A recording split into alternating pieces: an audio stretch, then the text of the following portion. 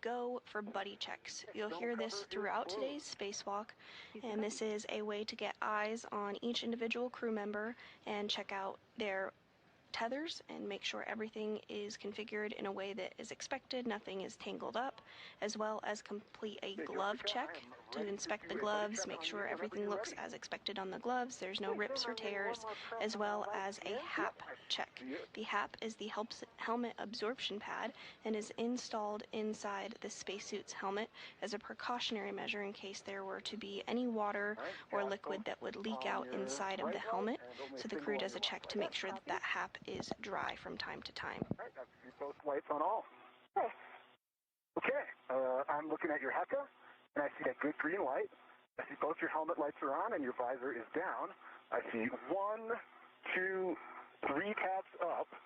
I see your left safer handle is up, UP, the man ISO valve handle. See? A little further back. There it is. Got it down. Okay. Yep, I see it down. And I see your safer HCM deploy is down. See. All right, I see you've got your tether in a good config. I see it not tangled with anything. And I see your BRT is load. You look like you're in a good config. Okay, copy, and I can report that my HAP is dry, and I have a knob. Copy that. And I also have a dry HAP. And I'm going to glove check. Okay, I'm looking at your I see your lights are on. I see 1, 2. Can you turn towards your left a little bit? Right, I see 1, 2, 3 tabs up. Can see both of your safer handles are down. And I would suggest getting that bag a little bit tighter. Yep. Maybe off to your left side a little bit more and then tighten. Yeah, that looks good.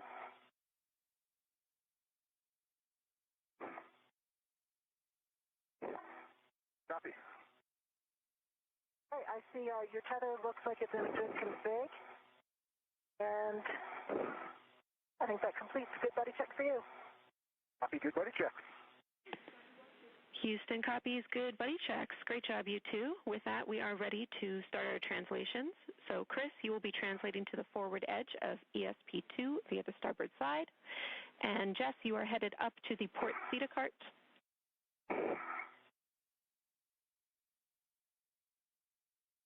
EV1 copies. EV2. And I'm just going to move up onto the toolboxes and then reach across.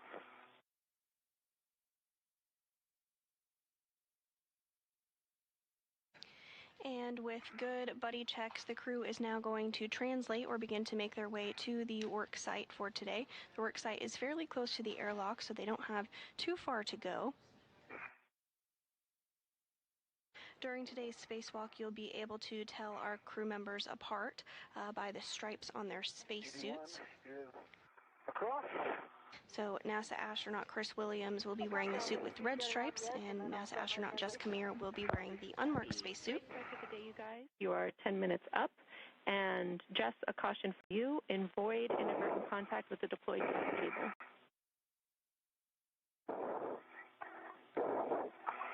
EV2 copies.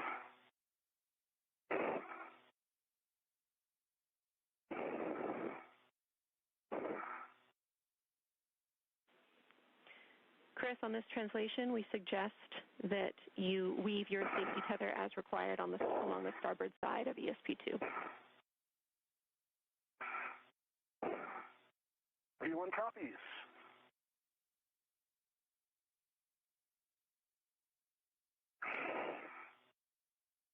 And as the duo continues to make their way to their work site, we are getting some views of the Earth below as they do so. The International Space Station is currently flying 268 statute miles off the coast of Antarctica, off the southern tip of Africa.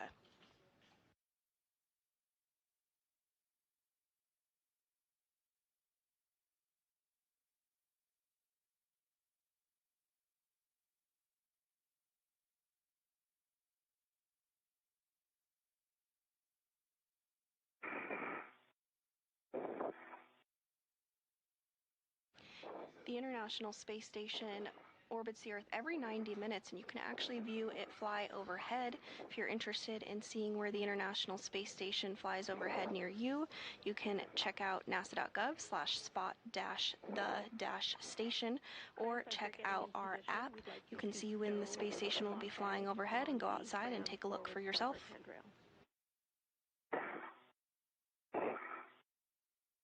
Copy, Fram, forward, starboard, handrail for EV1. Stay firm.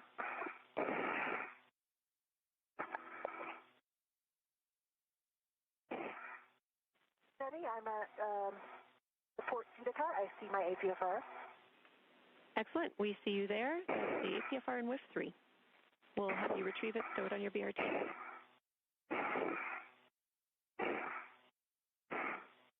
Thank you.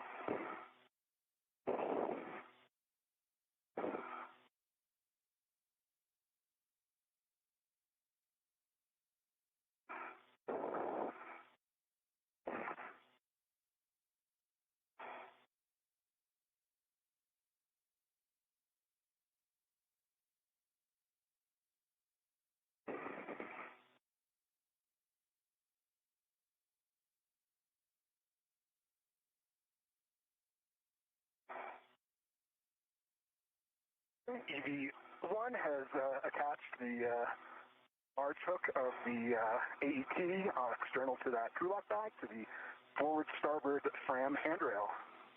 Nice work. Next step is to configure the MUT ball stack MUT on the CTC port handrail. Copy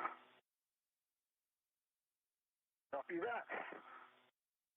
And I realized I put it on the starboard port handrail. I'm switching over to the forward starboard handrail.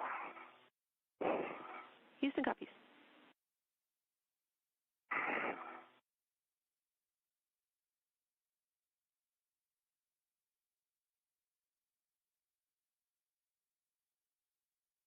And here you're seeing a split screen view of our two spacewalkers today. On the left, NASA astronaut Chris Williams' helmet camera. You can see that tool bag box item kind of in the center of the screen. That's his mini workstation, which we discussed before. It carries the tools and tethers and all the equipment that he'll need for today's spacewalk. And on the right hand side of your screen there, you see NASA astronaut Jessica Meir's helmet camera.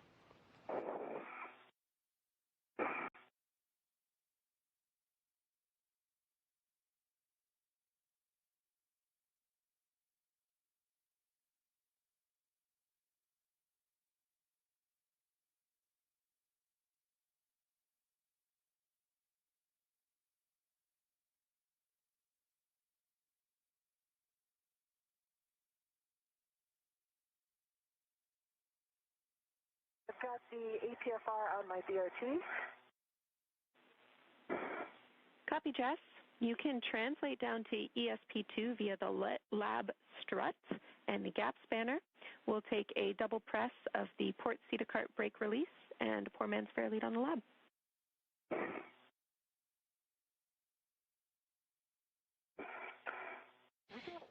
And those communications confirming that NASA astronaut Jessica Meir retrieved the APFR. This is the Articulating Portable Foot Restraint, and is essentially a foot restraint that the crew members get into to be able to secure their legs in the microgravity environment of space and work during a spacewalk. E1 is ready to the ball stack MUT and is releasing from crew lock bag, and I'm going to put it on the CTC. That's a good readback, Chris. You will configure it such that the MUT is facing zenith and port to receive the spare joint later. Copy, MUT, zenith, and port. Good readback.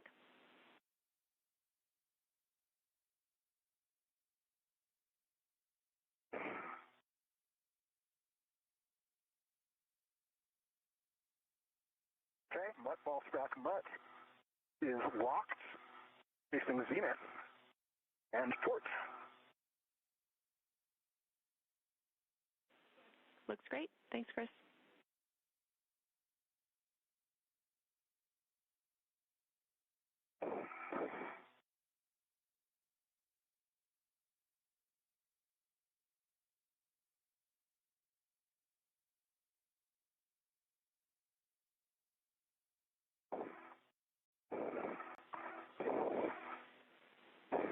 Chris, with the speedy work you made of the mutt ball stack mutt, we will have you get a head start on attaching the mutt ball stack mutt ret to the spare joint MLI and getting a head start on releasing the MLI from the spare joint. Copy that. We'll start getting attached to the spare joint MLI. Good feedback. And I'm on the lab, Jenny. I'll do my 4-man fair lead. Copy. And this view of NASA astronaut Chris Williams in the center of your screen. Again, he's going to be wearing the spacesuit with the red stripes today. He's EV1. He's been given the go from the ground to begin to remove MLI. MLI is multi-layer insulation and is used outside the International Space Station to protect a lot of items that are going to be exposed to vacuum for a longer period of time. So he's going to work to remove that MLI from the spare joint that is already outside the International Space Station, staged and ready to go. This spare joint will be installed on the Canadarm2 today as part of the spacewalk.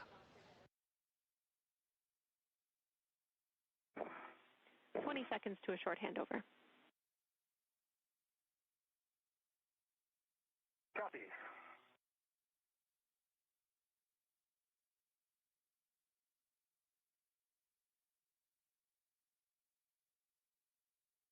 As you can see on your screen, it's beginning to get a bit darker for our crew members.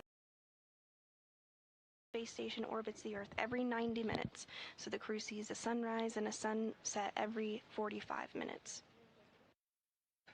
We're in a brief handover between our satellites, but you are looking at a view inside Mission Control Houston at the Johnson Space Center in Houston, Texas. The team of flight controllers here on the ground is being led by NASA Flight Director Fiona Ankoviak. And today's ground IV, which is the prime voice that you hear communicating to our spacewalkers, is Canadian Space Agency astronaut Jenny Gibbons. To her right is our Capcom, or capsule communicator, JAXA astronaut Aki Hoshide, who will be communicating with the crew that is back on board the space station. Some warnings and cautions for you both. V1 copies and ready to copy.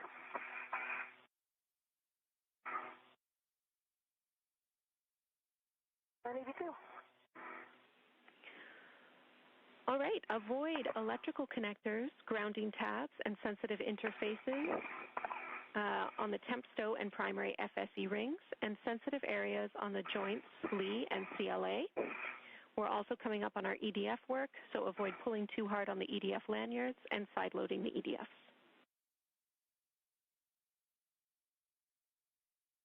V1 copies. V2. For EV1, quick question on our RET choreography here. Right now, I still have a RET going from the crew lock bag to the mutt ball stack mutt. Is that one eventually coming down to the FSE?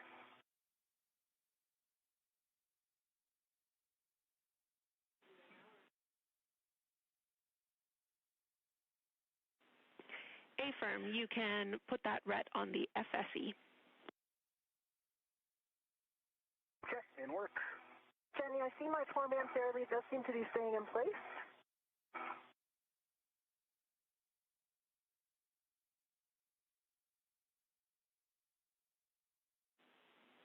Copy.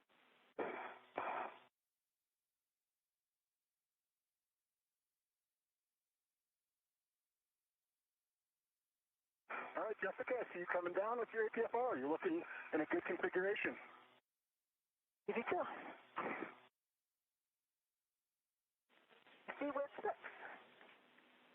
And Jess, can I verify, is your 4-man fair lead staying in place, or did you report that it's not staying in place? I reported that I saw that it was. Okay, good news. Thanks, Jess. And while I have you, can you just confirm that you did the CETA cart brake release? Actually, no, I did not. I guess I needed another reminder there. I did not do that brake release, so keep that in mind for the way back. That's fine. It was precautionary. We'll catch it on the backside. We'd like you to continue getting to the work site and getting the APFR ready. See.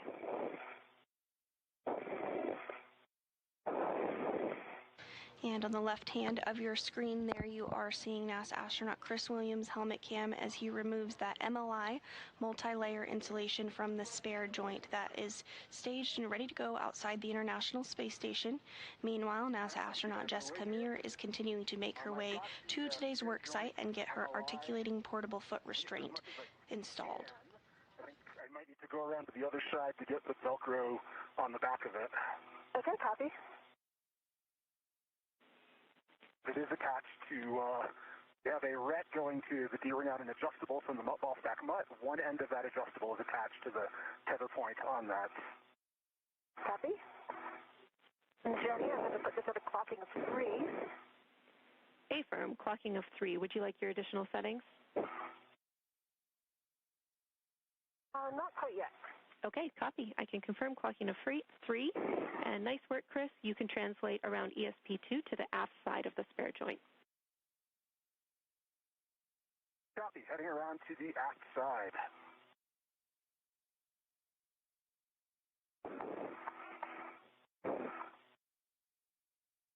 And if you're just joining us this morning, we are now 31 minutes into the 280th spacewalk outside the International Space Station.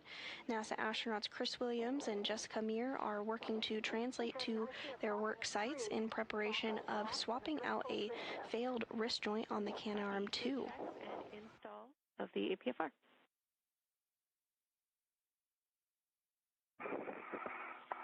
Jess, your next task is to continue with the stowage of the MLI on the ball stack mutt. Sounds like Chris got it tethered for you and potentially released the quarter turn fasteners. Once he can release on the aft side, you can bundle the MLI using the adjustable. And I'm going back around, looking in a good configuration, Jess.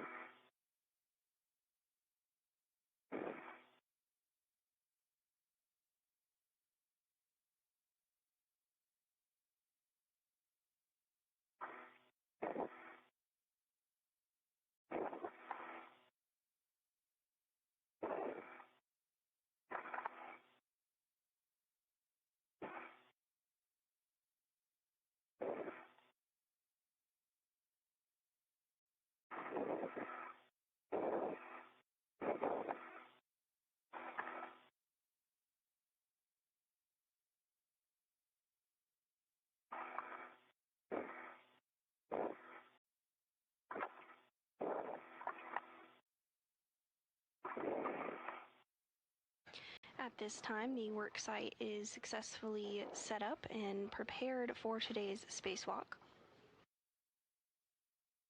Williams did remove that MLI or multi-layer insulation from the spare joint.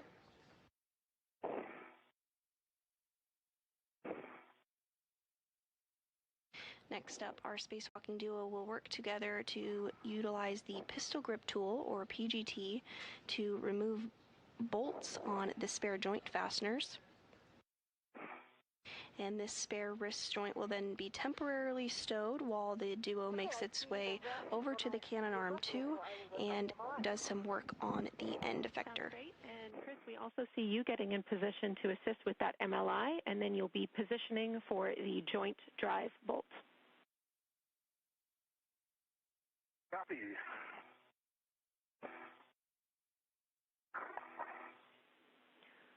You guys are doing great, making up good time. Just a reminder, our workspace is really tight today, so we're keeping a close eye and also want you to be wary of any sort of helmet or visor bumps in your workspace today. If you want. Thank you.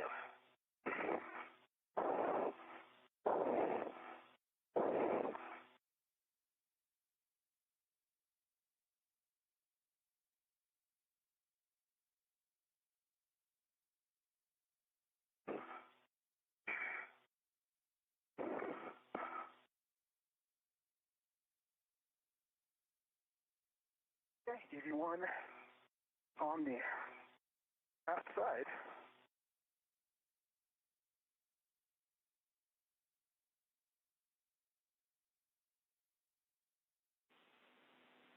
Copy. And in this view, we do have a view of both of our crew members, our spacewalkers today. On the upper left portion of your screen is NASA astronaut Jessica Meir. She's wearing the unmarked spacesuit. On the right is NASA astronaut Chris Williams wearing the suit with the red stripes. I'm going to fix that. I took off a little piece, the joint MOI.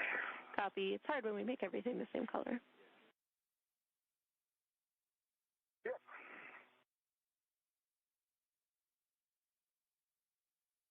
Okay, that MOI that I unvelcroed is velcroed back down. Copy. And again, you're looking for that joint drive bolt, and your first action will be to press the button and move the drive handle to EVA. Okay, stand by. I'm going to get into a gear body position here. Sounds great. And Jessica Meir does have that MLI, that multi-layer insulation that was removed by Williams, now tethered to her. Williams is going to get the pistol grip tool configured to be able to release bolts from the spare wrist joint there that you see in the center of your screen. Eventually this will be installed on the Canadarm2 as part of today's spacewalk. Copy, working on my BRT.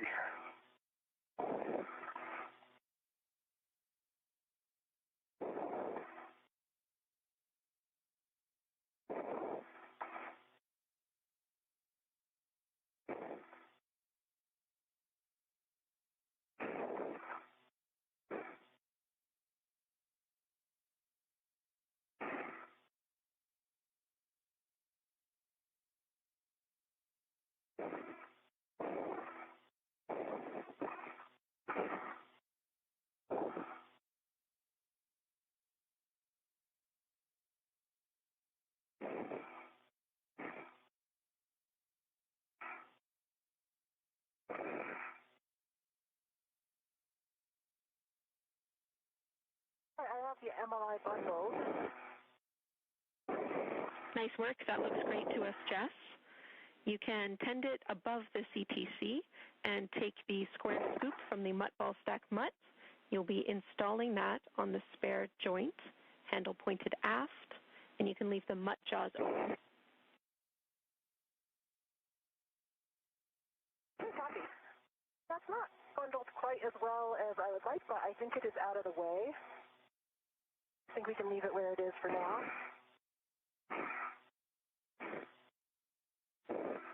I'll work on the scoop. Copy, and we are happy with that MLI config. Thanks, Jess. Right.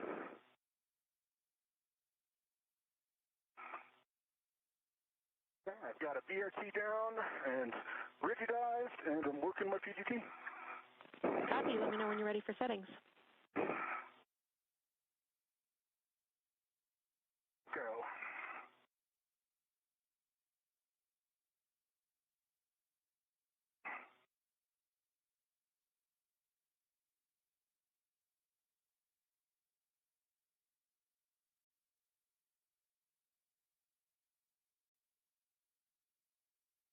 And Jenny, that's handle pointing aft, correct? Affirm, handle pointing aft.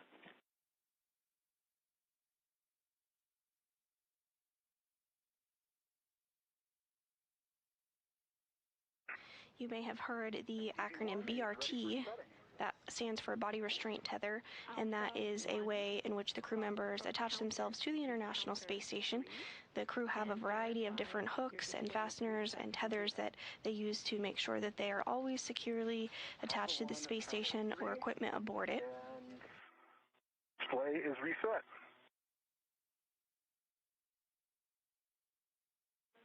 Good feedback.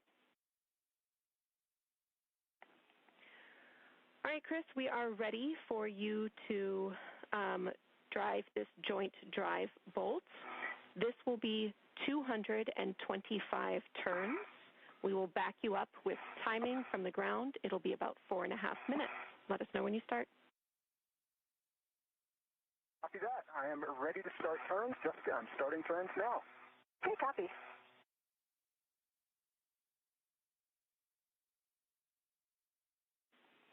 And Jess, when you are able, we will take a visual check on the direction of the joint drive. We're looking for counterclockwise from your perspective.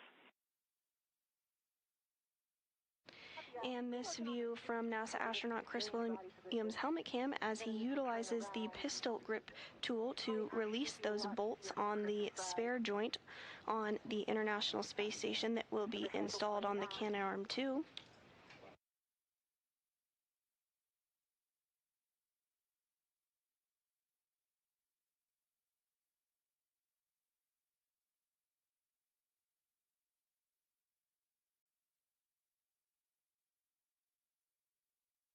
He turns.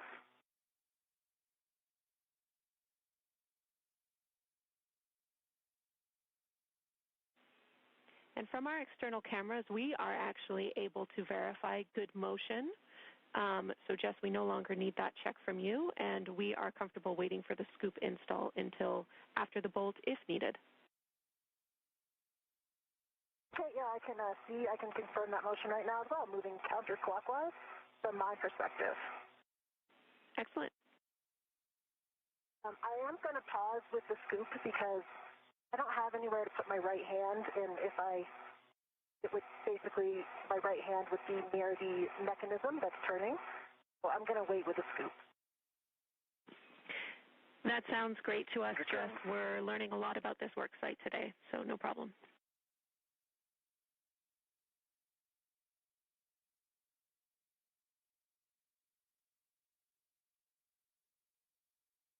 I can say that I can give a very good inspection right now of the spare. On this side, I see all good connectors. I don't see any FOD. Don't see anything off nominal. Good news. Thank you.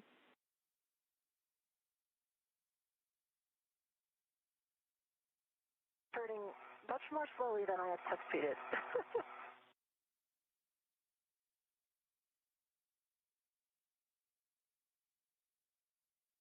And Williams continuing to drive those bolts. As the ground stated, this will take about 4.5 minutes.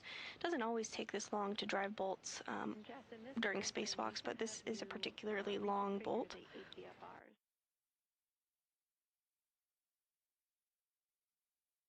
Okay, I have a scoop in my hand.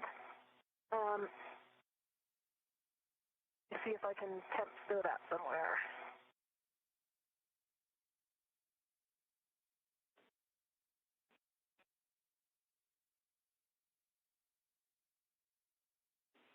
Yeah, and we can have you wait too, Jess. That's totally fine. We're over halfway through this bolt.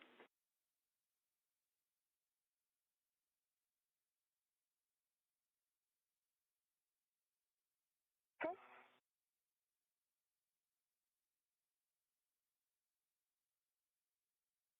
$200.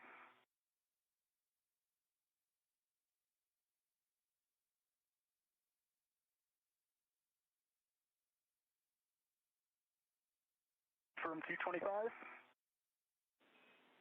Copy. 225 turns.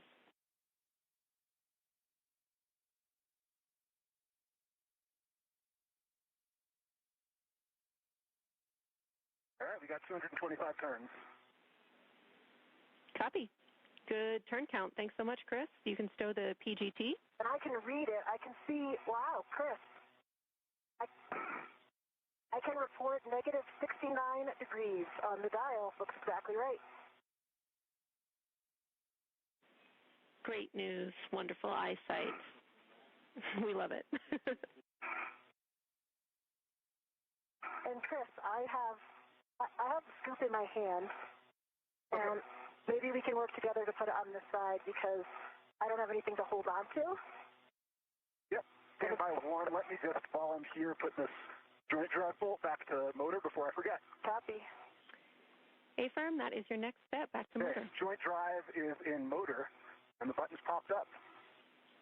Copy. Good config. You can assist with the scoop. Copy. Some happy reports from the team here on the ground following those 225 drives by the pistol grip tool done by NASA astronaut Chris Williams. So you can see on your screen there helmet cams from both of our spacewalkers today as they work together to help get this spare joint removed.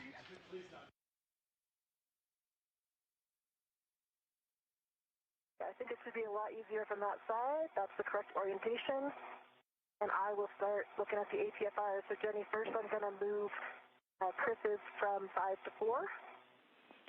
Affirm, but we do have a step to move the scoop rets to the starboard fram handrail. I want to make sure that you can do that as well.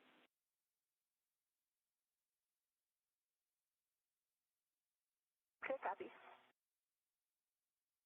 Okay, scoop is on and locked. It's the handle pointing aft. Okay, well done. I will grab the other end and get the tether on the starboard handrail. Copy. Let me... And the jaws ended up closing, so I will reopen them.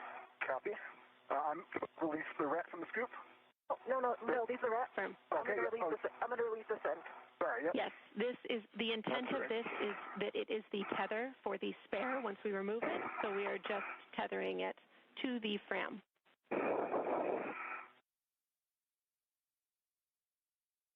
Copy. Yep.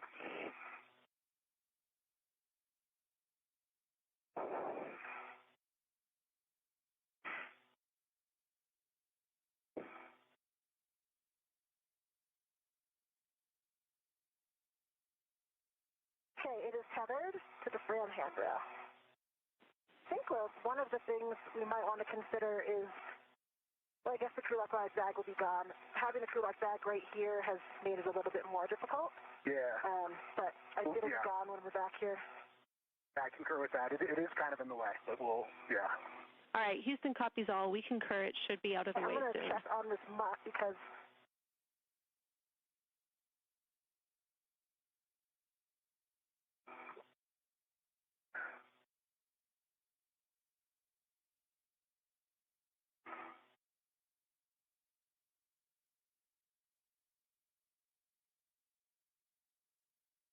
And if you're just joining us this morning, welcome. We are continuing to cover the 280th spacewalk outside the International Space Station. We're 47 minutes into today's spacewalk. Today's spacewalk is expected to last about 6 hours and 40 minutes. Our spacewalkers today are 2 NASA astronauts, Chris Williams, who's completing the 2nd spacewalk of his career, and Jessica Meir, who is completing her 5th. Bravo 7. And I'm looking at the access to the mutts. I think I can get... we were worried about access to number 1, I think, right? But I think there's plenty of clearance. That's a great report. Thank you. And yes, we were concerned with the wobble. Can you verify with the orientation of the scoop right now?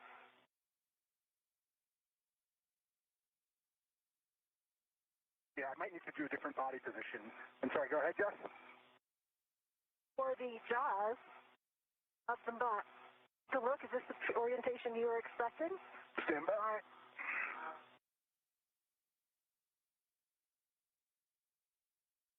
Sorry, I can't quite see.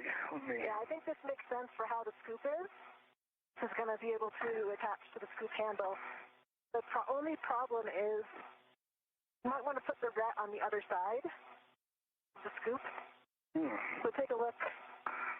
Jaws are going to close around the starboard side, and the ret is there. Let me do that. The scoop is locked, so I can do that.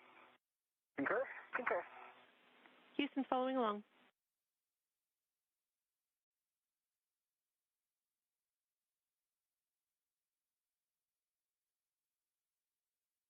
Right, this MDSU is rather inconvenient. Yeah. Well, notes on the worksite, Jenny. For me, like positioning that scoop, the one thing that would be good to hold on to the body position is that other temp stow ring that has the sharp edge concerns. So, and then the bag is right there as well. So I think it works really well to have Chris get the scoop from the aft side. All right, I copy the report, Jess.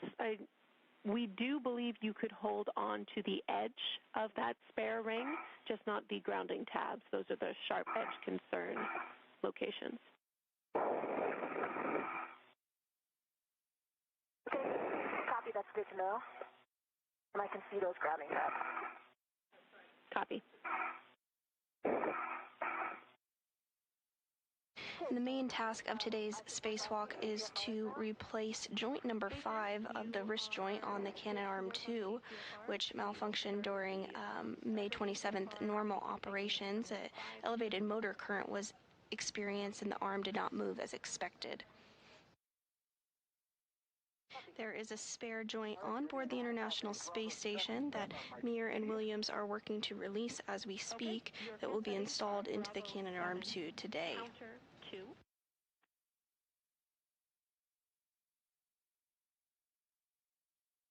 Bravo 7, counter 2 is set. Good readback. You can start releasing EDFs. We suggest you start with EDF 5. This will be 5.5 turns.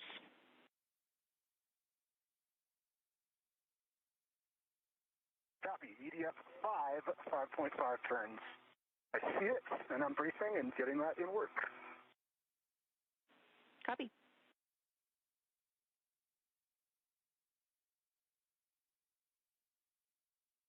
Have a ret on the APSR. Copy. And a reminder, this is the potential sticky locking collar APFR. We're well equipped to handle that should it come up.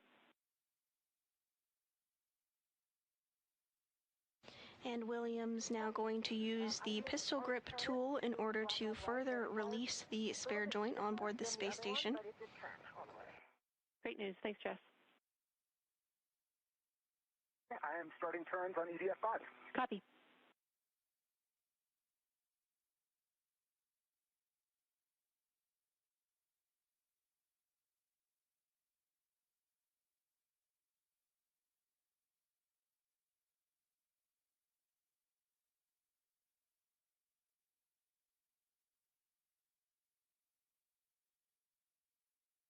That's 5.5 turns on EDF and started pulling out when I took the PGT off. That's a good sign. Copy. 5.5 turns on EDF 5, and it started pulling out. Confirm you can pull it all the way out with the lanyard.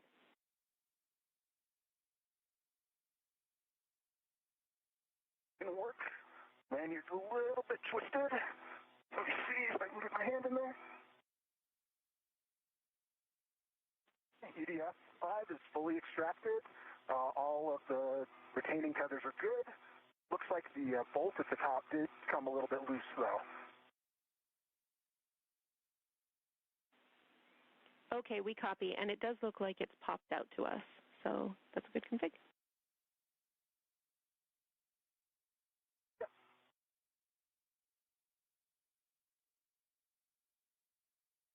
And Jetty, a clocking of 9, correct?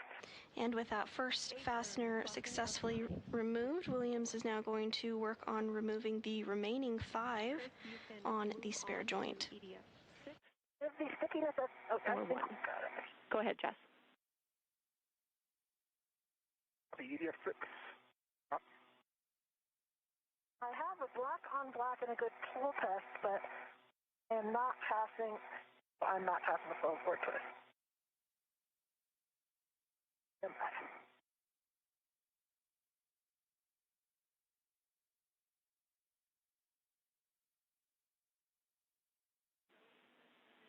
Copy.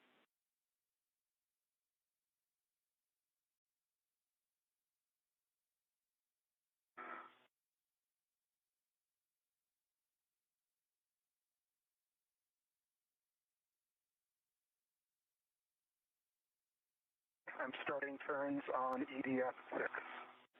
Houston copies. This sticky locking collar, I can see that I'm in...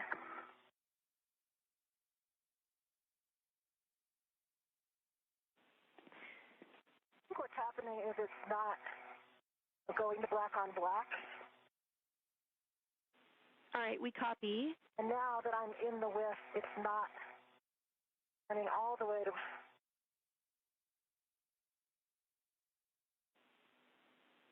And Jess, we just want to make sure that there's no interference as you're installing this with structure. Okay, so potentially you could deploy the ingress aid. We think that that might have been preventing a good install. The locking collar might be a separate issue.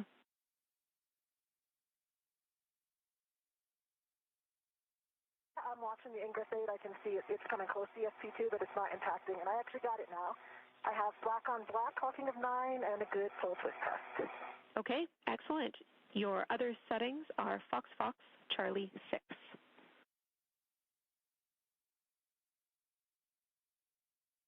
Fox Fox Charlie 6. Good readback. And ED1 can confirm that EDF6 is extracted. Copy, EDF6. And same thing on EDF6. It does look like that nut at the end. It does look like that nut at the end unthreaded a little bit. All right, we copy. Not a concern, but EDF6 is extracted. You can move on to EDF1.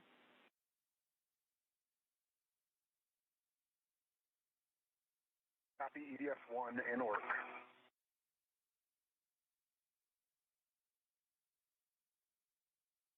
Williams continuing to make good progress in removing the fasteners from the spare joint outside the International Space Station.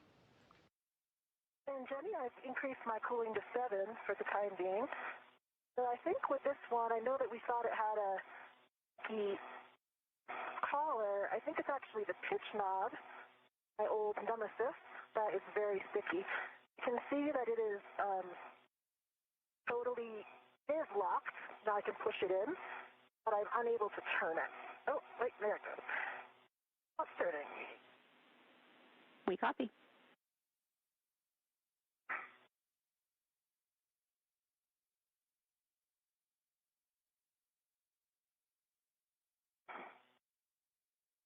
And meanwhile, Jessica Meir is working to remove the articulating portable foot restraint from the worksite interface structure on board the International Space Station and get that installed, where she will be utilizing it today. When the pitch knob is locked, can be depressed.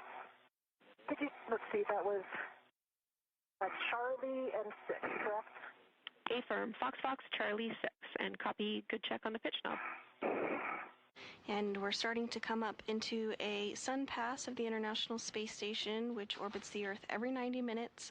So we'll see a sunset and sunrise every 45 minutes throughout the duration of our spacewalk today. With my BRT down here. Okay, we copy. That was the one that we thought might be a more challenging reach with the wobble, too.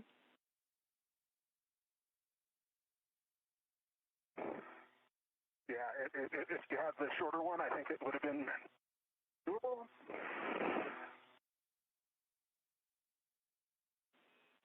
Let me see. One last try. Hey, good data. Thank you, Chris. I have Charlie 6 as well. Copy. Those are good settings. We are ready for you to reconfigure the port APFR. We're looking for Fox Fox Lima 6.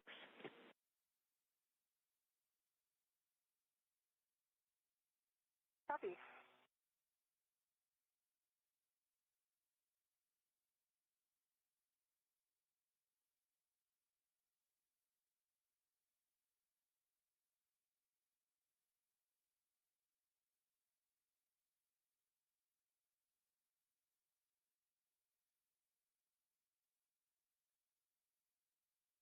I'm going to try Bravo 7 counter 2 on EDF6.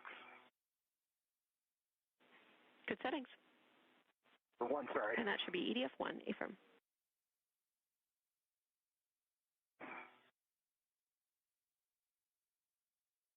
5.5 turns. Copy 5. Johnny, I see that this handrail that I was planning on using for a lot of actions, which is just on the front face of ESP2, just starboard of my APFR, does have a handrail clamp on it. So does that mean I cannot waist tether to it?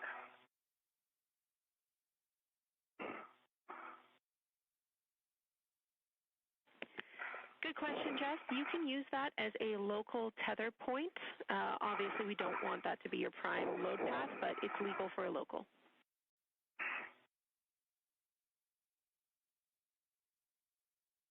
I copy, legal for local.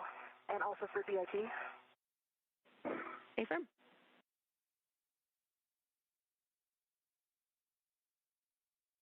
Okay, copy.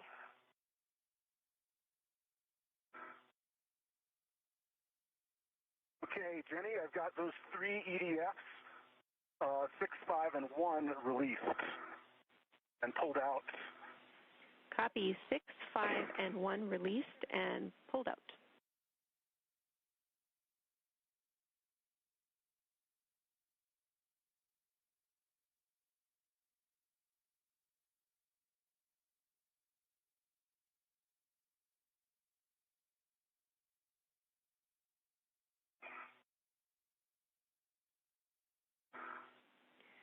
And Chris, next steps for you are, as written, to maintain control of the joint for Jess's bolts to be released. But since you have a little extra time here, if you can reach EDF 4, that's the one under the scoop, we would also like you to attempt to release that one. And we are getting some really great views of our spacewalkers today now that we are back in a day pass. NASA astronaut Chris Williams is wearing that spacesuit with the red stripes on the top of your screen, and NASA astronaut Jessica Meir is on the bottom left of your screen. You can just see her legs and feet there, but she is wearing the unmarked spacesuit today.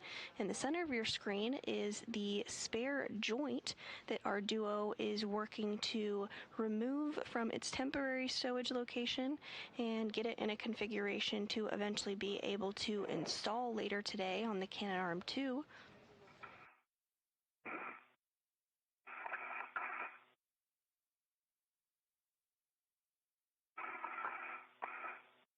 We've just surpassed the 1 hour mark in today's spacewalk.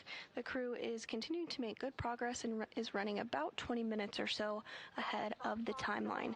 Today's spacewalk did begin at 7:20 a.m. Central Time, so we are 1 hour, 1 minute, and 30 seconds into the 280th spacewalk in support of space station maintenance, assembly, and upgrades.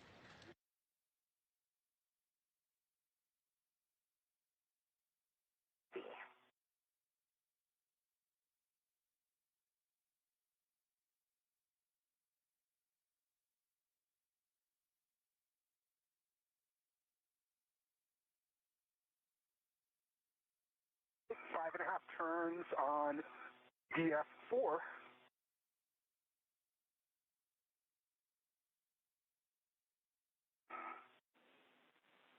Copy. 5.5 turns, EDF 4.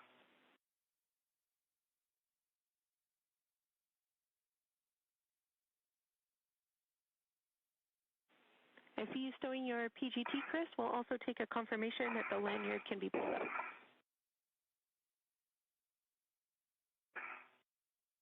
Yep, stand by. I need to, I think, get down there a little bit more to get in position for that.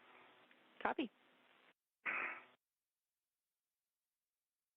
And NASA astronaut Chris Williams is working to stow that PGT or pistol grip tool for now, but it won't be the last that we see of it today, certainly. It will come into play quite a bit during today's spacewalk. Also in view just above his head there is the mini workstation, which has a variety of tools and tethers and items that will be utilized during today's spacewalk. After 5.5 turns.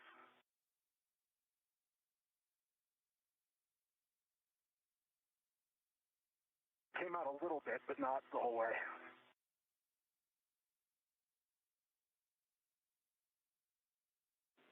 Copy. We're talking it.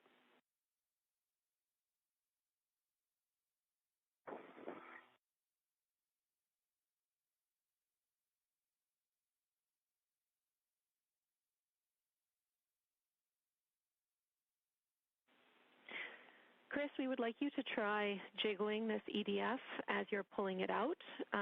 If that does not work, we will move to doing an additional 2 turns.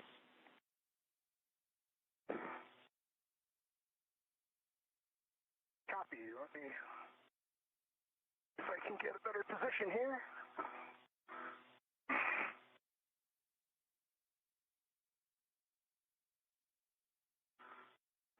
And Williams continuing to work through steps to release that spare wrist joint. Yeah, the scoop is kind of in the way for me to get a good hand on it. Mm-hmm. All right, my APFR is set in Lima 6. Copy. Good APFR settings. Thank you, too. Now we will get Jess to reposition for releasing EDF 2, and the last EDF we'd planned for is EDF 3. So after EDF 2, let's just take a pause and make sure that Chris can maintain control of the spare joints. And I have consumables updates when you're ready.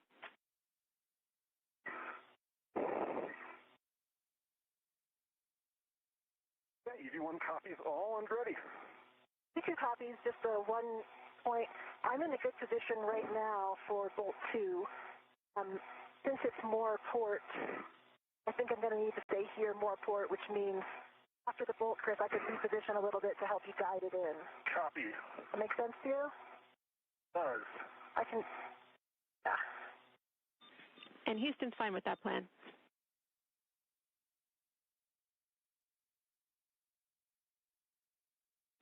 And if you've been following along, Williams has released several of the fasteners that are securing the spare joint to the structure outside the space station.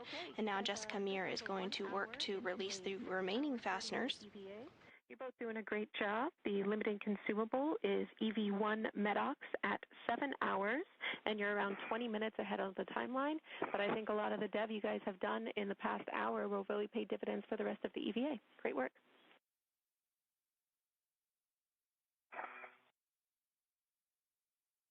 EV1 copies.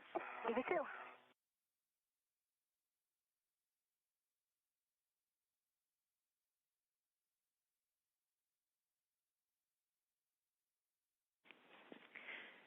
Jess, this PGT setting will include Bravo 7, so we'd like you to brace appropriately.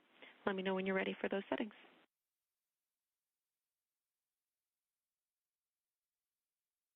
Okay, and I'll give you a cow first. And outside of Jessica Meir's helmet camera on the right hand of the screen, we are seeing a view of the Earth below.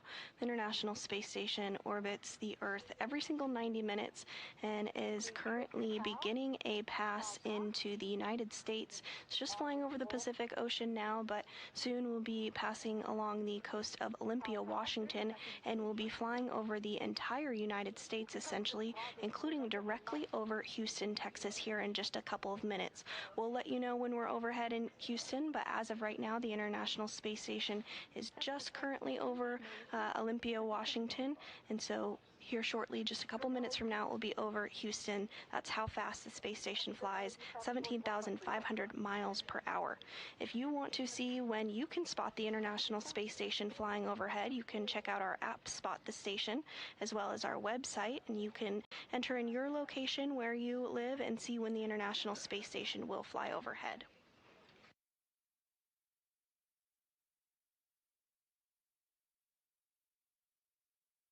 And this view from inside the International Space Station Flight Control Room, where the Orbit 2 team is being led by NASA Flight Director Fiona Enkoviak.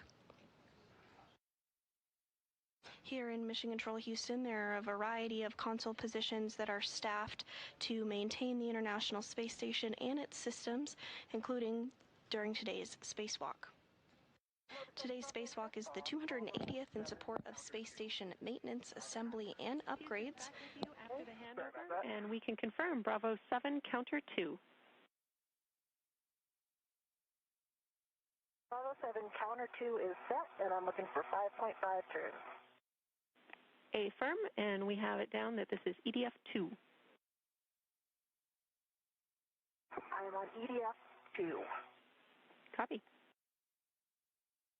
Okay, I'm starting turn. And as we regain some views and communications with the crew on board the space station, or outside the space station, rather, as they complete today's spacewalk, NASA astronaut Jessica Meir is completing the 5th spacewalk of her career, and she is currently working to remove some fasteners holding the spare joint for the Canadarm2 to the International Space Station that will be installed later on during today's spacewalk.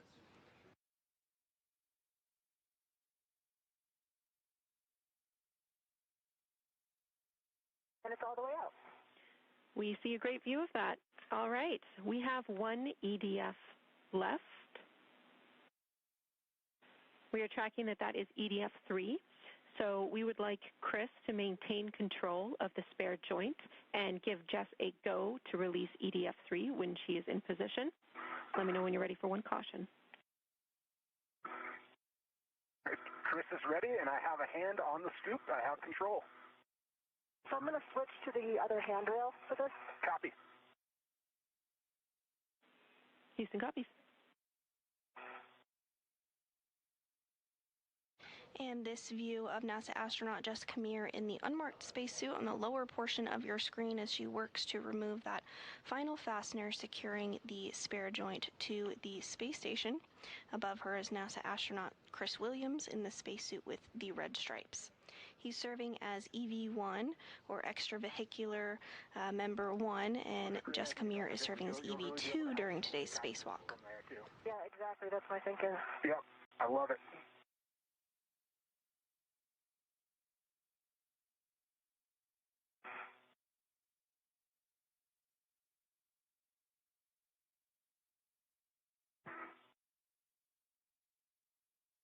All right, Chris. I've got control. Copy. Before you start turns, caution, minimize loads into the joint or mutt ball stack mutt on the CTC handrail. Come on, EV2. Hey, Chris, I'm starting turns. Houston copies.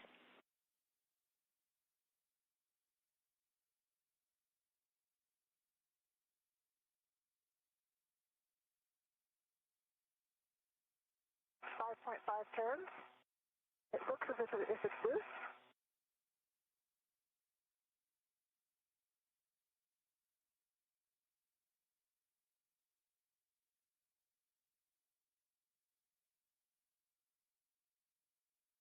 There's some space between the washers, but it is not pulling out. Yeah, I have that same Oh, there it thing. comes. Yep. Oh, it's coming. All right. I think since it's the last one, it's a little bit side-loaded. Yep. I can see it moving. Okay. I'm going to... Does it look all the way out? I can't see it. It looks like it looks all the way out. I think it is as well. Okay, wait, before you pull it out, I'd like to fill my PGPs. Yep. Houston's following along. Looks like I'm guessing I may need a little... good EDF. We'll verify all of them are still extracted before you release that joint, and then you can work together to move it out of stock and stow it on the mutt ball stack mutt. I can't see number 1, but I can see 5 and 6 are fully extracted. And as our crew members continue to work on removing that last fastener securing the Canadarm2 to the International Space Station, here is a view of the arm where the wrist joint will be repaired during today's spacewalk.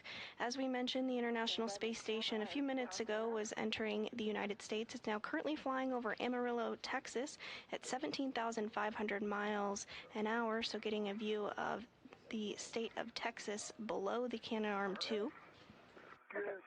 Here in just a couple of minutes, the International Space Station will be flying directly overhead in Houston. So if you're in Houston, if you're on your commute to work, make sure you give the space station and its crew members a little wave. All right, I got it out.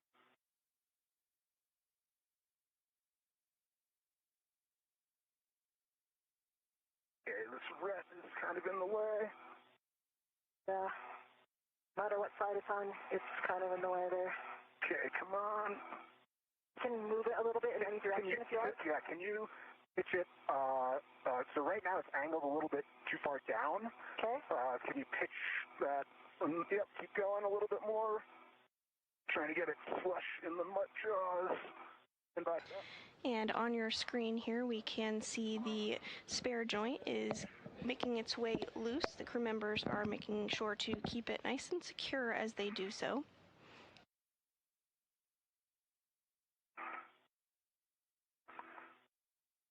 Use the tether point to kind of wiggle it a little bit to get these paddles out. Yeah, I can't hold on to anything except for like the edge of the front face here. Okay. So. Yeah, I think these paddles are not popping out. You just make sure. Okay. We got jaws closed, paddles out, and nope, not quite. those There we go. Ball's closed, paddles out, and locked. Yeah, I see it. Copy. That is a great config. Good work, you two. The joint now should be tethered to ESP2. We will have you reposition the ball stack so that the joint is facing forward. This is for reach once you are ingress to the APFR, Chris. Copy. Copy, Chris, and I'm going to keep a hand on it to keep it away from me. Just obviously you can see for us to be watching are the two wrecks. Yep, I see them. They could easily get caught like in the EDF and that kind of thing. Yeah, I kind of see one of them. I don't know if you can see that closer one. It looks like it's underneath the MOI. I think it's okay where it is. Okay.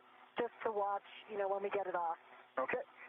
I think that's a good position. About as far forward as I can get it. I think that looks like a good position to me. Okay. Let me try to see a little bit more. Well, I get as much reach as I can. Yeah. I think that's about what we got. Vectors all look good from here. I got a great view of them. All right, nice work, you two. We agree that is a good config and a good position of the spare joint. I will take a glove inspection and HAP check from you both while we prepare to ingress the APFRs. Okay. EV1 has a good dry HAP.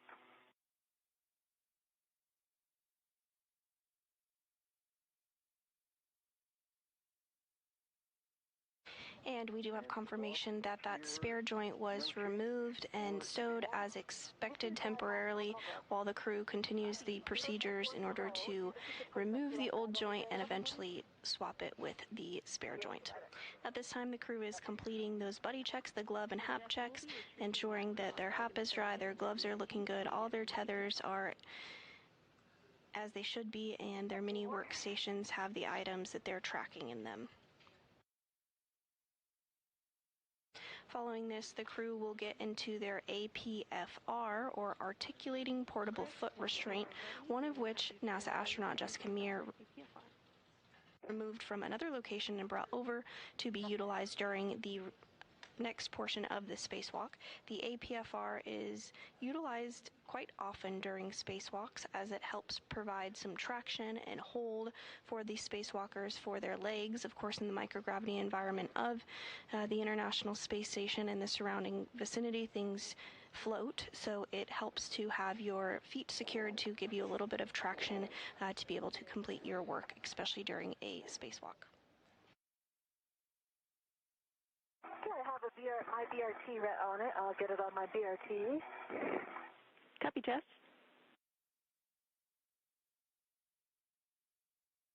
Okay, I'm getting back to the forward side, picking up my local. Copy.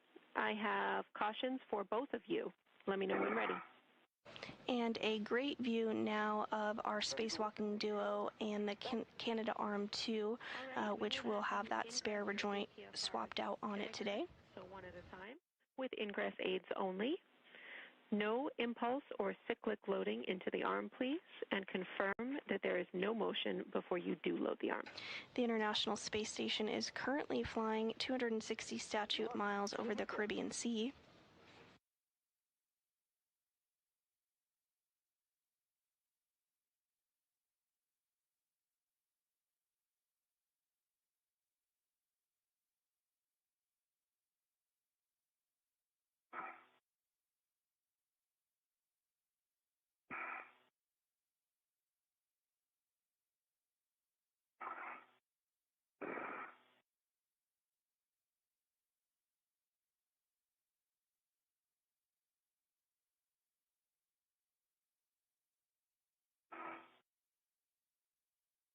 I've got the two outside on my BRT, and I'll get ready to get into position for ingress.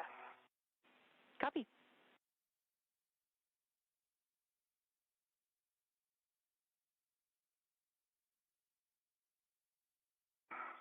Next up for our spacewalkers is some preparation for the Lee cluster remover. The Lee is the latching end effector and is similar to the hands of the Canadarm2, and that Lee cluster does need to be removed in order to get access to the area where the joint is going to be replaced. It is joint number 5 that the crew is going to be removing and swapping out today. We suggest that you put a waist tether down on the CTC so that you can control your role in the APFR later on. And we also want to let you know we had to power off your HECA for a couple of minutes for thermal reasons. Copy that.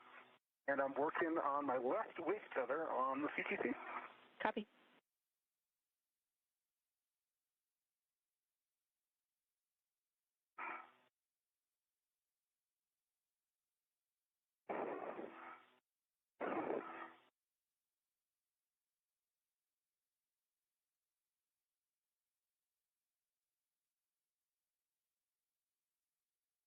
Interesting journey. I didn't expect the pump module to be sticking out so far. It actually, the front lip of it actually extends over my yaw pedal.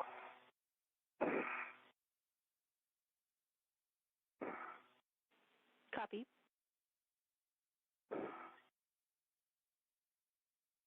This shouldn't be a problem, just you know what I see.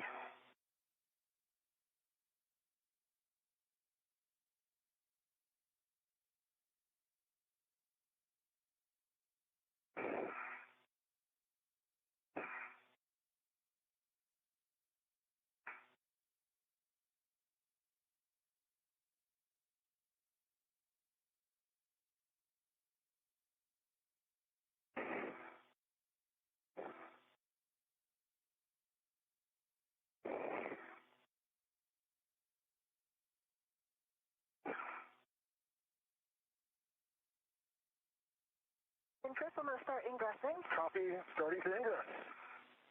Copy, we see it.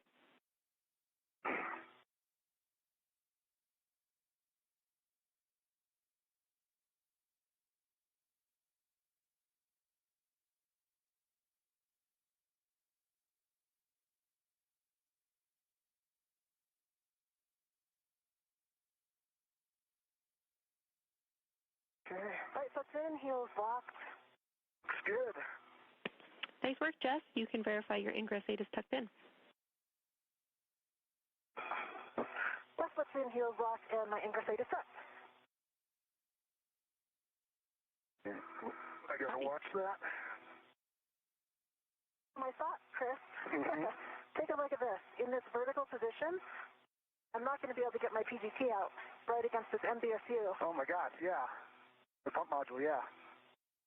Sorry, this pump module. Yeah, I think you need to take that out first.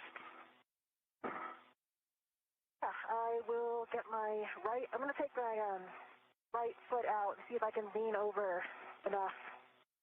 Because I can't, I have nothing to roll against either right now. Yeah, you might be able to yaw your way, like if you yaw to your right, Copy. you might be able to make space. You think I can reach my yaw pedal? It's under the lip of the, that's also under the lip of the pump module. You see that? Yeah, I think you could. Yeah, you're like right up against that pump module. That's not what I Yep, you're on the yaw pedal right now. If you push your... I'm going to actually just try to do this. Yep, you're clear of it. You're clear. Yep. It's out. It's forward. Okay. All right, I'm going to ingress. Houston's following along. Great problem solving, you two. With the PGT out, Jess, you will be stowing that on the crew lock bag and also performing a socket swap. So putting the rigid socket from the PGT to the ERAD from the crew lock bag with a pull twist.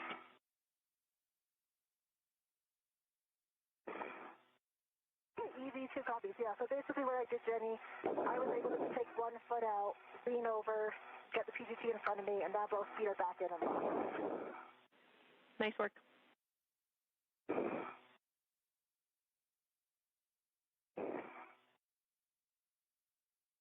And we said, and we're going to start working on the ERAD, correct? A-firm, you are going to swap the rigid socket from your PGT to the ERAD. Okay. if you can give me a double check, Jess, I think I'm in.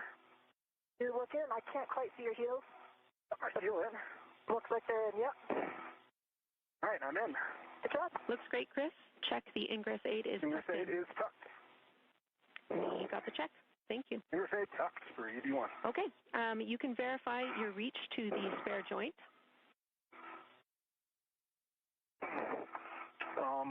Yeah.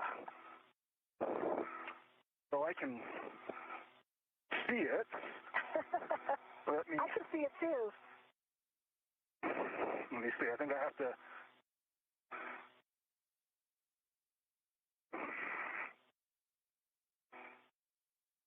I can definitely feel the SC2 moving when you move. Yeah, I just need to take a foot out, I think. So if I take a foot out, I can get a finger on the tether point of it. Did I put a hook on that tether point?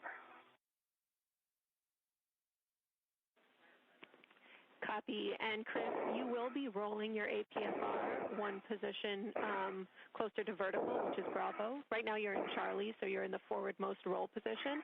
So that will also help with your reach. But that's great for us to know. Thank you. Yep. All right, I'm going to put my foot back in.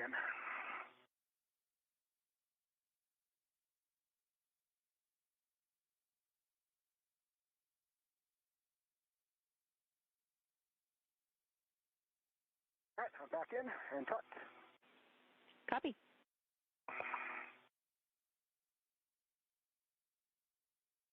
Yeah, I have the 2-inch on my PGT on my tip pin. I'm gonna, before I fully remove it, I'm gonna get the ERAD out.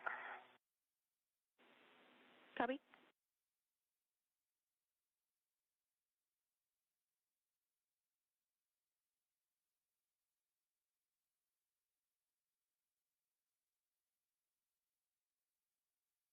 And this view of NASA astronaut Chris Williams as he does a little bit of in-space photography of NASA astronaut Jessica Meir, who is continuing to get things in a good configuration on her mini workstation. You are ready. You can give your robo support today, so Jack and Sophie, a go for the R&R position. No issue if you want to wait until the socket swap and bag ops are complete for Jess. What do you think, Jeff? I think it might be better to wait because see how well I have the crew lock bag. I concur. I think it's kind of could flop out, and the arm's going to be pretty close to us. Sounds great to us. AM1 copies. We are standing by. And in this view, you can see that Williams is in that APFR, that articulating portable foot restraint that we referenced earlier that gives him a little leverage and gets his feet in a good spot for him to be able to do the next portion of the spacewalk, which will include a little help from inside the International Space Station, where European Space Agency astronaut Sophie Adeneau will be primed to move the Canadarm to a bit closer to Williams and Meir so that they have good access to it for the removal of the joint that they are replacing today and the eventual swap out of that. So at this time, we're standing by for the crew outside the International Space Station, our spacewalkers Williams and Meir, to give the go to Adeneau to begin that arm motion from inside the International Space Station.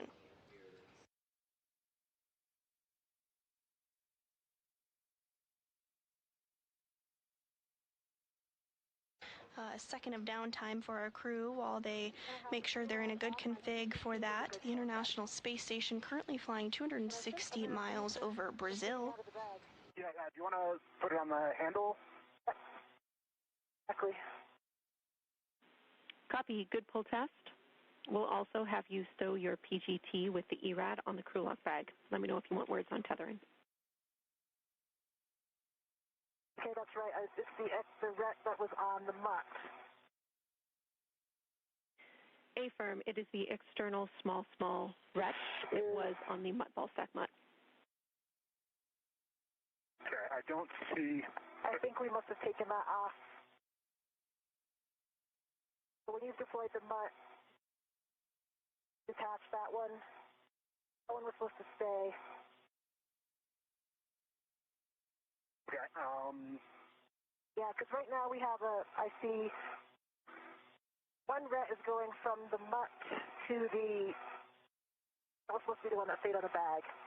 Okay, sorry, I thought I asked about that one, and, okay. All right, well, let's, So what about the ret that I just used that has the pit pin ret? Yeah. Coming out of the bag. There's also the integral net that's on the outside of the bag. Houston's preference is the pit pin ret. Copy. All right.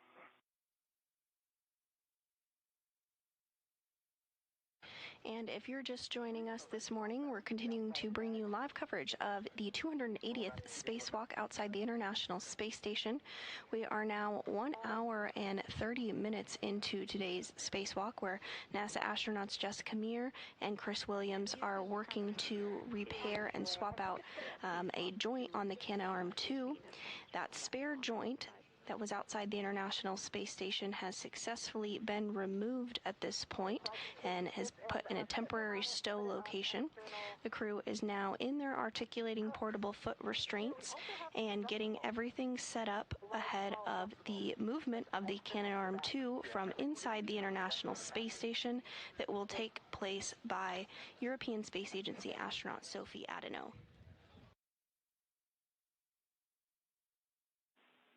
Yeah, and A-firm, we do want it on a ret so that it reaches between you two when you're doing your operations at the arm, but you can, of course, put the tethered end of that ret on the adjustable D-ring if you want. Okay, that makes sense. Right now I have, Chris, I have the tethered, and so I have it on the handrail, pit pin side, so I'm going to detach the other side, and I'm going to use the other side on my PG. Hit and copy and concur. And conveniently, it looks like it's one of the ones that's really close to the top, so this won't be too bad. Sounds like we're headed to a good config.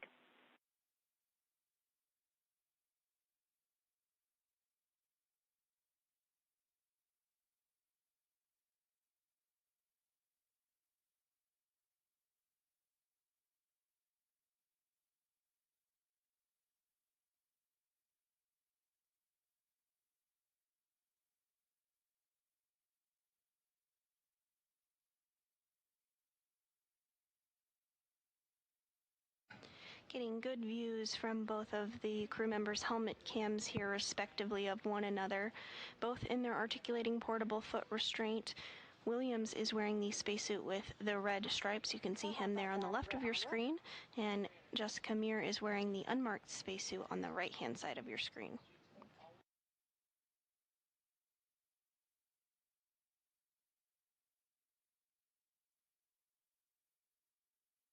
And Jenny, just a reminder, I'm putting the hook that I released from my end, that goes down to my swing arm, on my right bunny ear, in case I need a reminder on that. Copy. We'll track that. Thank you. Okay, that looks like a good config. I see it. Houston agrees, and we are ready for you to work with Sophie and Jack for the R&R position. Okay, Jessica, you ready? I'm ready. All right, Sophie and Jack, this is your EV team. We are ready for you to GCA the arm into position. Our ingress aids are clear, and our tethers and tools are tucked in and clear. EV from M1, we copy. Give us a minute to prepare the maneuver. He copies. And with that, we did get the confirmation that everything is looking good from the outside of the International Space Station to begin that arm movement by the Canadarm2. This will help get the arm in a place where both of the crew members can access it a little more easily. As you can see, they're in their APFR, those articulating portable foot restraints, so a bit easier to bring the arm to them so that they can have that nice grip. And as you can see here, no bad days when you're outside the International Space Station doing a spacewalk. Williams getting some great photography in while they have a bit of a down moment awaiting this arm movement.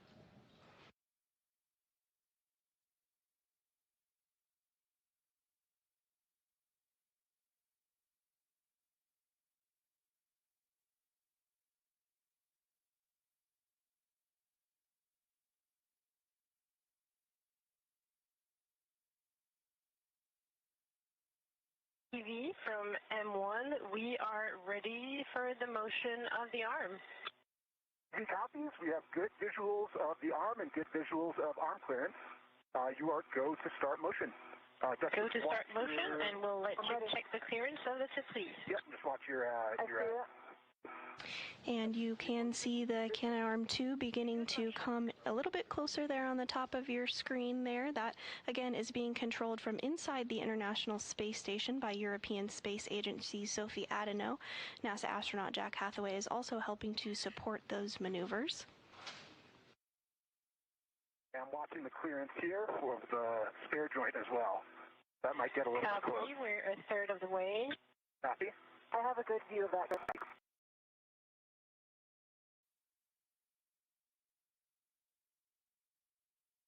The arm continuing to be inched in slowly but surely by Adeneau.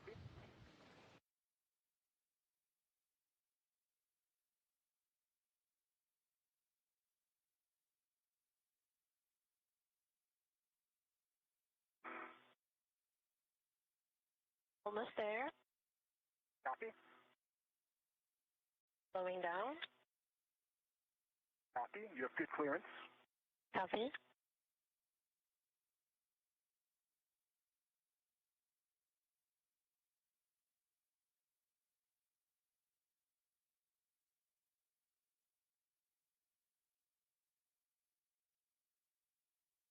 TV from M1, we are at the published R&R position. Brakes are on. You are go to verify and assess the reach. The copies, brakes are on, and we are going to do a reach assessment. 82 copies. I can tell you that this is well out of my work envelope for reaching the joint on scoop 7. It's like several feet above my head. Yeah. I can reach the scoop on joint 6, and I actually think I could reach all of the EDFs on joint 6 from this position, and possibly the mate-demate with the ERAD, but I'll have to put a bolt on there to actually see because I can't see it. Copy that. Yeah, I have a good access to the scoops on 5 and 6. 7 I will need to roll to each. That's a little bit out of my envelope. I might be able to if I took a foot out. I think the EDF number 3 on joint 6 is going to be hard for me to get with the 6-inch, so I might need the ERAD for that. I think the other ones, I can get all of them from this position. Okay, so... And following some excellent maneuvering of the Canadarm2 by Adeneau, we now see the arm is positioned perfectly between our two spacewalkers, NASA astronauts Chris Williams and Jessica Meir, to gain access to that joint in order to swap it out with the spare joint they've since removed from the International Space Station, now 1 hour and 37 minutes into the 280th spacewalk in support of space station maintenance, assembly, and upgrades. You know how the arm is like canted towards you? Towards me, yeah. Yeah. So that's what's going to make it difficult reach because I'll be getting close, you know, like Jenny had said, to joint 6. Yeah. I can lower my workstation so that that's not in the way. But I mean, if you can, I can show you where the scoop is. Look at where. Can you see where my ERAD is? Your ERAD, yeah, I can see that. It's at the tip of my ERAD up here. The other thing we can do that might be helpful, this will make it harder for me to reach ERAD, or sorry, number 5 on joint 6, but we can come a little bit towards you also. I don't think you can come toward me very much because of joint 6, because of that angle. Like I'm actually only a foot away from joint 6 right now. Okay, copy. Because it's canted again, you know, toward me and away from you. All right. Well, why don't we bring it down 30 centimeters and see where that puts us? Do you think we need to do significantly more? Let's start with that, and we can assess. Okay. Jack and Sophie from ED, we are going to go for a GCA. We're going to be looking for 30 centimeters station nadir. And as we look at this view here on the left of your screen, we have NASA astronaut Chris Williams. Just below him, on the lower right of your screen, is NASA astronaut Jessica Meir. Almost dead center in the screen from this view is joint number 5, which is the joint that is going to be swapped out by our spacewalkers today. So the duo is working alongside the ground team to ensure that they have the best possible positioning to access this joint in order to remove it and swap it out with the replacement joint, which you can see floating just behind Williams there, behind his arm, slightly to the left of the joint number 5.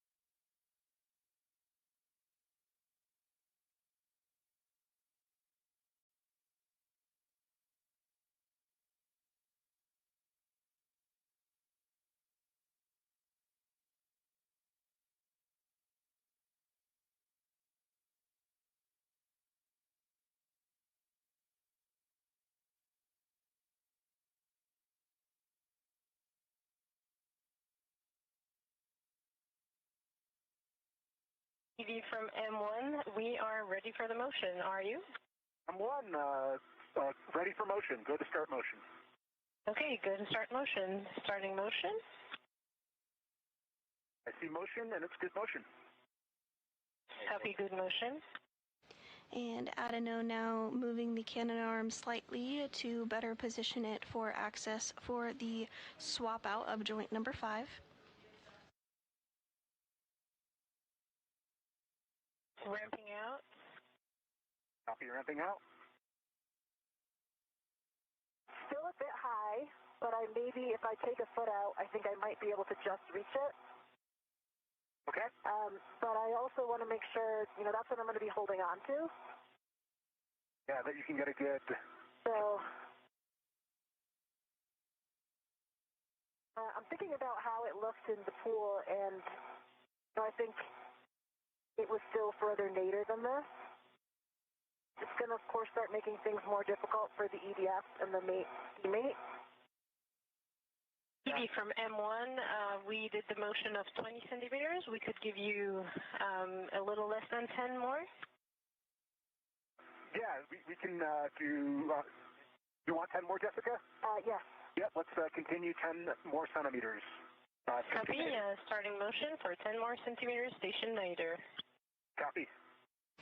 A bit more adjustment of the arm in order to get it into just the right place to ensure that both crew members have access to all the points that they will need to swap out that joint.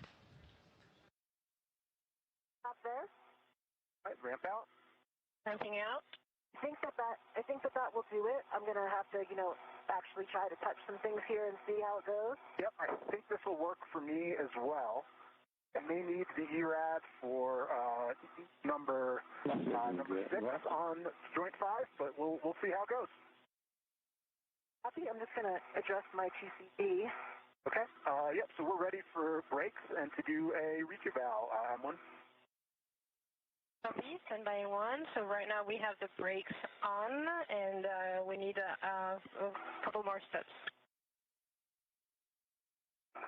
We call it GCA complete. Yeah, GCA complete for now. We're going to do a reach eval, and we'll see what we can do. Copy. Then assessing your reach. Houston, EV2 is at a TCB setting of 2.5. Houston copies. And Houston, EV1, TCD of 3. Houston copies. And before the cannon arm 2 is powered down for the swap out of the wrist joint, Williams and Meir are going to go ahead and make sure that from every angle that they need to access, that they have the proper reach in order to do so for that swap out. I just want to remind you about the scoop install. Hopefully the new positioning of the arm, a little more nadir, helps you access that joint 7 micro square while keeping the 6 EDFs in your reach, Jess. But we are ready for the scoop install as you're doing this assessment or after.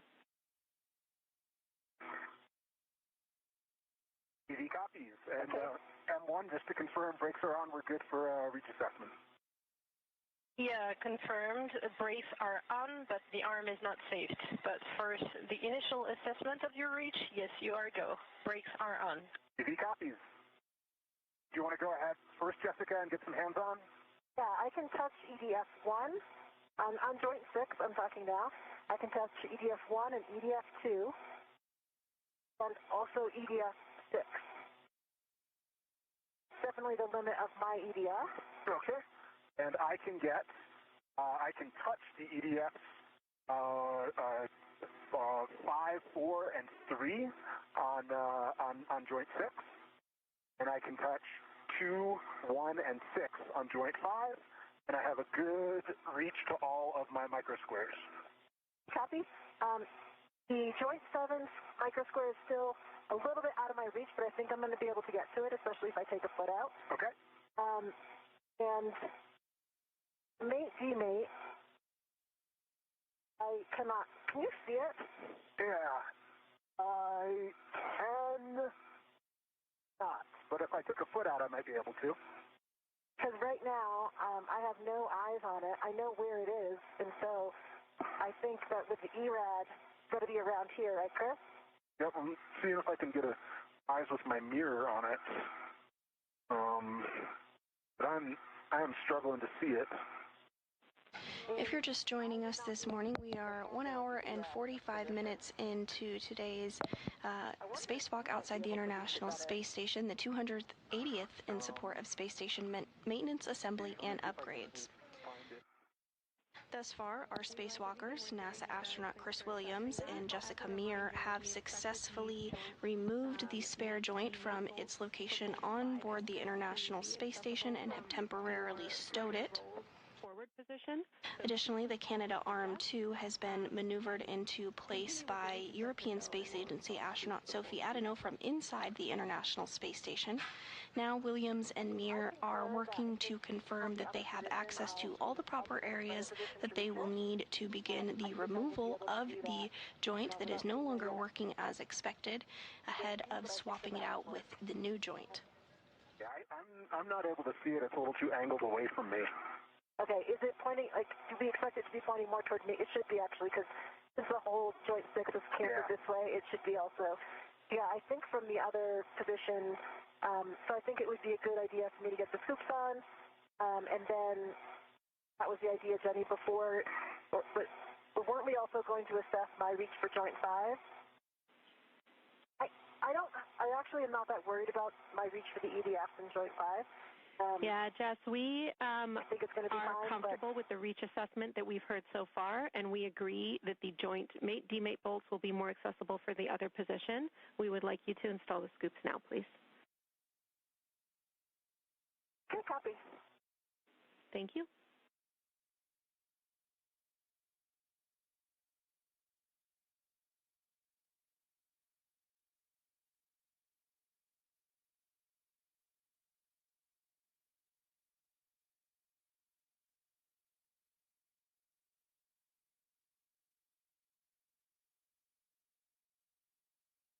Unfortunately, the angle of the joint test is just such that I can't even get eyes on the mate-demate with my mirror.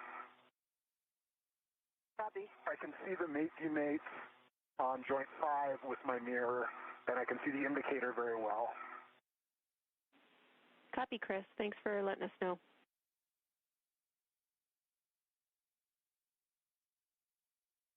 Hey, Jenny, I know that we talked about the scoop on joint 7. It's going to be handle nadir. Affirm. And as the International Space Station begins to start into a night pass, you can see behind NASA astronaut Chris Williams there the separation from light to dark. We call that the Terminator line. And just behind him is a little bit of the full moon. Scooped out. They're still redded. Copy.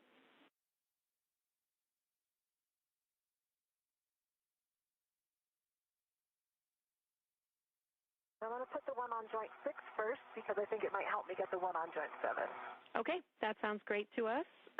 Keep in mind that we had planned for this handle to be pointing aft in zenith, so toward the lee, but this is the one where you thought a different position might work better? Yeah, I don't actually, I was going to try aft Venus first, but I think that the bayonet fitting interferes with the box. It's not going to let me do that, I don't think.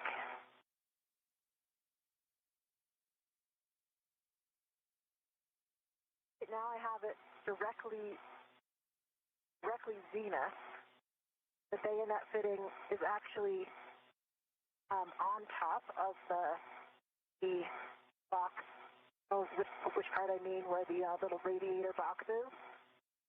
It's not on top of the radiated material, but just the MLI.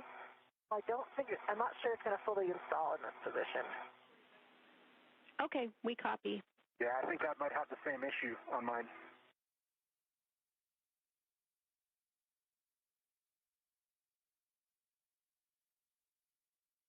I think I might have to go Venus forward. Or, like I had said,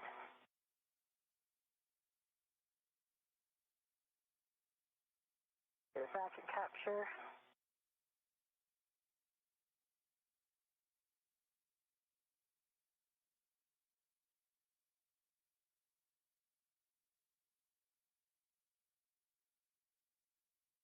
I think Zenith is going to be easier for reach.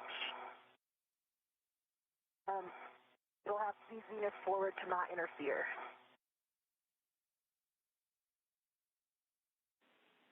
We copy.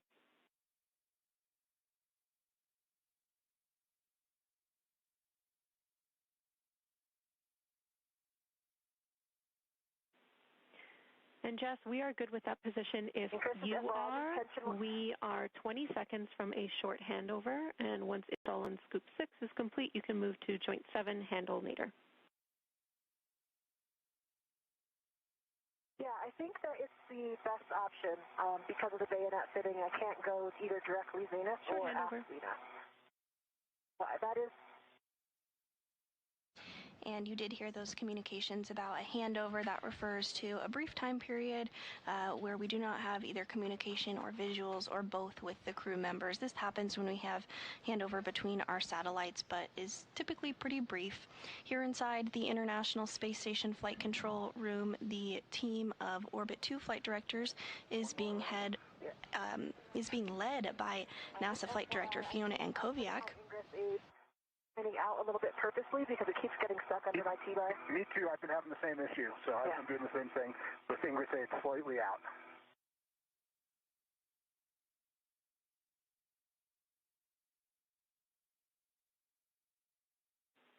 Houston's back with you after the handover.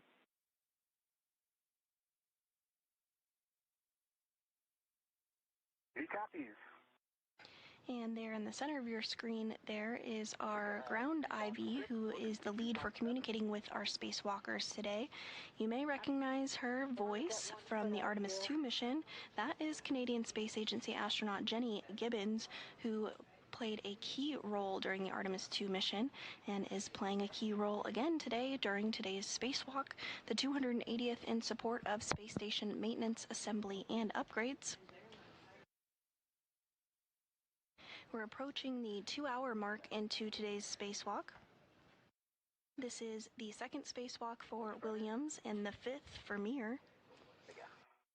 That is on there and locked. I've got both scoops on. And remind me of the rep plan. These scoops, Jenny? The RET plan is you can leave the AET tethered to the scoops.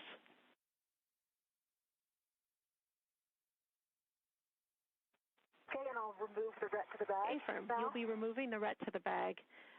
After you do that, you can hand off the whole crew lock bag or just the scoops to Chris.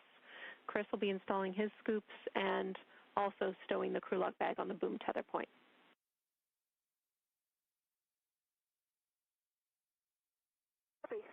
And Chris, we want to leave these out on the handle as well. That's a great idea. Yeah, let's do that. Okay. All right. So let me check this. Rep to the PGT is not, it's blocked out right now, so let's get this in a better config for you. You think under or over is better path? Stand back. I think over. Good. Okay. So right now I have my BRT right on it, and it's on this end of the handrail. Copy that. And get it off my BRT.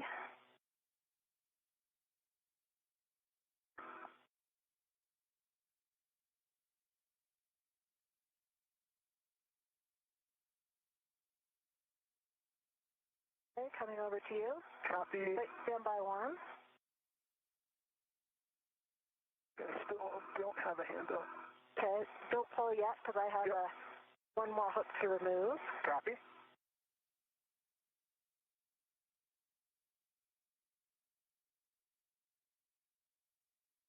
Got a hand on the integral strap on the side of it. Okay, I'm going to push it towards you. Okay, Remember the PGT is on the end. PGT and ERAD is coming as well. I see it.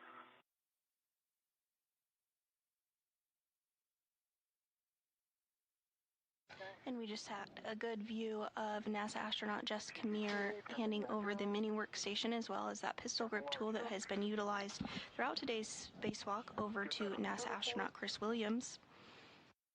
Okay, it's on the tether point. I'm going to release your BRT rack. Copy. I'm ready for it. Nice work, you two. Okay, there it is. Coming back. Oh, it's not locked. I mean, it's not unlocked. There it is. Not going to retract. Jess, we see you with that red batch. Once you're all cleaned up, you will be rolling 2 clicks station forward to Juliet for a continued reach assessment.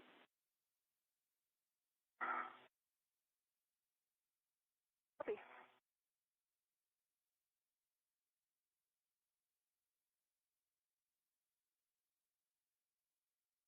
Okay, that's in work.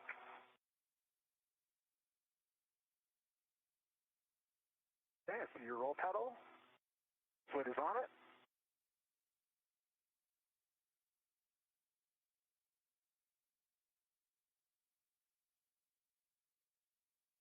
Okay, I think you need to push the pedal a little bit more down. There you go. Just rolled 1 click. Okay. Feel it? Yep. You're 1 click over from where you were.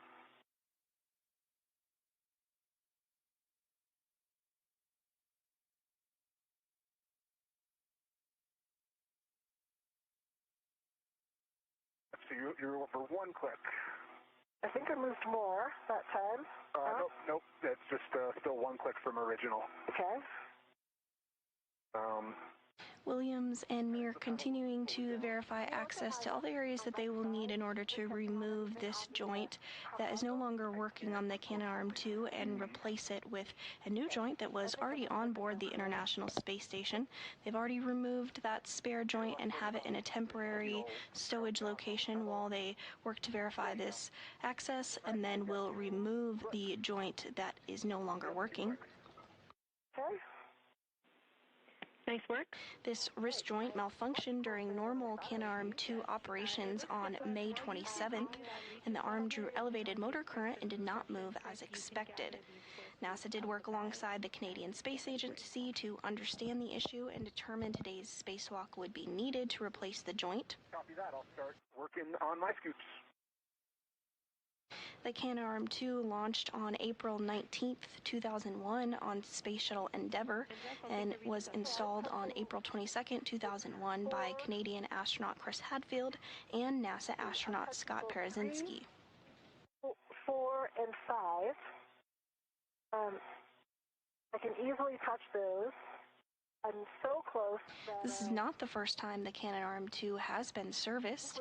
There have been 3 previous maintenance spacewalks on the arm, one in 2002, one in 2017, and the most recent in 2018.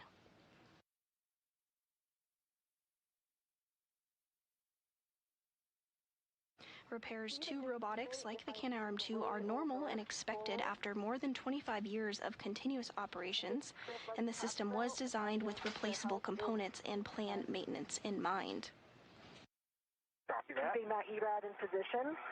And then the only another option for me would be to roll one more click to my left, and I think I would be able to see that even more easily. That is not a bad idea. I was thinking the same thing for those if we really are struggling, that we could go one more roll. I see where the teammates are. I think I'm touching them right now. I'm joint 6. But in the angle, I can't actually see the bolt itself.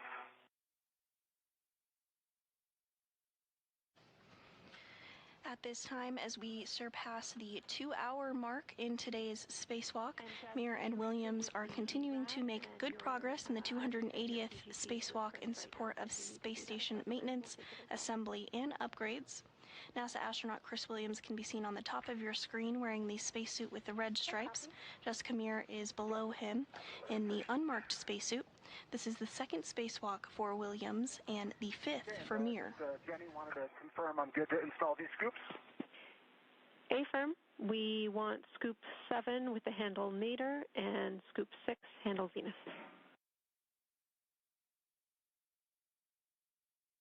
Venus 7 Nader, copy.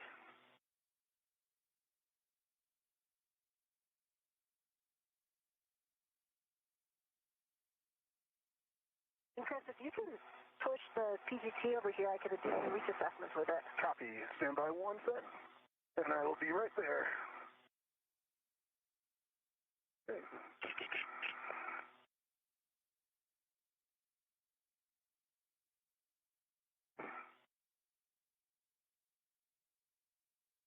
Okay, I have it. You have it? All right.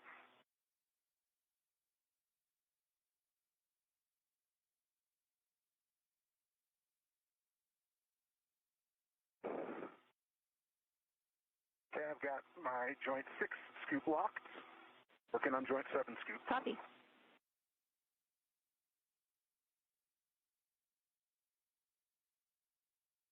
I have a good angle with the ERAD for bolt 4.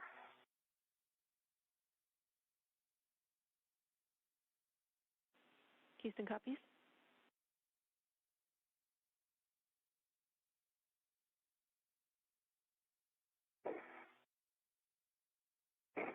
Also for bolt 5.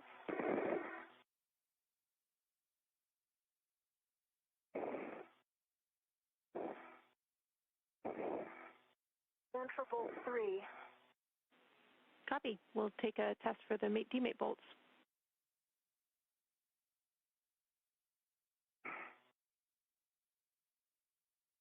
And as you can see from this view on your screen, there is a socket that has been placed on the pistol grip tool in order to gain better access to the bolts that need to be removed in order to gain access to the joint 5, which is the joint that will be replaced today.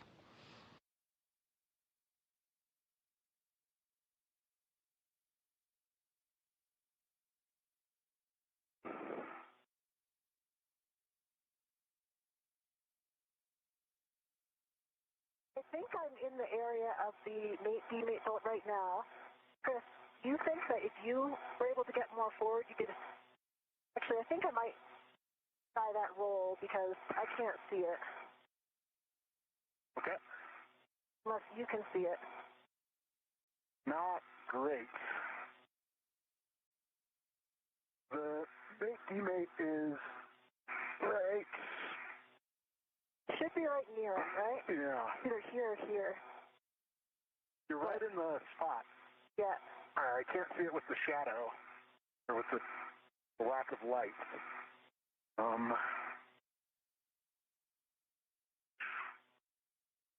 me see if I take a foot out, if I can...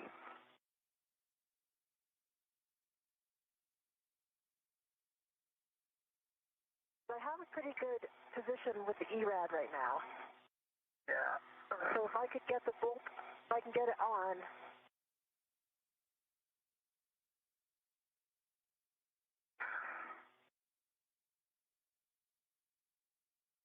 I mean, I might be able to roll over one. All right, let me take my foot out and see if I can lean over and see it. Yeah. The foot I can get a lot closer, but I still can't. Kind of in a shadow right now. Okay, I see it. Williams and Meir working together to make sure that they have good visuals on the joint before working to remove that. It's all the way flush. Okay, yeah. This is the bolt. I'm on it. There are a series of bolts that they want to have good eyes on in order to properly release that joint. I think if I roll one more, it might be easier. See about like 6. Can you pull the bag over to you a little bit? It's in my... Yep. Stand by. Pulling the bag. Got it.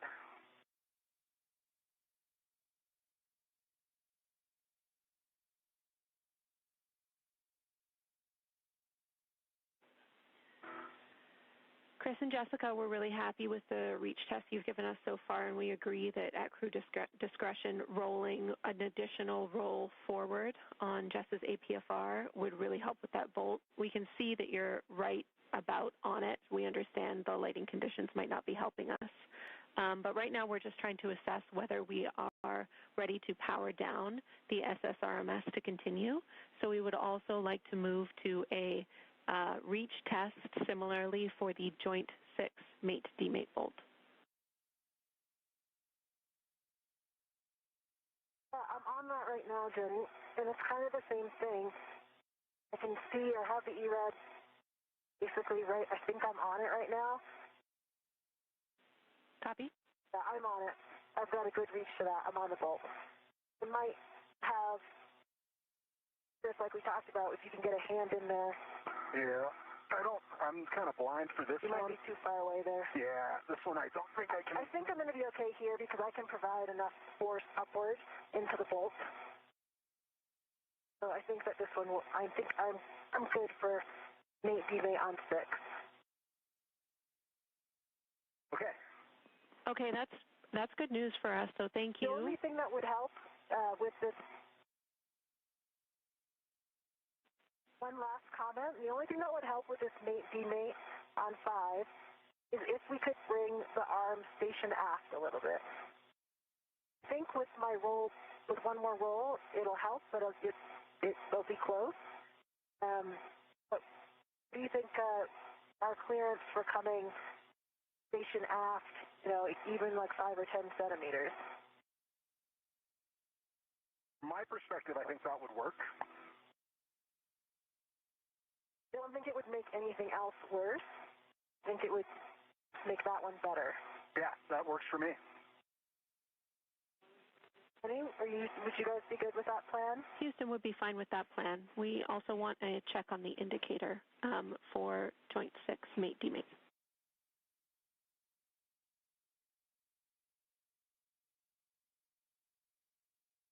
NASA astronauts Chris Williams and Jessica Meir are continuing to evaluate their visuals and reach in order to begin the next portion of today's spacewalk, which will be to release the joint 5 from the Canadarm2 and swap it out with the spare joint that they have already grabbed from an area of the International Space Station.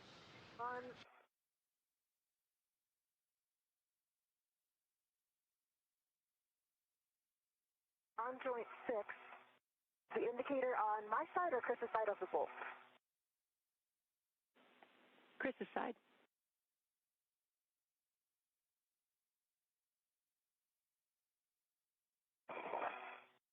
Okay.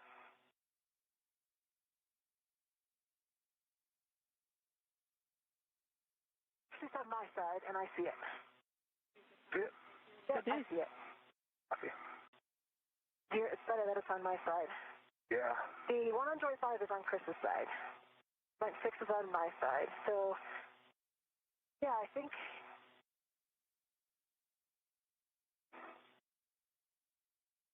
Evie from M1, we are following along, and it seems to go as well on our side. Okay, so, Chris, I'm going to toss you back to PGT then, so it's not in between the arms. Copy that. Stand by. I got it. Okay. Yeah, I'm going to just move it off to the side. I would suggest starting with 10 centimeters, and then I would call the stop early if I wanted to stop early. Okay, you have this GCA, Jess. Hey, copy. Stand by 1 and speak this.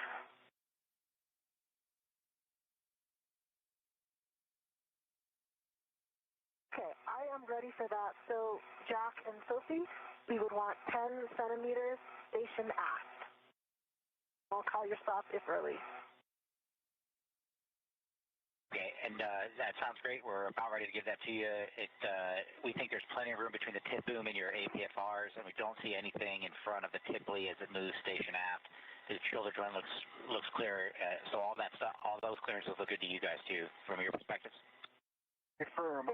Yep, we do have the crew lock bag attached to the arm tether point with PGT, and I'll just make sure those don't restrict the motion or get caught on anything. And 1 copy, so give us a minute to prepare the motion.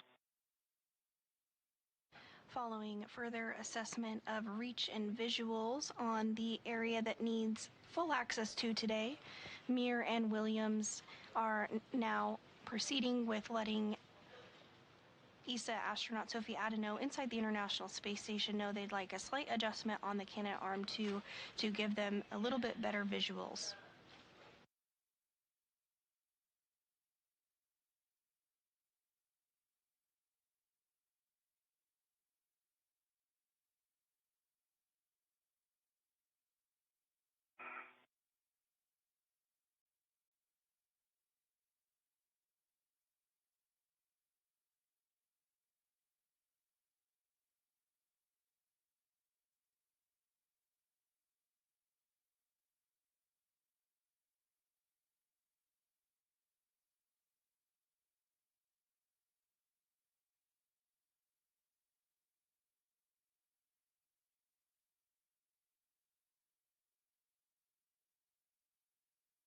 TV from M1, we are ready for the motion.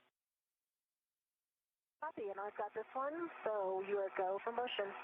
Go for motion and start your motion in 3, 2, 1, starting. Motion continue. And continuing. And a little bit of adjustment taking place there in the location of the Canadarm 2, as you can see on your screen. Got good view of the boat and the indicator now on joint 5, and I think that it has not affected my view of the mate demount for joint 6. So I think we are in a good position. Yep, I concur. And hearing good call-outs from Meir that little adjustment might have done the trick, better views of the access point that they need. Feel free to continue your assessments. Brakes are on right now. Copy, brakes on. I'm going to pass you back the PGT. 1 second, I'm going to just make sure I can still touch all of these. I'm leaning over, I can see that well. The EDFs on point 6, I can almost touch them all. One easy little roll if I have to on one of them would be okay. Yep, I can touch. I feel good about this position, Chris. Yep, I concur. Yep, this will work. Okay, Houston's following along. Great work, you two. We want to double check with you that you are ready for SSRMS to power down.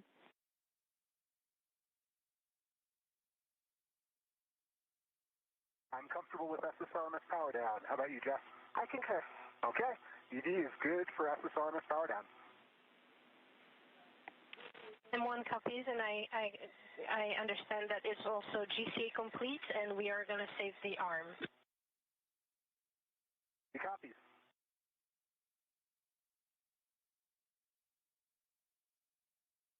The arm is saved. Copy safe. Copy, the arm is saved. We will take the power down from the ground. We are going to wait for the joint 6 demate bolt until the power down is complete. But, Jess, you can ready the PGT with the ERAD. This will be the joint 6 demate bolt.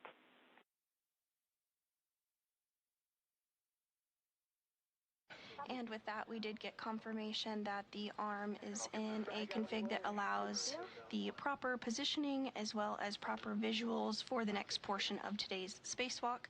You did hear the go for power down. Power down actually happens from here on the ground inside Mission Control Houston from our robo flight controller.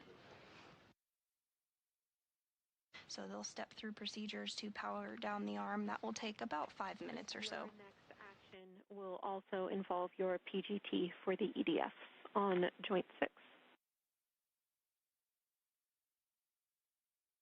Copy, yeah, I'll get my settings set. Choose a third hand for this ERAD. Yeah.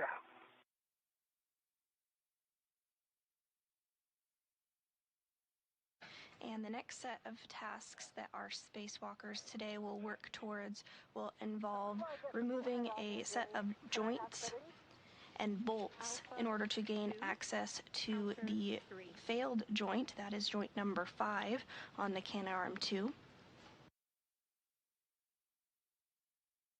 Once they have access to joint number 5, they will work to remove the joint and then swap it out with the spare joint that they retrieved earlier today.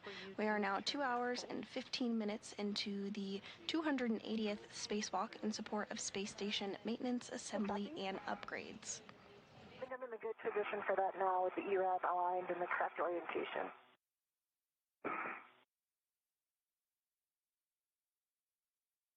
And Jenny, my PGT got inadvertently turned off, so I turned it back on. Good cow. And I'm ready in Bravo 7, counter 2, for when it comes time for EDF. Probably timed out. That makes sense.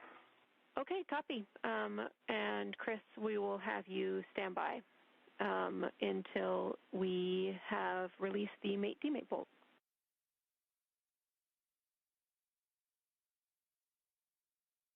V1, copy all.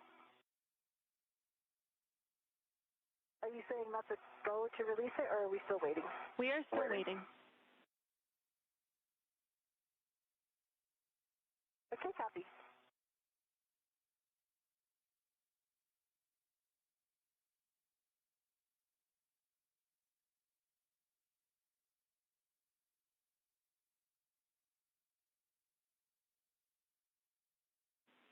While we're waiting for the power down here, Chris, we had EDF 3 and 4 written with your PGT, and then we thought that you might need for EDF 5 the ERAD. Do you agree? Yes, I agree with that. 3 and 4, my PGT will work. 5, definitely need the ERAD. Jessica might also be able to get 5 just as easily. I'm not sure. 5 I can easily get. Yeah, that's the one on the, yeah. Okay. This one right here. 5 on joint 6. Oh, on joint 6. That's good to know. We'll keep that in mind when we get to it. I'm not sure if you can or not, but No. I can't even see 5. I can just see 6, 1. But, yeah. See 6, 1, and 2. Okay, yeah. Then I can take 5 with the ERAD. Copy all, you two. SSRMS is powered down. So with that, Jess, you have a go to release that Joint 6 mate-demate bolt. This is 35 turns at the bolt, 70 turns on the ERAD at the PGT. Okay, Jenny, I'm going to count turns on the PGT, and I'm going to try to get lined up here. Copy. We'll expect 70. That's 70 turns.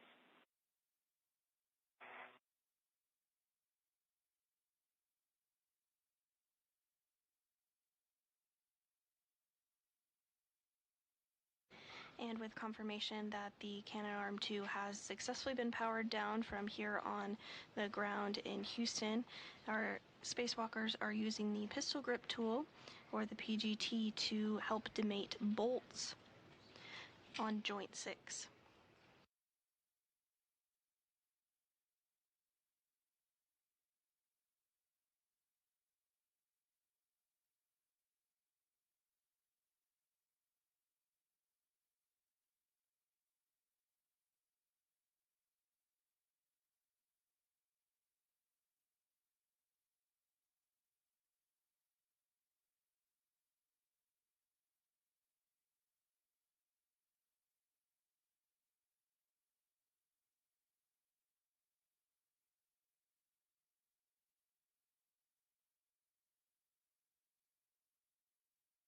quite able to get it on there yet.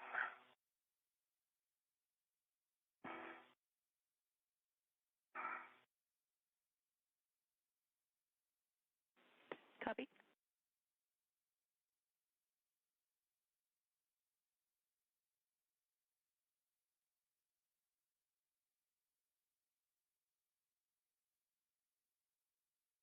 And from this view on your screen here, we can see today's spacewalkers as they work to remove that bolt on the joint to gain better access.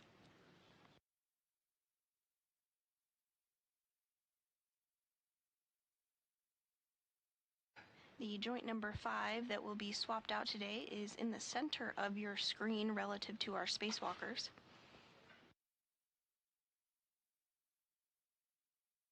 Okay, I'm on the bolt. Going to start turn. Houston copies.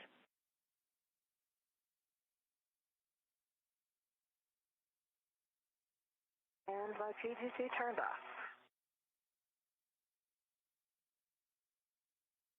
Copy. And on the lower portion of your screen there, you can see NASA astronaut Jessica Meir. She wraps up using that pistol grip tool to release the bolt on joint 6. LED test battery 46. 40.4. Have alpha 2, counter 3 set. Good readback of settings.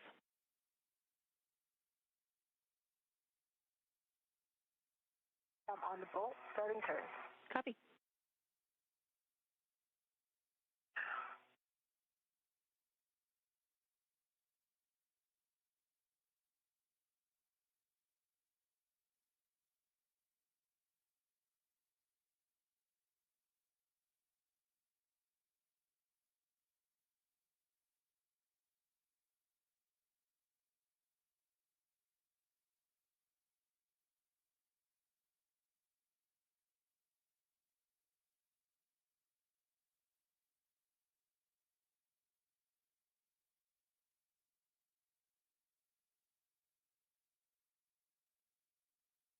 Meir and Williams are working to demate the bolts on the joint 6, though that's not the joint that will be swapped out today, that's joint 5, but this will help them get better access to remove the latching end effector of the space station, sometimes called the lee, but this is essentially the hands of the Canadarm2. These will be removed shortly after these bolts are demated in order to get full access to joint number 5, which is the joint that will be swapped out today.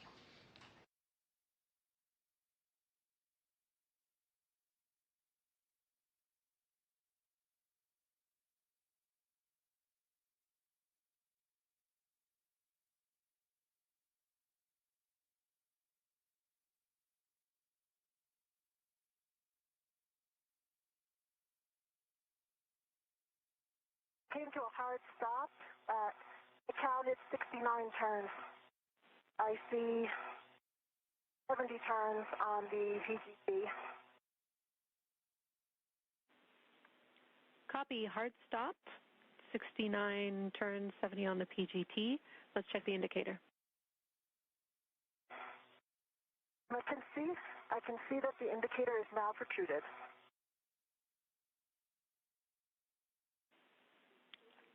Okay, that is good news, Jess. A very difficult position. Yeah, we understand. You did a great job there. We will have you roll your APFR to Lima to a more vertical position. Your next step will be to drive the EDFs for release. And Chris, if you are in position, we will take a verification. I think I'm going to... Go ahead, Jess.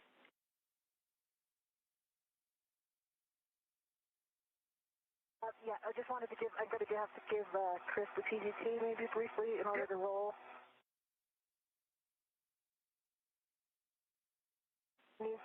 Okay, and once you are rolled appropriately, you will be releasing EDFs.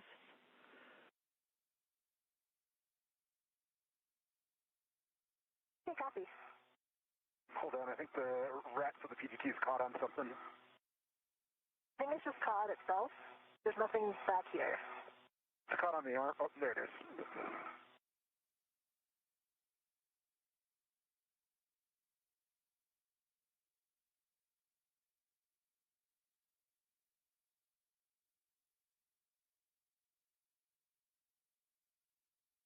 And Chris, am I on the roll pedal? You are a little bit inboard. If you go a little bit wider out, you'll be there. There you are. Yeah, I saw you move up a cliff. Yeah, I'm in a good position. And we are in a handover between our satellites here and do not have visuals of the crew members as they continue work to remove those bolts to get better access to joint number 5 ahead of the eventual swap of that joint with the spare that they retrieved earlier today. But we do still have voice communications with the crew aboard the space station. That looks like vertical. Oh, no, you're not clicked in. You're not clicked in. You're one click off vertical still. A little more outboard. I'm hitting the pump module.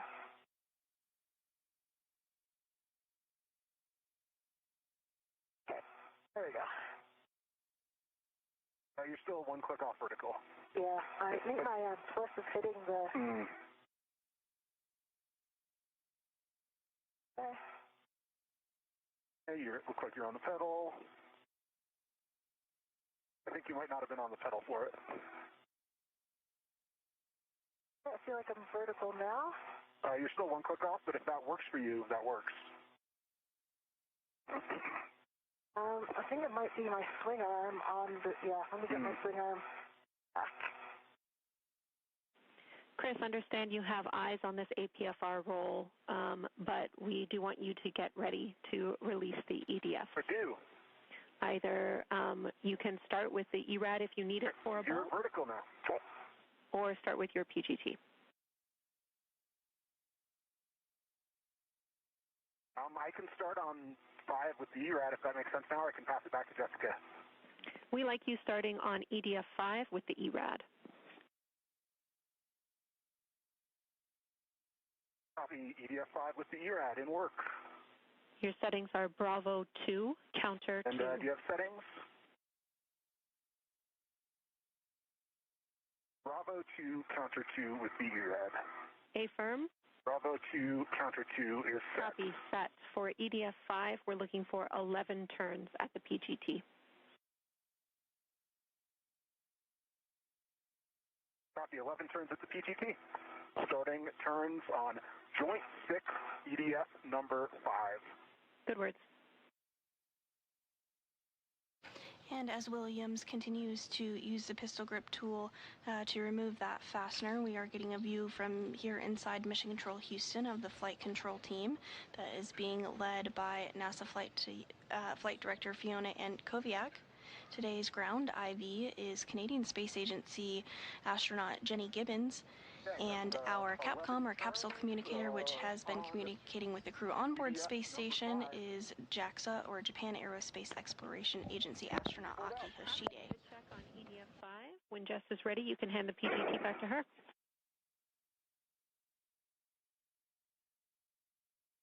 Copy, in work. Okay, I'm still not able to get fully vertical. I think that I'm hitting pump module. I'm going to have to try one more roll.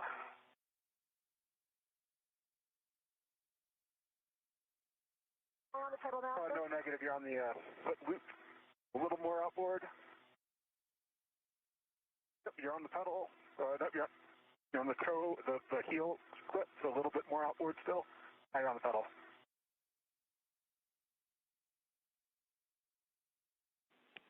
Chris and Jess, for awareness, we are about 1 minute away from an area of potentially ratty calm due to blockage. It'll last about 3 minutes long. Again, we're 1 minute away from that. Copy. You're still one click away from vertical, unfortunately.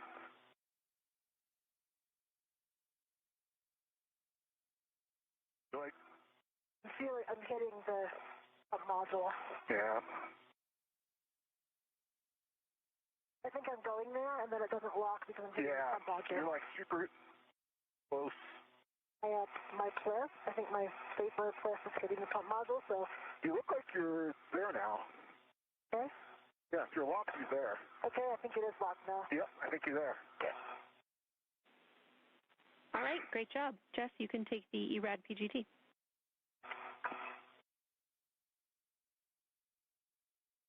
Okay, copy. Got it.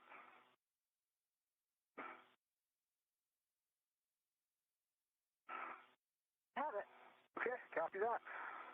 Crew lock bag kind of came with you. Hopefully it's not in the way. So why don't we lock this out a little bit? For the rat? Yeah. Well, it's okay right now. Okay. And I am good for any of these EDFs, or I'm going to say one for last. Yep, that's what we But I have can do written. 2 or 6. You can do EDF2 or EDF6. Your settings are Bravo 2, Counter 2.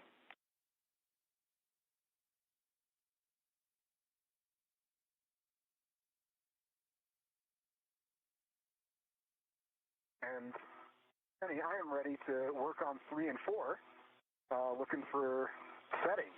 Bravo 7, Counter 2, settings for Chris.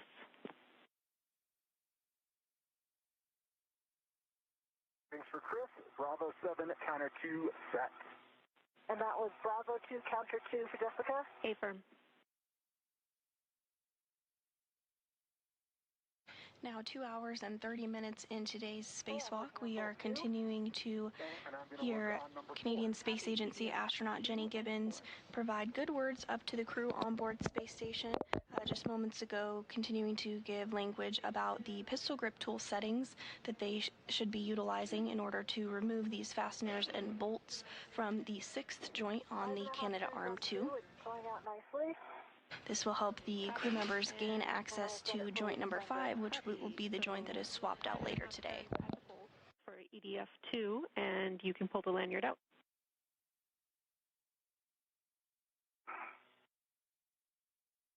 Actually, Jenny,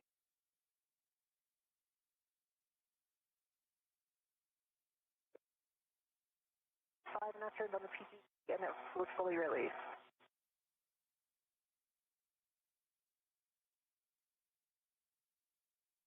And it does look like we are in that expected period of communications where we don't have perfect communications. This happens from time to time when we have handover between our satellites, but we don't expect it to last long, just about 3 minutes or so. Then we'll have communications restored with the crew that is outside the International Space Station currently, as well as to the ground. We might hear intermittent communications between now and then as well. Released 5.5 turns and pulled out fully. Okay, Houston's back with you. Okay, I'm going to get into a position That for was 6. Radicom. We copy EDF4 released and pulled out. Jess, I missed your clarification on EDF2.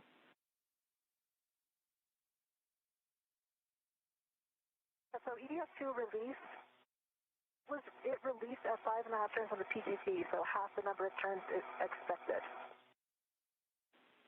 Okay, we copy and understand you're moving on to EDF6. Yep, and I'm working on EDF3. Copy, that's the right bolt.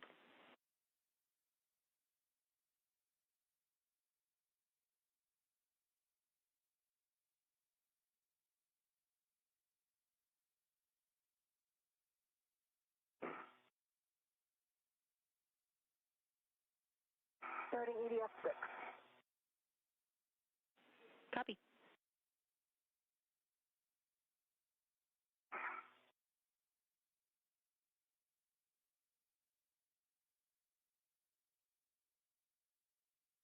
EDF3 fully released with 5.5 turns and pulled out. Copy. Good EDF3 release. Chris, you can stow your PGT. Copy, PGT stowed. Jenny, I have 11 turns on the PGT on bolt 6, fully released. Copy. EDF6 fully released. The lanyard is pulled out. Jess, you will be releasing the final bolt while Chris gets into config to maintain control of the lead cluster. I would like you to ret to, we have written joint 7 scoop before that final bolt.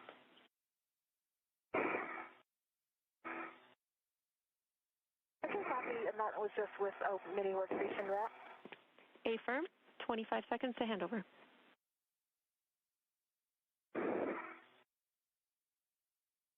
And can you confirm the position that I should be in, Jenny, for this? You should roll vertical to Bravo. Short handover.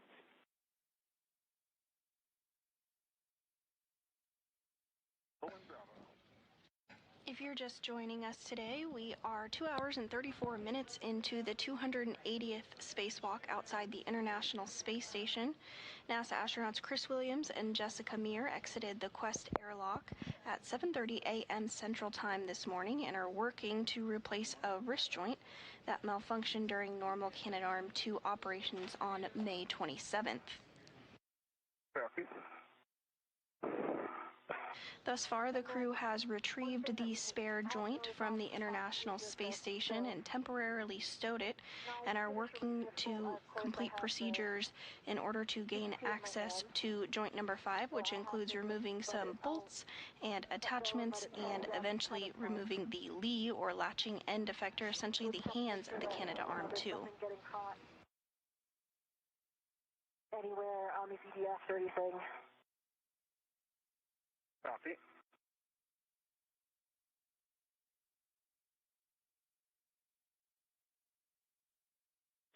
Houston's back with you after the handover, and we see the ret to the scoop for Jess. Before you release this bolt, we have a couple of things to talk through. Chris, let me know when your APFR is set, and I'll give you the words.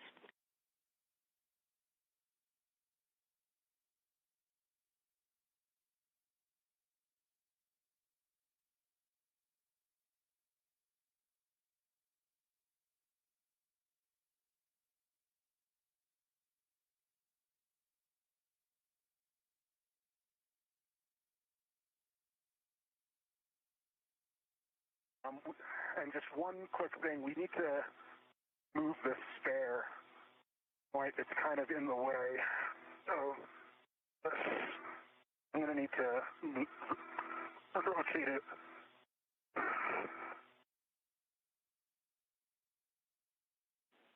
Copy, we see that.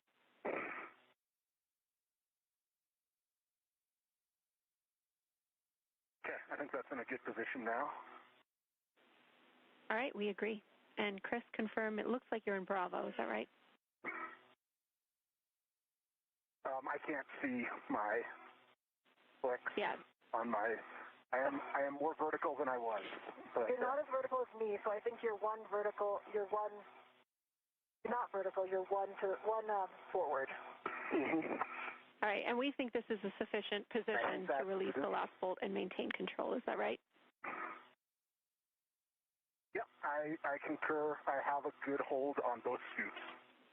Okay. I think I'm going to have to change my scoop on joint 6 because it's interfering. It is interfering, unfortunately, with the ERAD.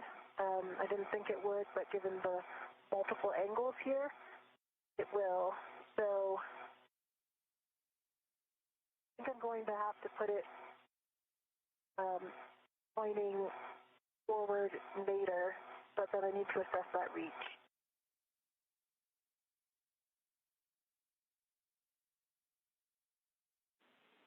Copy, we're talking about it. 30 seconds to hand over. PGT if that might work. I probably could do it with your PGT, but then you would have to put your PGT back. Yeah.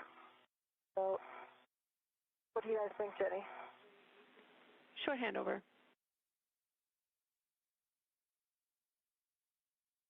So see, I don't know if you can see, but and the handle is just like, it looks like it's going on.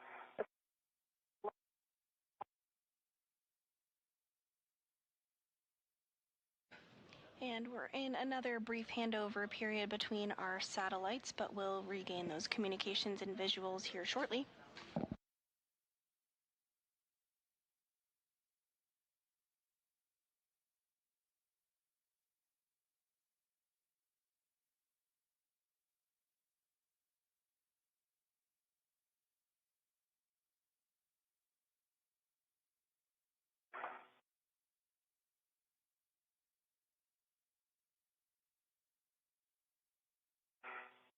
Today's spacewalk is the third of the year, as well as the third of Expedition 74, which is the current increment aboard the International Space Station. We will not have eyes on you for the next 7 minutes or so.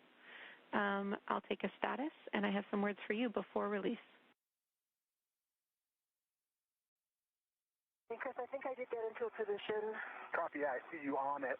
Yeah. So Jessica's just, I've got good control. EV1 has good control of 2 scoops on joints 6 and 7. Jessica has the ERAD on the last EDF. Okay. Confirm, I have the ERAD ready, and I'm ready to release. Copy. Before we release, we do need to do a HAP and a glove check before we do the mass handling for the Lee cluster, so I'll take that from you both. Copy. E1 has a dry HAP and no change to the gloves. V2, same. All right, that's a good config. We are 2 hours and 40 minutes into this 6-hour, 30-minute EVA, limiting consumable EV2 battery, 7 hours and 35 minutes. We are 15 minutes down on the timeline, but with that, we are ready, if you two are, to release the final EDF, and Chris, you maintain control. You have to avoid contact with the Lee mouth, latches, and CLA lens and light, and Chris, once you pass control back to Jess, you will be getting out of your APFR and on the FSE first. We are go. Copy that and confirm you have a ret on the Jessica. I do. All right. Yep, I'm good. And your visor's in a good config. I just put mine down. Yep. Okay. Ready. If you give me a go, I'm going to start releasing. Yep, I'm go for you to release. Okay, copy, go.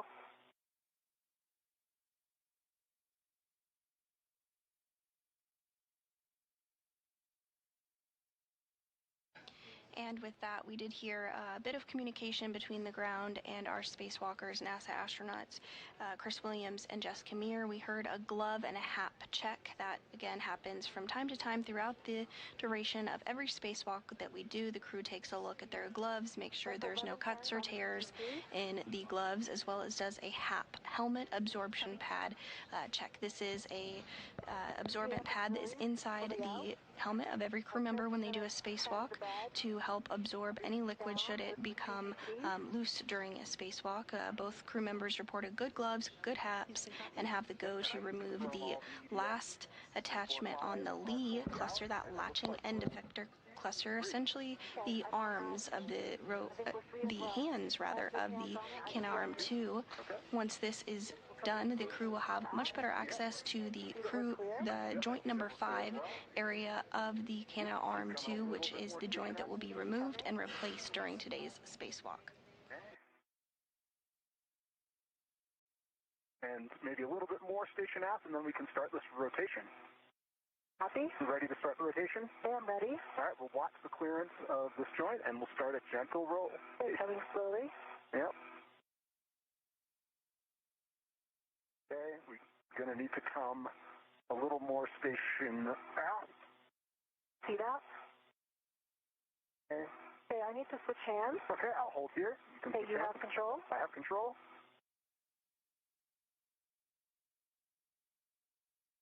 Yeah, back on. Okay, if you're back on, I'm going to switch hands. Okay. All right, I'm switching hands. I have control. You have control. Okay, we're going to need to come more station aft. I'm back on. Okay. Can't see the clearance anymore to my left because my arm's in the way. We don't have any. We need to move a fair bit station aft. Can you take control with both hands? I need to get myself more vertical, I think. I have control with both hands. All right, you have control with both hands. I'm releasing. And I am working to get myself fully vertical.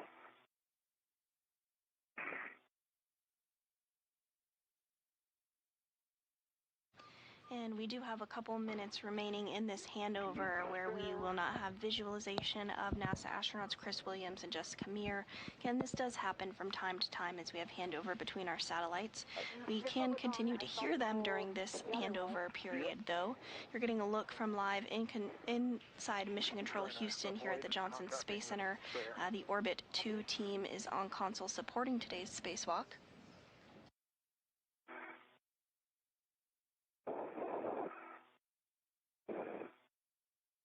comfortable position, so take your time.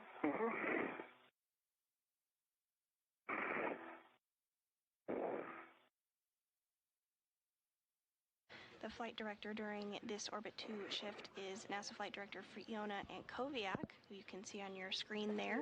Today's ground IV, who has been communicating with the crew during the duration of today's spacewalk, now approaching 2 hours and 45 minutes, is Canadian Space Agency astronaut Jenny Gibbons. Repositioning this spare, which is right in my workspace. So you're above the total? Yep. Thank you. And we should be getting visuals back of the crew here momentarily. Okay, moving the spare. I'm just going to move the spare way out of the way. Yeah, because remember, we're going to both have to squeeze in there, so yeah. I would say as far starboard and zenith as it can get. Yeah, and I agree. Really tighten up that ball stack. Also, just so you don't get caught on anything, the camera on your rep, right, the rep on your camera is not, yeah. I see it. And it's, yeah, I think I'm looking at the rest of your tethers, and I see a good config. Okay. It gives me a preview as well. All right. Yep, I'm looking at you. Your tethers all looking at good config. You need to bring the Lee a little bit more towards me so I can get a hand on it. Okay. Okay. Working it. And I've got one hand.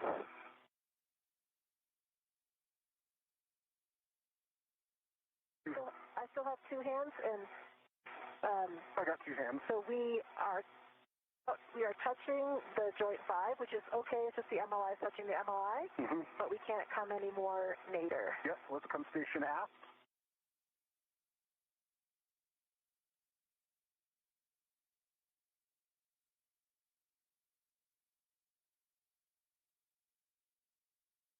Okay. Okay, how are we? Let's see. About as far aft as I can get with my hand. Yeah, same for me.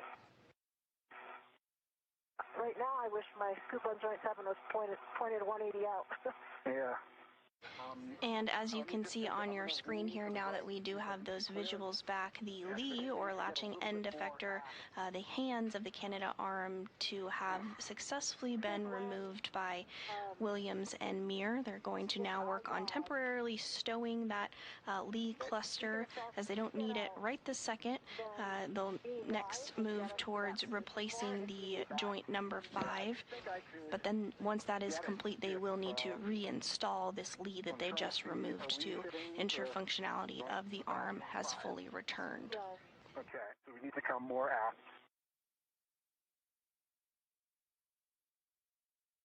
Yeah, I can't really come any more aft. Okay, I think I need to hop out then and get my BRT on the FSE. And I might be able to come up high enough to grab this, I think. Okay. Okay. And I can definitely get it down, I think, toward you. Yeah. Okay, you have it held? Stay firm. I have good control. Okay, I'm releasing control. I have control. You have control. Houston's following along. We agree with the plan. Chris, once you are down on the FSE with your BRT down, and you are close enough to one of the scoops, you will be putting down a ret for a ret swap. Copy that. I have egressed, and I'm down the FSE. One thing to remember that when we get in and out of the APFRs, you can feel it move. Yeah. So, extra tight grip because everything moves, including Fuzzy in your hand. Yeah. I'm going to roll this APFR. And a pretty breathtaking view here of NASA astronaut Chris Williams from his helmet camera as he peers down at the Earth below as it flies just off the coast of Baja, California. You can see the arm 2 extended out as the duo works to repair that joint number 5 in the Canadarm2, which launched on April 19th, 2001 on Space Shuttle Endeavour and was installed on April April 22nd, 2001 by Canadian astronaut Chris Hadfield and NASA astronaut Scott Parazynski. The arm has been an absolute workhorse for the assembly and maintenance and upgrade of the International Space Station. It's played a key role during a number of spacewalks throughout the over 25 years of continuous human presence on board the space station, and also is utilized to move experiments around outside the external portion of the International Space Station, and is used to capture and berth the Cygnus cargo spacecraft.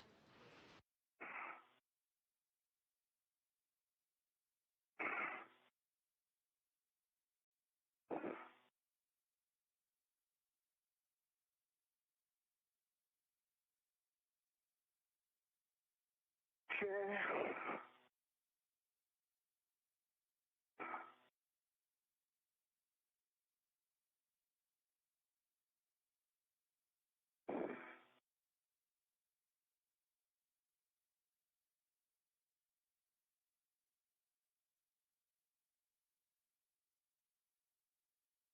At this time, we are continuing to get those helmet views of NASA astronaut Chris Williams as he moves his way over to temporarily stow the latching end effector that Meir and Williams just removed. You are beginning to see a little bit of a view on his wrist there of his procedures. That checklist is utilized by the spacewalkers throughout the duration of their spacewalk, as well as when they are depressing and repressing, alongside teams on the ground who are following very closely with those same procedures here in a little more detail, but the crew members do have access to that throughout the duration of their spacewalk.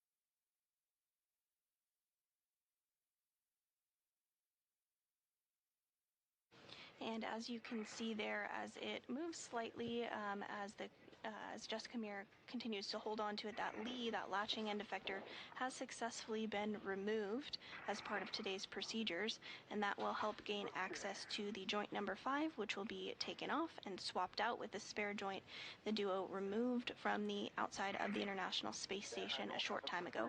But first, that Lee needs to be temporarily stowed in a location just slightly out of the way to allow access to joint number 5. Put your legs on the port side of your boot plate.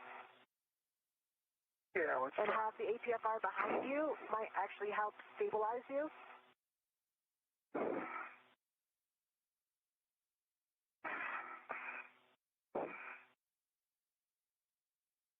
Okay. All right, you can get one hand on it. Okay, and use your BRT as tight as you want. Tight as I can get it. Okay. The other joints as well? Yeah. Okay. Right. All right, I've got one hand. Okay, copy. All right. I need to come towards... You want me to push let's talk about the plan. Push it toward you? Yeah, push it towards me. Okay, pushing toward you. I have 1.5 hands on. Okay. Got 2 hands? Okay, you have 2 hands. Okay. I've got it. Stable? It's stable. Okay. And what about a rep swap first? Yep, can you hold it? I can hold it here. Yep, you got it held? I have it held. All right, I'm getting a rep. Good job, you two. We're following along.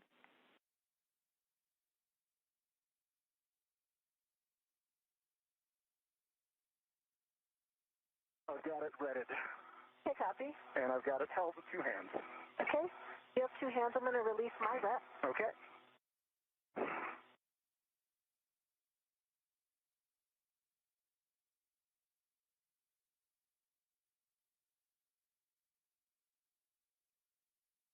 I've released my rep. Copy. So I think at this point the idea would be for me to egress. Affirm. That's right, Jess. We have you repositioning to the forward port corner of the FSE. Okay, and I don't have a lot of clearance, just so you know, Chris. Like You want me to bring it a little towards me? Yeah, as close to you as you can, comfortably. All right, this is about as close as I got. Okay.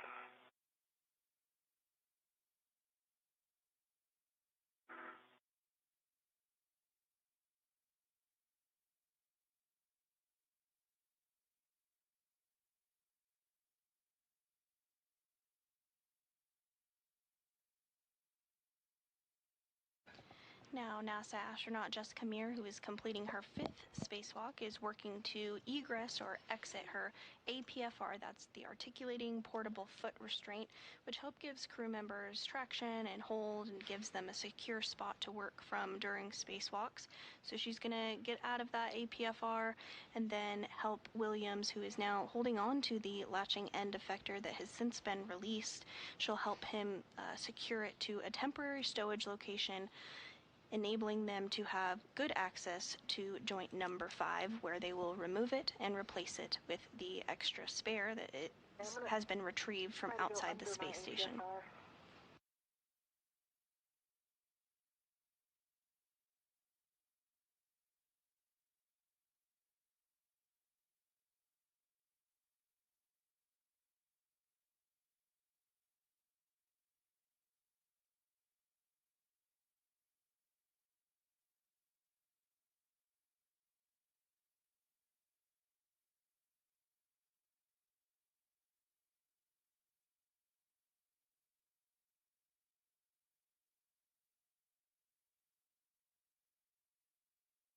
You see my clearance from the lease? I can see that you're clear. Okay. You're going to be close when you come up, but you're going to make it.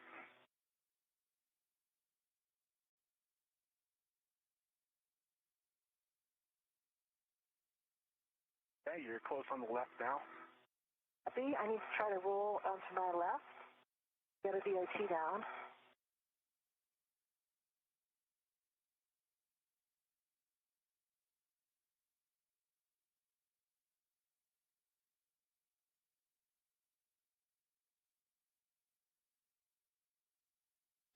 And this view on your screen of NASA astronaut Jessica Meir on the lower portion of the screen as she continues to make her way around in order to help Chris Williams temporarily stow that Lee cluster. Yep. I like the reel got back. Yeah, I'm going to get a local down and go back. Copy.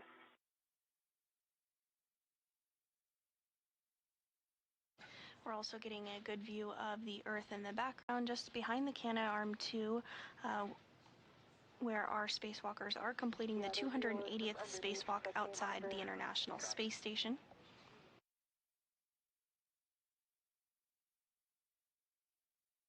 The space station does orbit the Earth every 90 minutes, which means they see a sunrise and a sunset every 45 minutes as they travel 17,500 miles per hour, about 250 to 260 miles above the Earth. You come back up, you're close to the Lee. Okay.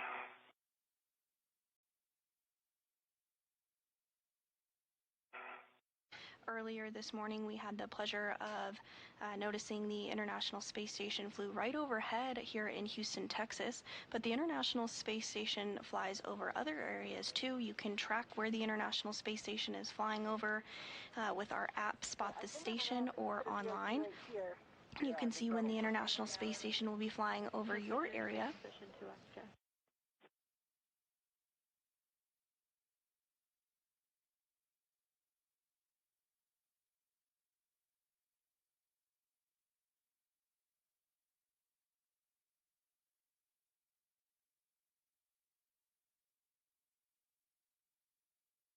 The International Space Station has been continuously occupied for over 25 years, since the year 2000, and in that time 292 individuals from 26 countries have visited the International Space Station.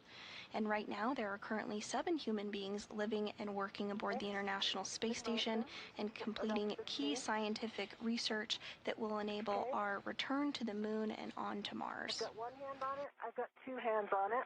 Copy. Let me see if I'm stable. Yep, my BRT is getting bent a little bit. Okay, I feel stable, and I have a handrail that I can grab as well. Okay. If I need to let go of the scoop. Copy. So I need to do a ret swap. A-firm, ret swap. A-firm. Ret swap to your mini workstation, Ret. I have 2 hands still? I have 2 hands. I've got it controlled. Okay. And Jess, whatever is easiest for your ret swap, reminder, you will be removing joint 6 scoop later, so that would be more convenient if it's within reach.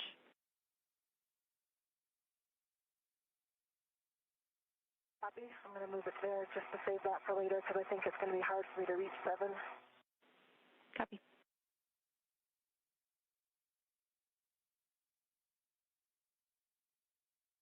Wait, that is 7. Had it on 6. Okay. And I've got it on the joint 6 scoop. The good rat, Chris, you can release your rat. Copy. I'm taking one hand off and releasing my rat. You have control. I have control. You have control. Houston following along.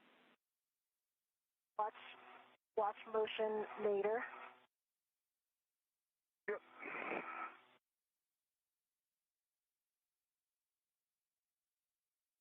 Okay, I got my ret back off. I've got 2 hands back on it. Copy. I feel like I'm in a good position for you to translate aft. Okay, yep, I'm going to come around aft. I think that's what's going to work better. Do you agree? Yeah, I think in this situation, yeah. I think me coming around to the aft side will work best. It's a bit of a reach for me from here. I agree. Okay, I'm going to let go. Do you have full control? I have full control. Okay, I'm going to try to do my best not to bump this as I am getting out of here. But it's going to be tough.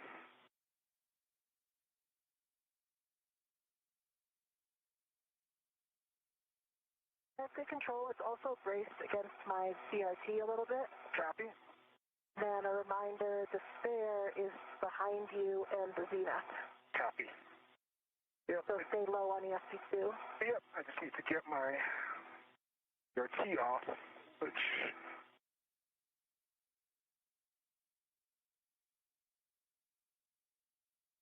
I feel like I'm contacting the lead a tiny bit. Yeah, it's pushing towards me, but that's okay. Okay.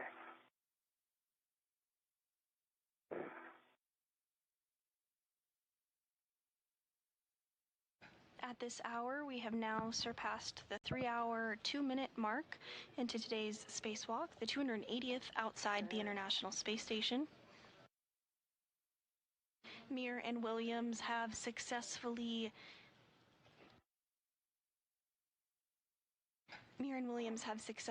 removed the spare joint from outside the International Space Station and temporarily stowed it. They have also worked to remove the Lee cluster, or latching end effector cluster, which you see them now working to temporarily stow that to gain access to joint number 5 on the Canadarm2, which you see in the center of your screen there. That's the joint that is going to be swapped out today. Once that is complete, the duo will reinstall the Lee, and the arm will be powered back on to test electrical connection of the arm.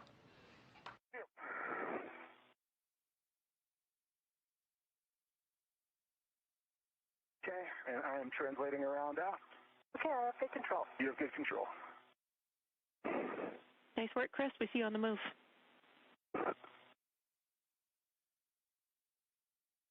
And in this view as well, we are also seeing the new joint that will be installed, and the top right to middle of your screen there next to Chris Williams. That was retrieved earlier this morning from outside the International Space Station and has been secured on that handrail there temporarily while the crew completes additional work on the Canadarm to gain access to that 5th joint.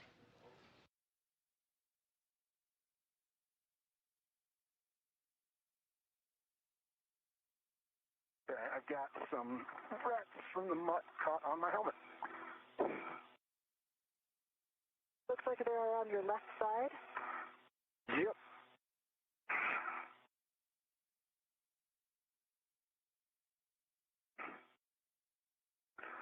Usually a down and out motion work.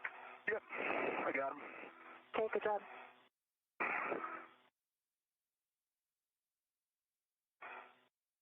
I'm picking up. Moving.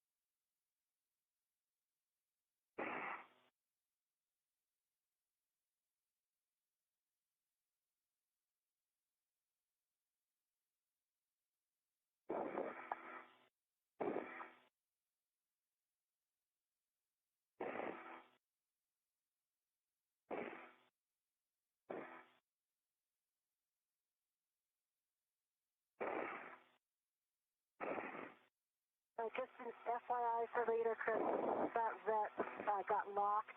Yeah. When we pick it up, it's okay. Just watch it so it doesn't get caught in something else. Copy that.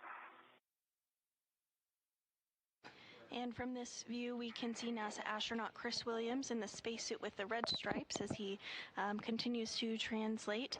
And then NASA astronaut Jessica Meir, who's in kind of the upper middle portion of your screen there. She's wearing the unmarked spacesuit. This is the second spacewalk for Williams and the fifth for Meir.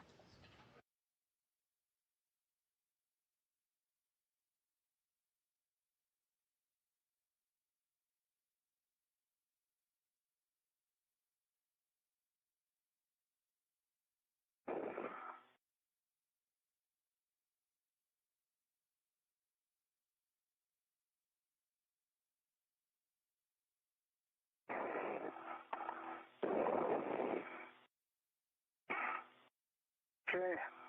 Back around, getting into a good BRT position. Okay, and what I'm hoping is we can actually make this the whole maneuver to soft dock. I concur. I think that I will be able to push it to get it all the way there. And then as soon as you can get a hand on it, I think we can help get lined up. Copy that.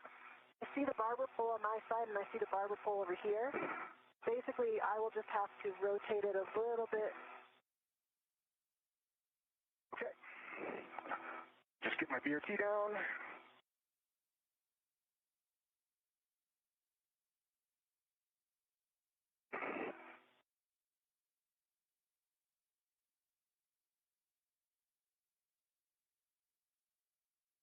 Watch your head and the... Okay, let me get rigidized, and I will be right with you. Are you going to be able to pull it after and not pull it into you? With one hand, yes. Okay. Yep.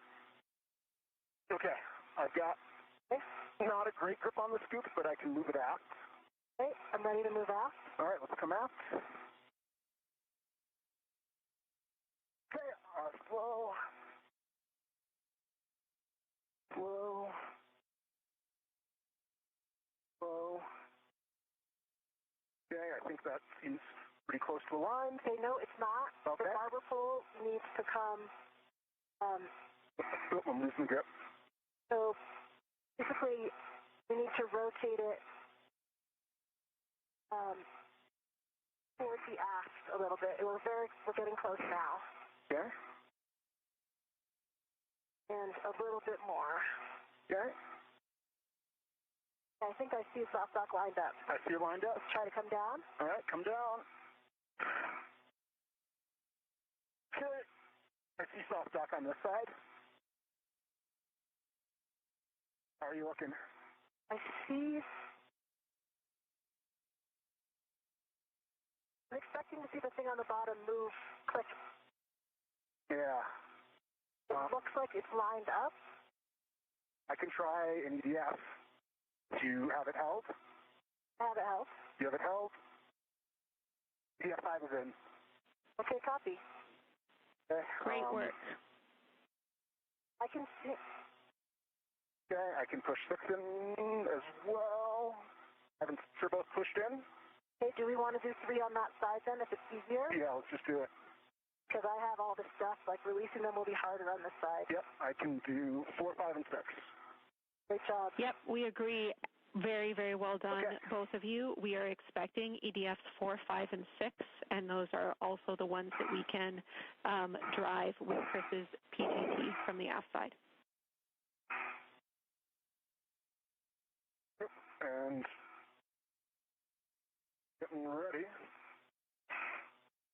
And we're getting a good view now of NASA astronaut Chris Williams as he prepares his pistol grip tool in order to secure the latching end effector that has been removed from the Canadarm2. This is going to be temporarily stowed in this location to allow access to that 5th joint that's going to be swapped out today. And then they'll put the latching end effector back on the arm after the joint has been swapped out. So we'll do the same thing in a reverse later on.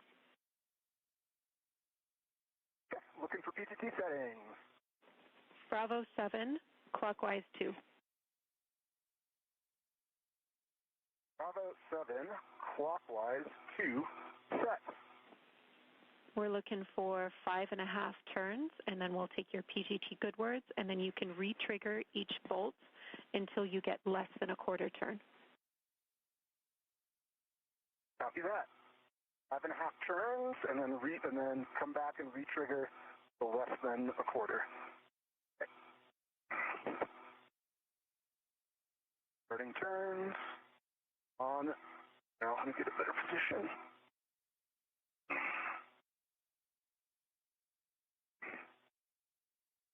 Starting turns on 6. Copy.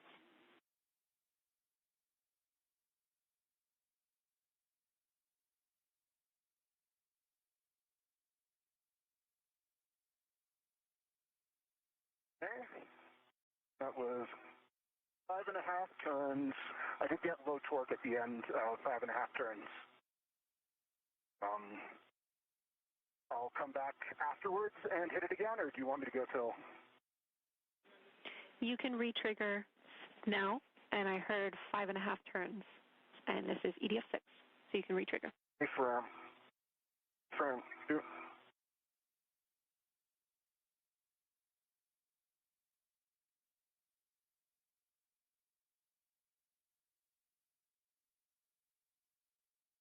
Okay, re-triggered, did not turn, and I got green light. Copy. That is And it was less than a quarter turn. less than a quarter turn. Good bolt on EDF 6. We're good for you to move to EDF 5 or EDF 4. Copy. Gonna do EDF 5 next. Copy. And Williams continuing to use the pistol grip tool to install those fasteners to temporarily stow the latching end effector.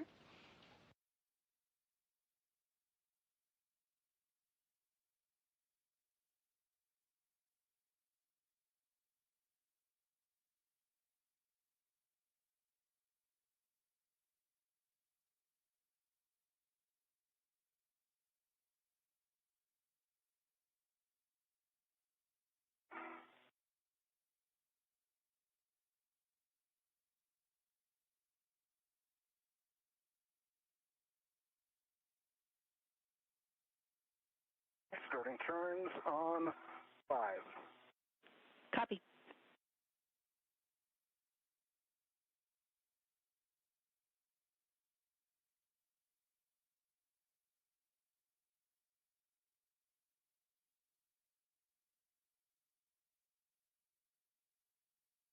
Okay, that was 5.5 turns, and it worked out with a green light. I'm gonna re-trigger on it.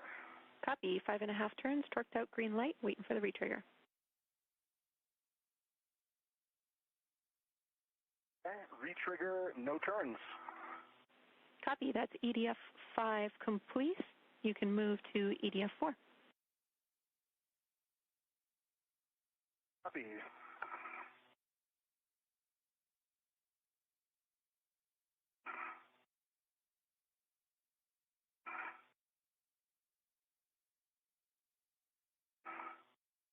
I need to adjust my position here.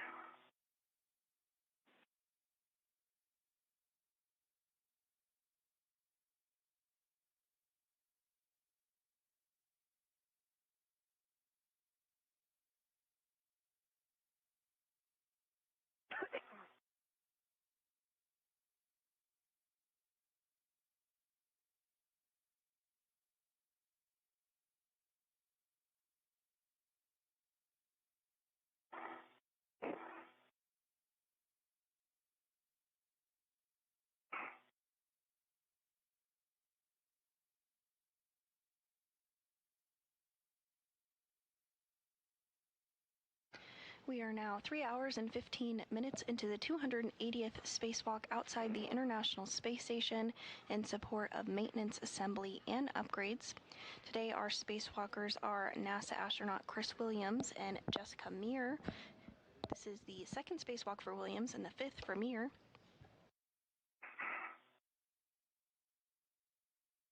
The duo are working to replace a wrist joint on the Canadarm2. Should I start repositioning, or do you want me to still stay here with a hand on it?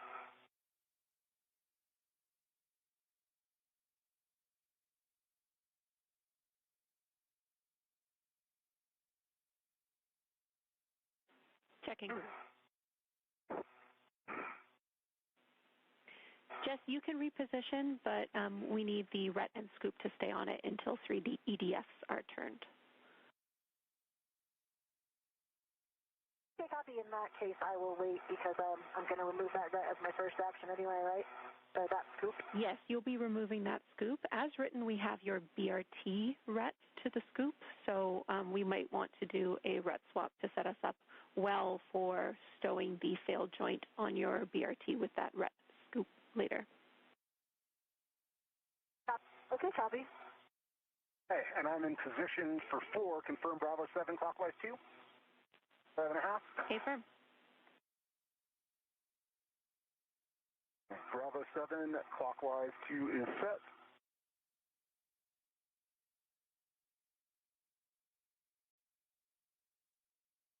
And Williams is now working to secure that last fastener on the lee or latching end effector cluster that the duo worked to remove a short time ago in order to gain better access to the fifth joint on the Canadarm2, which will be swapped out today.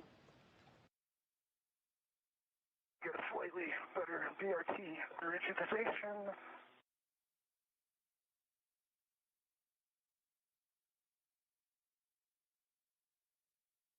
Okay, that was 5 turns, and I got a low torque. I'm going to give it another hit.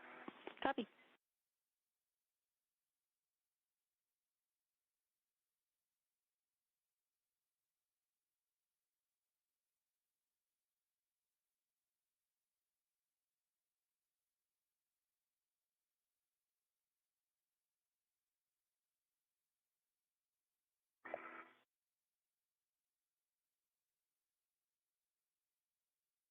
Okay, that was green light, 25.4 torque, and less than a quarter turn. Copy. Green light, 25.4 on the torque and less than a quarter turn. That is a good bolt. We will have you confirm that those EDFs cannot be pulled out by the lanyards, and if that's the case, you can start your PGT. Okay, stand by 1. And Jenny, I've swapped onto my BRT RET on the scoop on joint 6. Copy. And I can confirm 4, 5, and 6 cannot be pulled out by hand. All right, excellent. On the lanyard. That is a good temp stow of the lee cluster. Well done. Chris, you can attach your BRT RET to the square scoop on joint 6 on the starboard side. You will both be taking those respective scoops with you. Copy and work.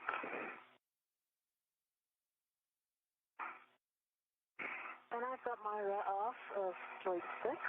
Sorry, my scoop off of joint 6. Copy. You can temp stow it on your mini workstation and make your way out of your hidey hole. We will take a glove inspection, hap check, and safer handle check. Copy. And with that, we did hear the good news that the Lee latching end effector was successfully temporarily stowed, and now the crew is going to perform another glove and hap check as well as ensure that their safers are configured if needed. If you were tuning in with us earlier this morning, you'll recall that the safers are the simplified aid for EVA rescue and are worn on the back of the crew members and provides a little boost should it be required to get the crew back to the International Space Station in the very unlikely event that they become untethered. Sometimes you'll hear this referred to as a space jetpack, but it just propels the crew back to the International Space Station should it be required. We do not expect that today, but it is worn as a precautionary measure during all spacewalks. Okay, I took the adjustable off of joint 6 scoop. I've got the joint 6 scoop on my DOT rat. I've got a dry hap and no change to my gloves for EV1. Copy.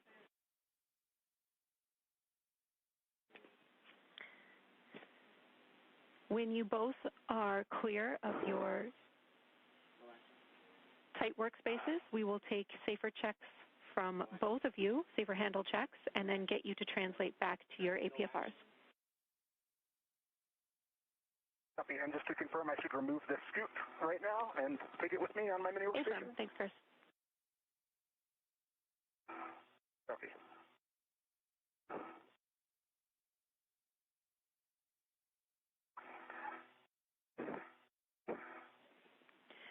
Jess, after the safer handle check, we will have you roll your APFR from Lima to Juliet. Okay, copy. Not in a position right now to do a safer handle check, but I can do it in just 1 minute. Sounds good.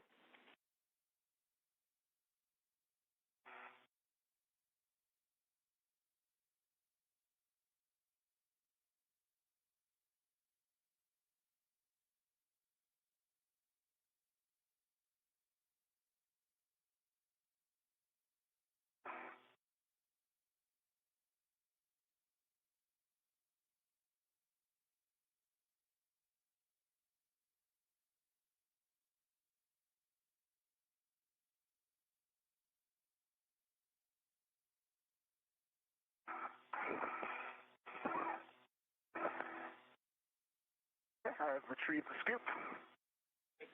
Copy. I can confirm my right safer handle is down.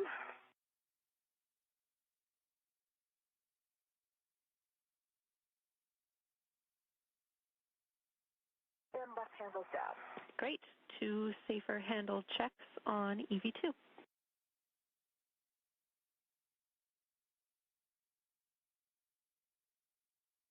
And with that, good confirmation for both of the crew members' safers, as well as for their helmet absorption pads inside of their helmets and their gloves as well. Rolling this APFR to Juliet, which is the forwardmost position, To Juliet. affirm before you ingress, and that is because our next action is going to be the joint 5 mate-demate bolt.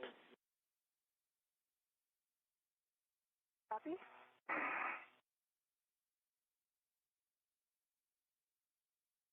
I am in Juliet. Copy. Good roll.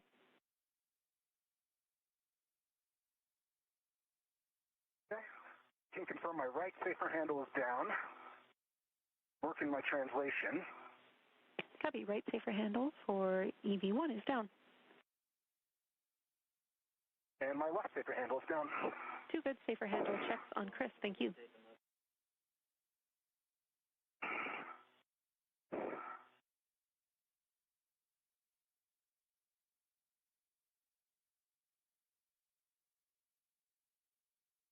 Beautiful moon right now.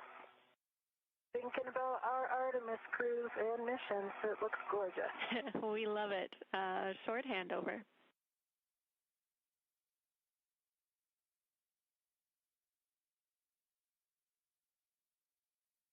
And some good words there from NASA astronaut Jessica Meir. She reflects on the full moon that they have a great view of from the International Space Station. Thinking of the Artemis II crew is what she had mentioned. Here inside Mission Control Houston, today's ground IV is Canadian Space Agency astronaut Jenny Gibbons, who played a key role during the Artemis II mission.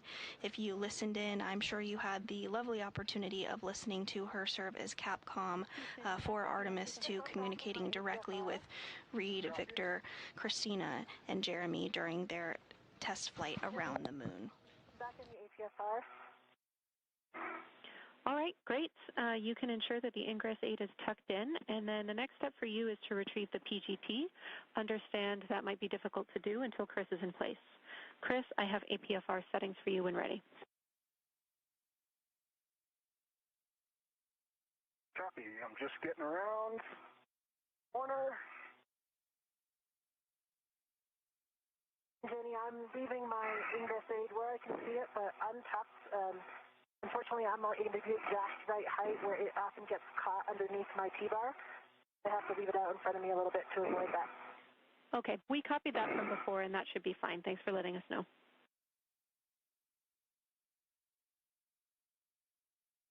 And just to note, it does happen. It happened several times where I got it caught and had to reposition, when you're moving around in the APFR. Copy. But I was able to get it out, obviously, each time, so...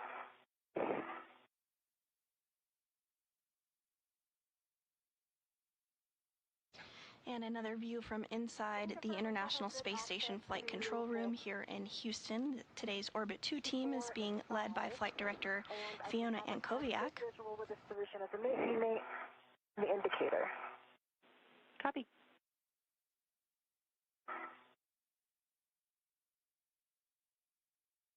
Meanwhile, outside the International Space Station, NASA astronauts Chris Williams and Jessica Meir are working to translate or move back towards the location that the Canadarm2 currently is in order to have better access to that fifth joint on it to remove it.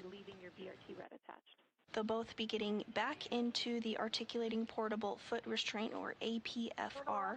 As a reminder, that is used during spacewalks to provide some additional traction and hold during spacewalks for crew members. Clean up the wreck situation on the spare joint. Right now, there's a scoop on the spare joint which has a ret on it going back to the fram, and also a ret from the ball stack mutt going back to the fram. Think. The mutt one was unnecessary, but obviously we'll need to ret it at some point. Yeah. When we retrieve it, so you could leave them both there and just have them unlocked. Copy. Agree with that, Jenny? We're talking.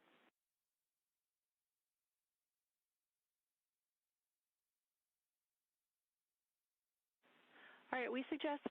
And I'm ready for APFR settings.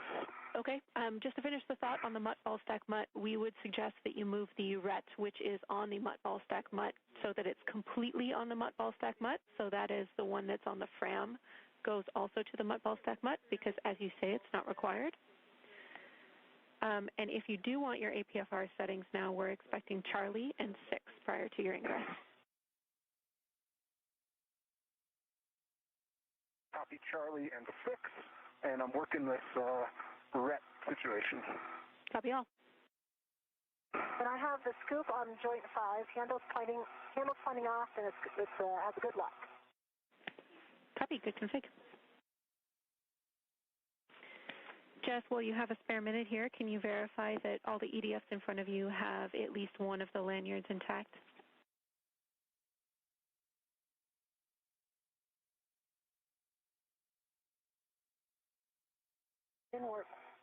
Yes, I can confirm that. All 3 that I can see. Copy, thank you. That would be 3, 4, and 5.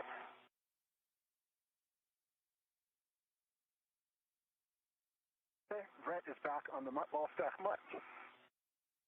And I heard Charlie and 6 for the APFR setting. Good words, Charlie and 6. And I'm also supposed to remind you to set up your waist tethers to roll between Charlie and Bravo as required, because we no longer have the lead cluster for you to react against.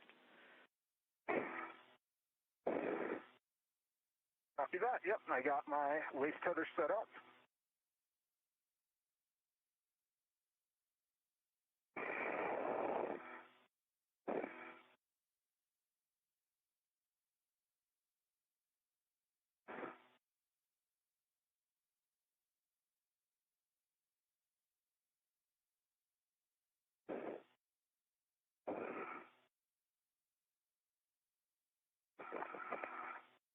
Just have to untangle my scoop Brett.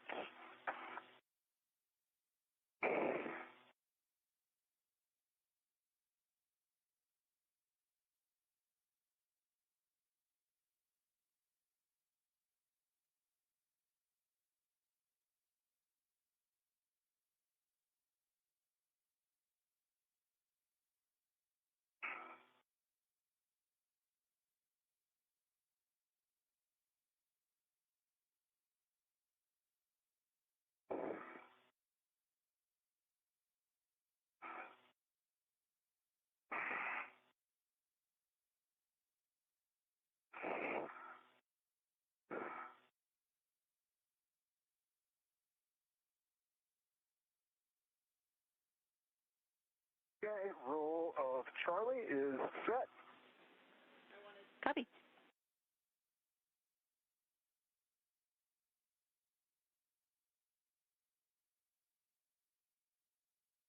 And I'm working my ingress. Copy.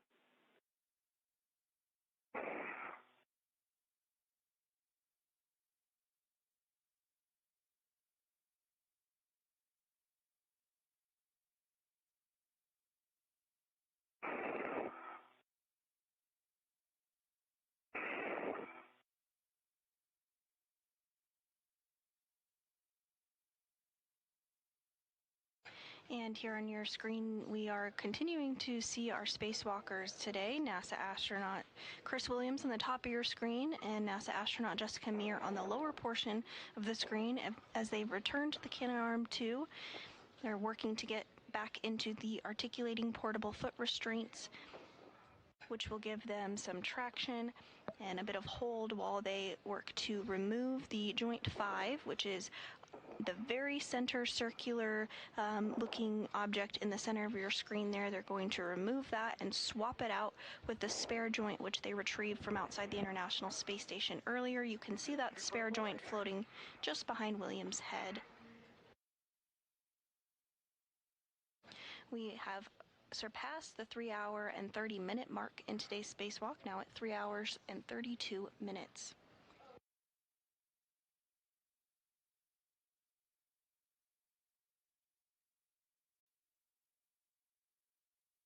Okay, I'm in. Copy, Chris. Next step for you is to pass EV2's PGT to them. They'll be working the mate-demate bolts, and as you work that, I have a big picture update for you. Copy that, and standby 1. And my TCV is up to 4.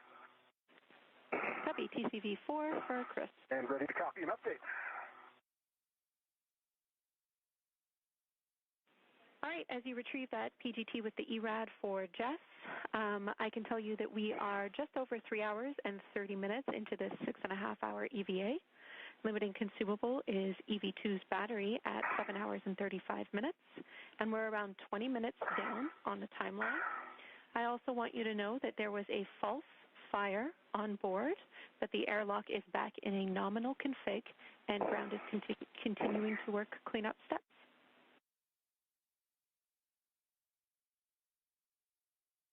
Copy all. Thanks for the update. Got it. Okay, copies. I got it. Oh, watch that. Okay. Yeah. Oh, yeah. So I wonder now if you should try to keep the bag on that side. Yeah. And we lock it out so that we... This is an adjustable, so I can pull it tight. No, I just meant with my rep. Oh, lock it out? Yeah. Sure. I'll give you some slack and lock it out.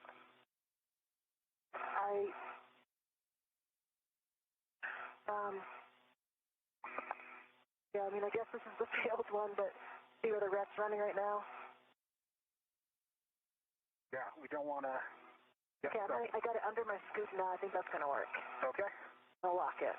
And then... Actually, I might not lock it. I want it to retract. It's under the scoop, and the scoop's keeping it clear. Okay, and I do not have my scoop attached yet, so just... Okay, no worries. Can you give me words on that, Jenny? Checking. Yeah, we have it as written to do the mate-demate bolt first before the scoop. Okay, copy. Getting lined up for that. And your settings, Jess, are Alpha 2, Counter 3.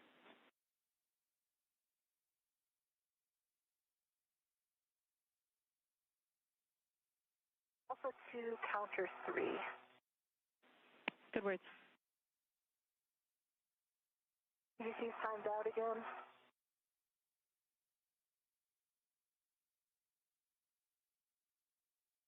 I'll give it another cow.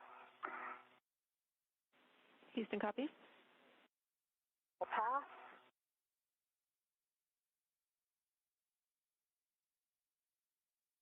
Good LED test. Battery 39.9. Copy. That was Alpha 2, Counter 3.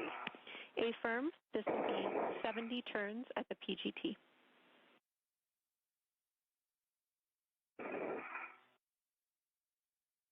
C70.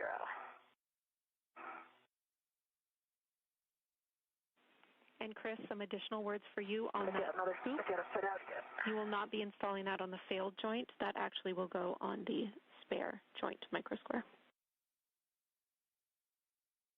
That's right. Thank you. No problem. Thank you. And as you can see here on your screen, we have entered into another night pass. The International Space Station orbits the Earth every 90 minutes, so that means every 45 minutes the crew sees a sunset and a sunrise. At this time, the duo is back inside of their articulating portable foot restraints and are working to remove the failed joint from the Canadarm2. They'll utilize the pistol grip tool, which has been used quite frequently during today's spacewalk, in order to do so. Once that's removed, they will swap it out with the new joint that they retrieved from outside the International Space Station. That spare was already on board. You think that you could... I think I'm on it now. It looks good to us.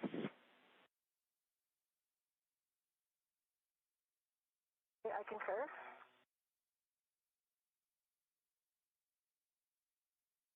Okay, I'm going to start turns. Ready. 70 turns at the PGT.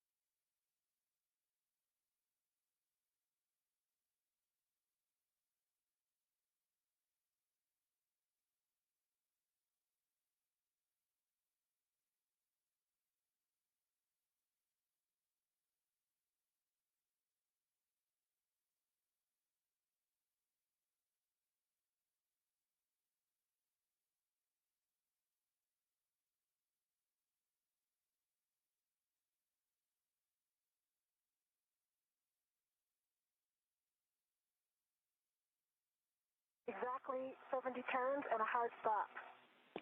Copy. Hard stop. PGT counted 71, I counted 70. Turns. 71 on the display. And I see that the indicator is fully out. Copy. Great work. That is a good config. Now we are ready for you both to move on to releasing the Joint 5 EDFs. Jess, you will be keeping the ERAD PGT. And Chris, you can retrieve your PGT. Copy. Before we start, Jessica, I think I need to roll one more outboards. Yes, you're not even with me. Yeah, so I'm going to just use the micro square to kind of help me. Yeah, or, I mean, it depends. If you can reach the EDS, you're fine, right? Yeah, but this is better. Okay. Looks good to us. And Jenny, if it's good with you, I'm going to start with EDF 5. Copy. We had EDF 5, 4, and 3 I'm good. for you, all with the ERAD. You can start with 5. And settings? Bravo 2, counter 2.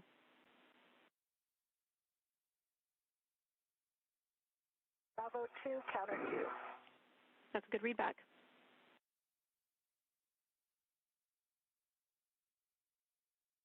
And Meir has successfully utilized the pistol grip tool to remove that bolt. The duo will now work to remove fasteners in order to fully undock or remove that fifth joint from the Canadarm 2 ahead of swapping it out with the spare that is in the top portion of your screen there behind NASA astronaut Chris Williams wearing the red stripes, completing the second spacewalk of his career today. I'm starting turns on EDF 5. Okay, and settings for me, Jenny? Copy EDF 5. Chris, your settings are Bravo 7, counter 2. Copy, Bravo 7, counter 2 set. Setting on EDF 6. Copy EDF 6. This will be 5.5 turns to release.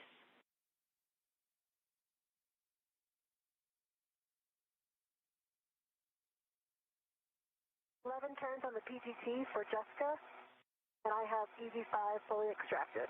Copy. EDF 5 fully released, 11 turns. You can move on to EDF 3 or 4.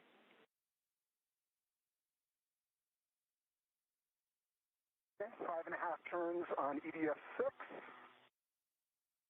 and it is fully released and extracted. Copy. Good. EDF 6 fully released and extracted. Chris, you can move on to EDF 2. Copy EDF 2.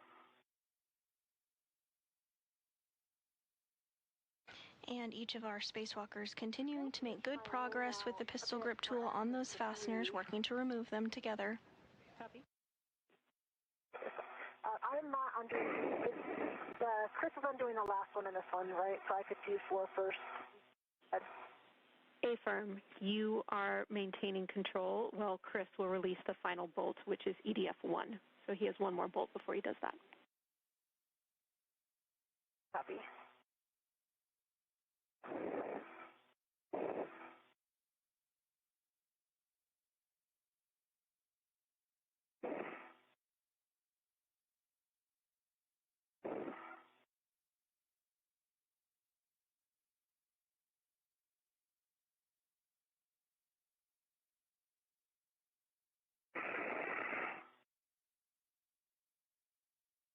And if you're just joining us this morning, welcome. Thank you so much for tuning in. We are 3 hours and 42 minutes into today's spacewalk outside the International Space Station. It's the 280th spacewalk in support of space station maintenance, assembly, and upgrades. The task today is for our spacewalking duo of NASA astronaut Chris Williams and Jessica Meir to swap out a faulty joint on the Canadarm 2. As you can see here on your screen there, Williams on the top of your screen and Meir on the bottom, they're right prime and center on that failed joint and are working together to remove it by taking out a series of bolts and fasteners.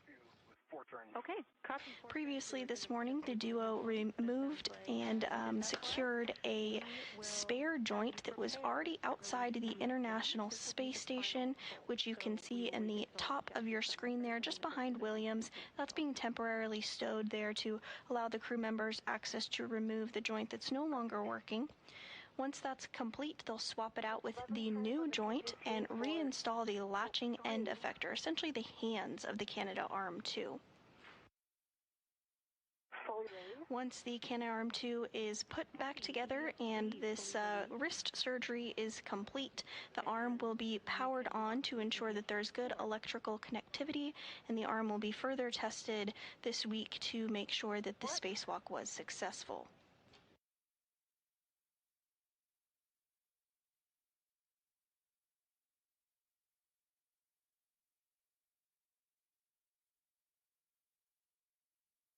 The Canadarm2 launched in 2001 on Space Shuttle Endeavour and was installed by Canadian astronaut Chris Hadfield and NASA astronaut Scott Parazynski.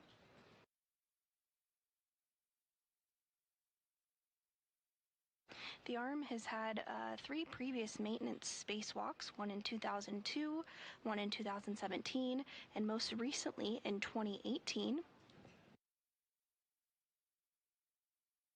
And the arm is an absolute workhorse and has been critical to not only the assembly and maintenance, but the ongoing performance of the International Space Station. It helps move crew members around during spacewalks.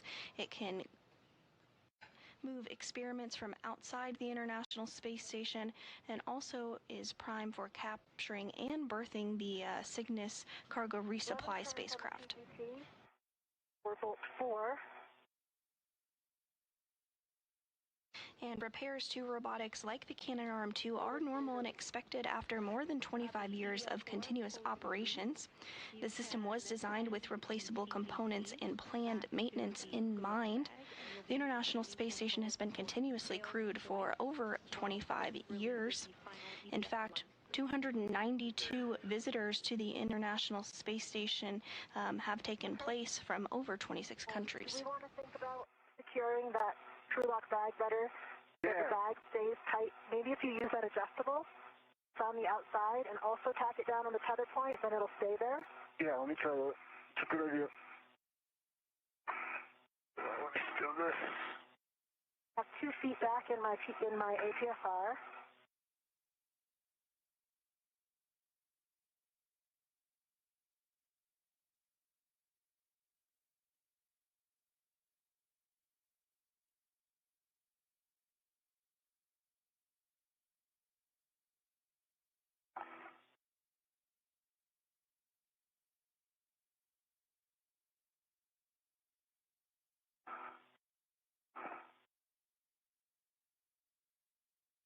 Oops, my scoop. My mini workstation is causing me all sorts of problems. It's getting caught on my Ingress aid.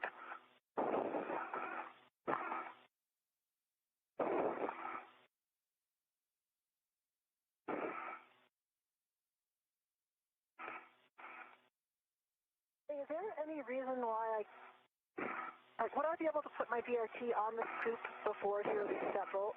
Or do you worry about side loading?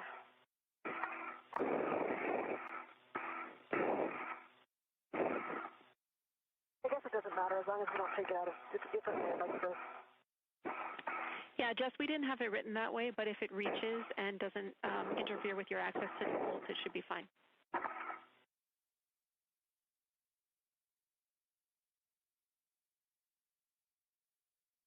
What do you mean my access to the bolt? I'm done releasing bolt. Yeah, correction to my last. Just as long as it doesn't interfere with your access to control the joint while Chris releases the final bolt.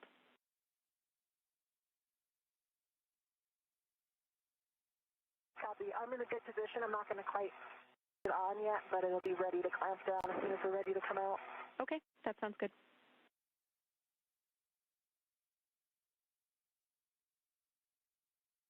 I don't think I can get another hook on that, Jessica, unfortunately. Kind of clobbered. Okay. What I can do is just put the hook around. Nah, I don't think that'll do anything. Yeah, I'm just wondering if there's any way that we can keep the crew lock bag over there so that we just... Right now, we pull the PGT and the whole bag moves over. And yeah.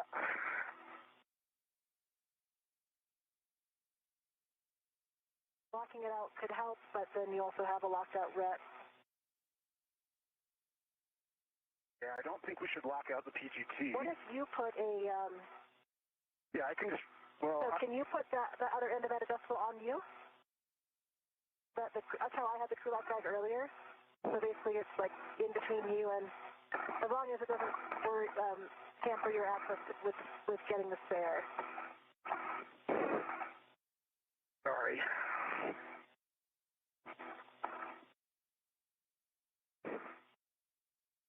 Sorry, I accidentally rolled.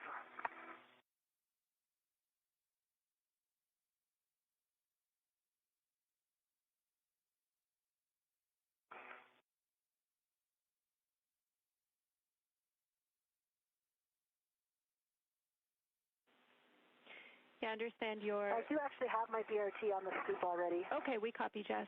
Chris, understand you're getting back in that APFR and in a good config. We would like to continue with the timeline with the crew lock bag stowed as it is, if you are comfortable, since we are still behind. Yeah, I think we can just manage it and be careful. Copy. Okay, thank you.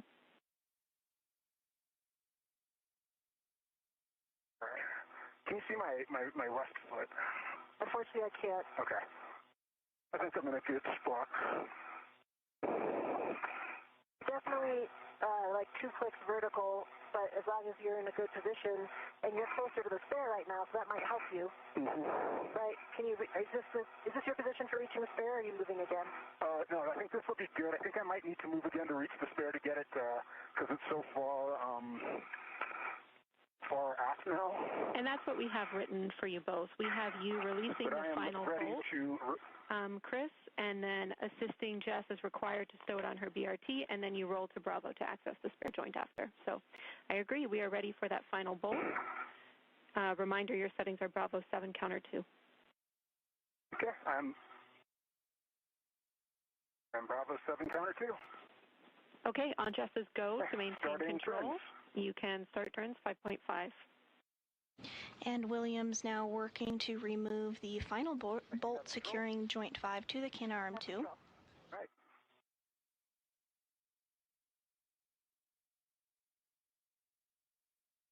Right, 5.5 turns. Feels loose. And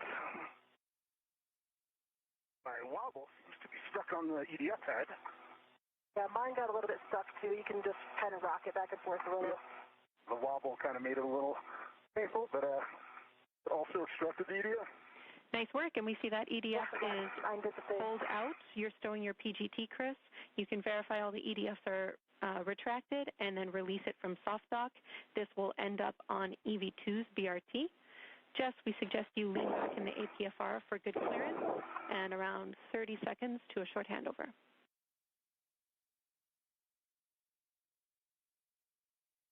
See, and Chris, I already have my BRT on it. So what the plan would be, you can't, you can lift straight up. Yep, I can lift up. I'm on the micro square. Okay, all right, lift straight up. Ready? That's all. Okay, all right. And with that, the joint is now off. Okay, I'm going to try to pull it this way. Okay, I'm going to let go then. Okay, go ahead. I'm letting go. You have it. I have it on my BRT.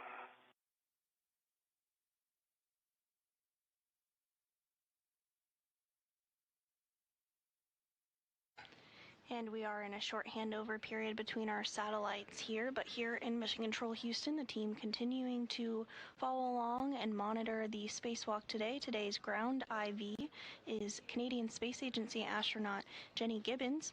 The team inside Mission Control Houston is being led by Flight Director Fiona Antkowiak during this Orbit 2 shift.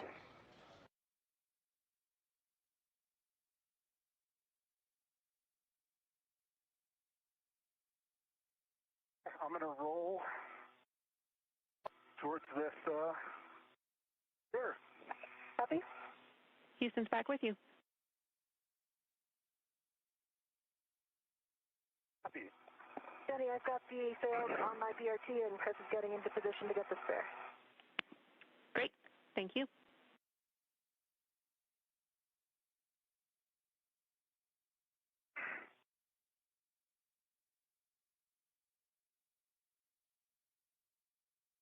Heel's not quite coming out. I think it might be because you're a little bigger.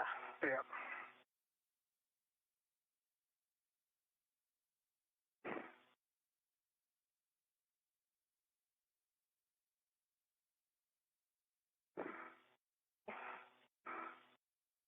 Okay, I'm over at the spare. Copy. You will be installing your square scoop on the free joint micro square, the free spare joint micro square.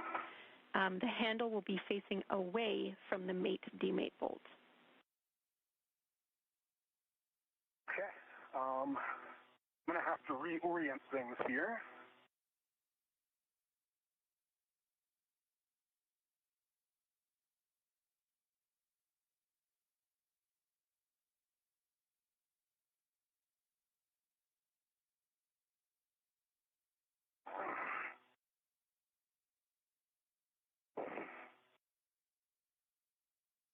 Okay, handle away from the mate-demate bolt. Good read back.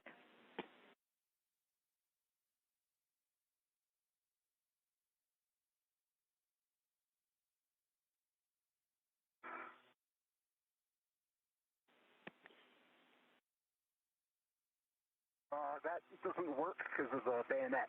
Yeah, you're going to have to come. Well, I got it. It might work. I don't think it's going to lock. Yeah. Come down further to lock. That's the problem I was having. Yeah. Yeah, so I'll have to go. But that's not, is that going to clear the EDS? I think so. Yeah, it's kind of between them. Yeah, we can certainly accept a 45-degree angle if it helps with the scoop. Yeah. Yeah, the bayonet doesn't allow it to go on otherwise. Okay, if that scoop... Okay, that's locked. Copy. That scoop is installed. Now I will have some RET choreography for you. Can you please relocate your mini workstation RET to the scoop that is in the mutt, and then move that RET, which is currently on that scoop, and stow it on the ball stack. Copy. I'm going to take my RET off of the scoop I just installed, because that is locked. Stay firm.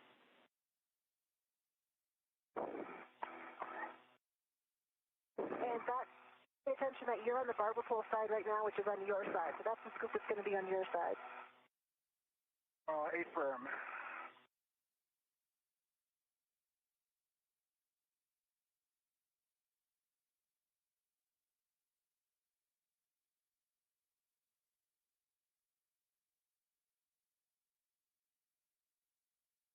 Okay. And now I am putting a mini workstation RET on this one. Following the removal of the joint number 5 that was no longer working on the Canadarm2, NASA astronaut Chris Williams is now working to get the spare joint in place for installation.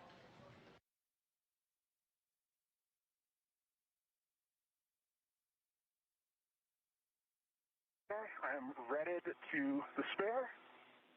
All right, nice work. Now you can remove the RET that's currently on the square scoop, going to ESP2, and temp stow that on the ball stack. Copy and work.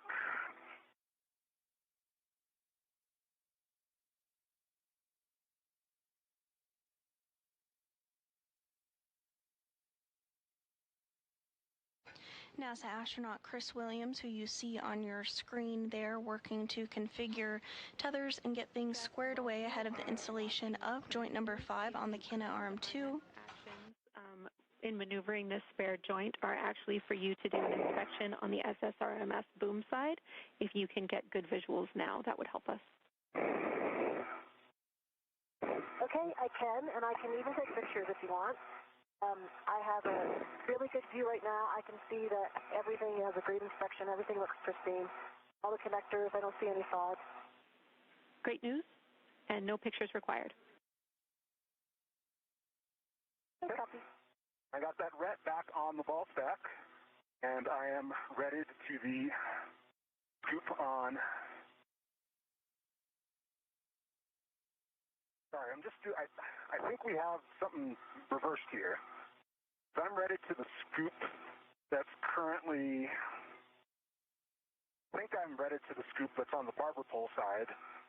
Oh yeah, no, this is good. Sorry. Yep, this is That right. should be correct. The point of the RET swap was to set us up for that, for the proper install, but thanks for the check. We want to make sure it's right. And this view from NASA astronaut Jessica Meir's helmet cam looking directly at NASA astronaut Chris Williams. He's wearing that spacesuit with the red stripes across from her. You can see he has that spare joint just to his side and is going to get that maneuvered over to directly in front of what Jessica's looking at, where they just removed that joint 5 from. They'll then work to reinstall the joint. Your left hand is on the back side, which is going here where my left hand is. Yeah. So you're read it on the wrong side. Yeah, this had me read to the wrong side, I think. So, yeah. Okay, so let's figure this out. Let me just see if I can rotate this around. Loosen this up. And you can see the black marking on your side now, correct? Yeah, I can see it on this end of it, yep. And that just makes sense from a topology endpoint. I need to put another ret on here. Well, you can just take off the one you put on. You can reach it. I gotta keep it redded. Or I guess it's locked in the mud.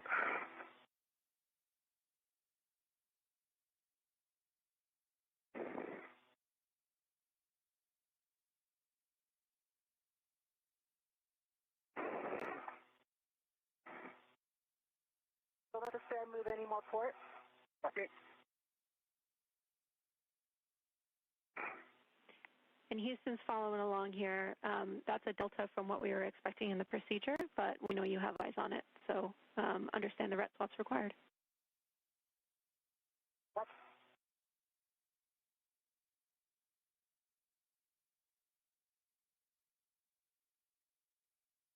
Just come starboard a little. Sorry, I'm trying to avoid all of the bad parts.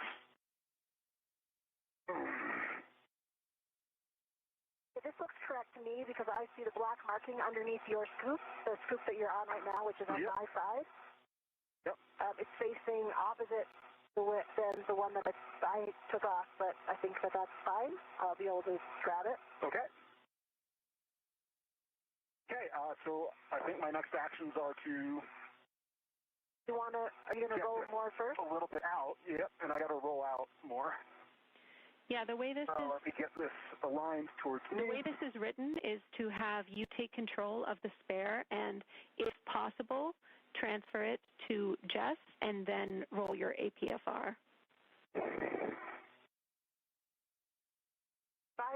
If you can roll it right now, I think it will help because it's going to be a far reach to get to me. Yeah, I agree. Houston copies. See what I can do.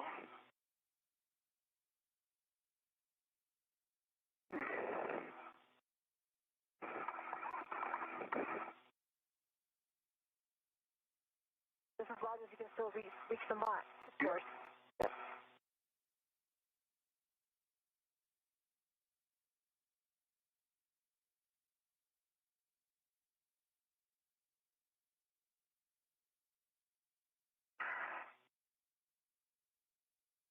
Okay, that's like a little bit of roll.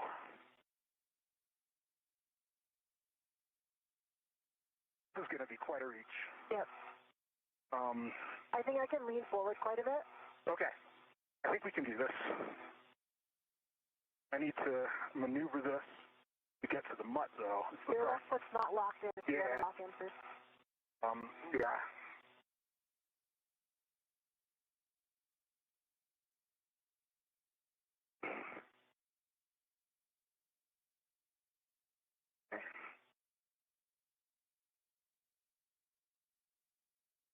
Okay, let's see how we can maneuver this.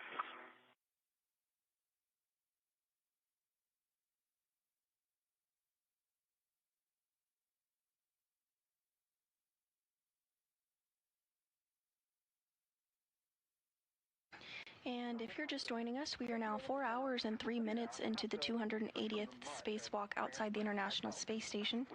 The goal of today's spacewalk was to swap out the joint number 5 on the Canadarm2, which is no longer working as expected.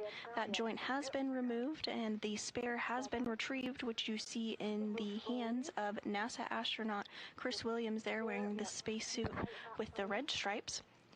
Alongside NASA astronaut Jessica Meir, their next steps are going to be to work to get that replacement joint installed on the Canadarm2. Stand by right there. I have a good inspection of the mater side, and I have a good inspection. Both sides are passing inspection. No sides, all clear. Great inspection, both sides of the spare. Thank you. Unfortunately, the scoop is pointing the wrong way. Okay, I got it. You got it? I have control. You have control. I'm letting go. I've got control. Yep, I'm letting go. All right, I'm actually going to just start moving towards soft dock because I'm very well aligned. Yep, please go for it. Go slow. I'm ready to it.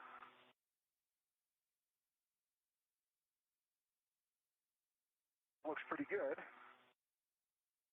One of the EDFs popped in. Okay, I'll just pause where I am and I'll wait for you because I can't. Yep, it's number 1. I can see it popped in. So. Okay. I'm in a good position. We're lined up. I'm just at, a few more inches to go. Copy. I can see 4 clear EDFs. That's 3, 4, 5, and 6. Yep, I just got a little roll. Pulling one all the way out. One's all the way out. Okay, let's push down. Yeah. I see good.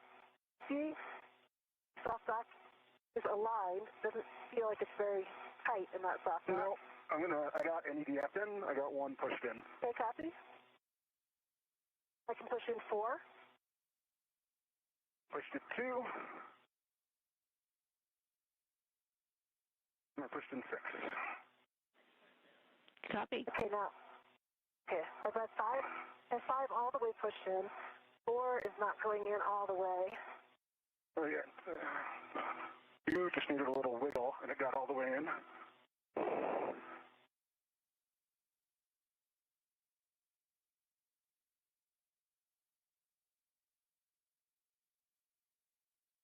I see a small gap still between the 2 washers.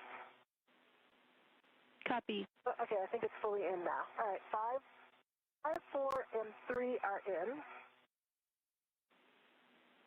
All right, outstanding work, you two. I'm tracking all EDFs pushed in on both sides, correct? Stay firm. Stay firm, yep. All right. Now we'll need you to both retrieve your PGTs, and we will be driving our EDFs in a star pattern. The first bolt I have listed is for Jess with the ERAD PGT, and that's EDF 4. Okay. Copy. Need Chris's help to get Stand by. PGT. But it's been a little stubborn with this APFR. And as you can see on your screen there, the joint has been soft docked to the Canadarm2. Williams and Meir are now going to work together using their pistol grip tool to secure the joint on the arm.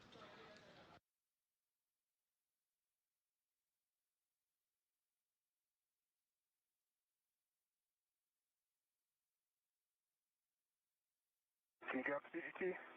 Almost. Okay, I got it. You got it. I'm going to control the bag here. Okay. The bag. Let me know if you think it's best to lock out the... No, let me just pull the bag over to me.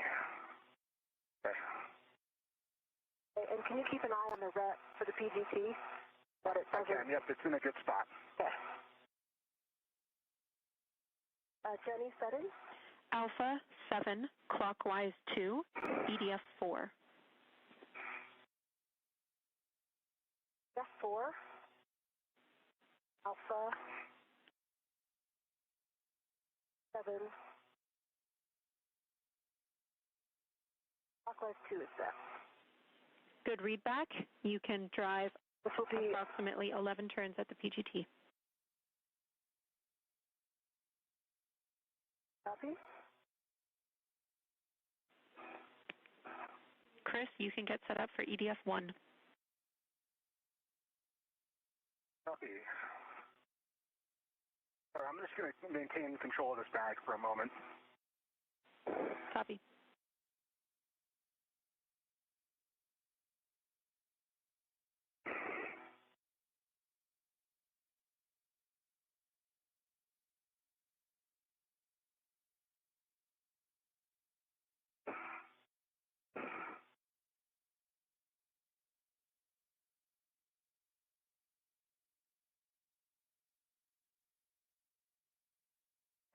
exactly 11 turns. I have good green light, and my torque is 9.2. 4. Copy. That was EDF 4. Good light, 11 turns, and a torque of 9.2. Next bolt is Chris's bolt, EDF 1. Let me know when you're ready for settings. Yeah, I got to let go of this bad guess. I'm going to do this, or I can try to see if I can just tether it to me. Yeah, that's what I would suggest, using that outside. Yeah, I'll use the integral, and I'll just... There's a large, small adjustable. And there's an integral. Yeah. Okay, I've got my PGT, and I've got deeper settings. Bravo 2, clockwise 2.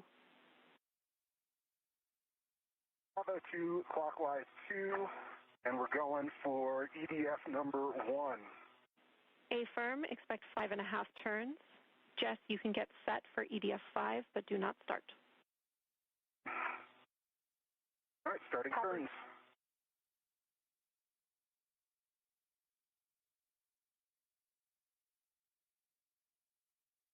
And Williams now working to secure joint number 5 on the Canadarm 2. Okay, that was 5.5 turns. Green light, 16.0 on the torque. Copy. Good turns on EDF 1. You can get in position, but do not start EDF 2. Copy. I'm ready for 5. You can start turns on EDF 5, 11 turns at the PGT. Copy.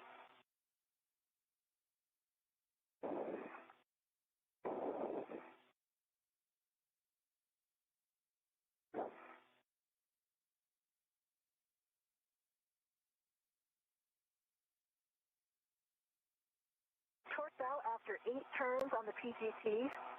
I have a good green light, and I have 9.0.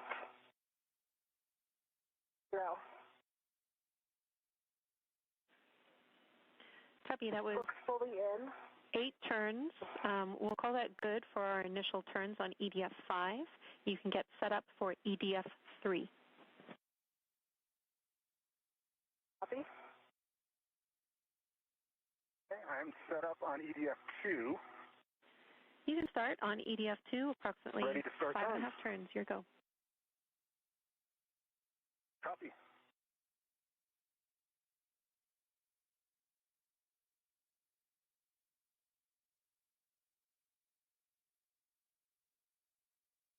That was only 3.5 turns, and I got a...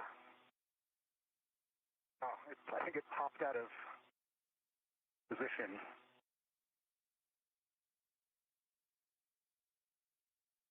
Yeah, somehow it popped into cow. Okay. Well, I'm going to continue. A-firm, we can give you settings again if needed, and we'll hit that EDF again. Yep, Bravo 2, counter 2. Good read back.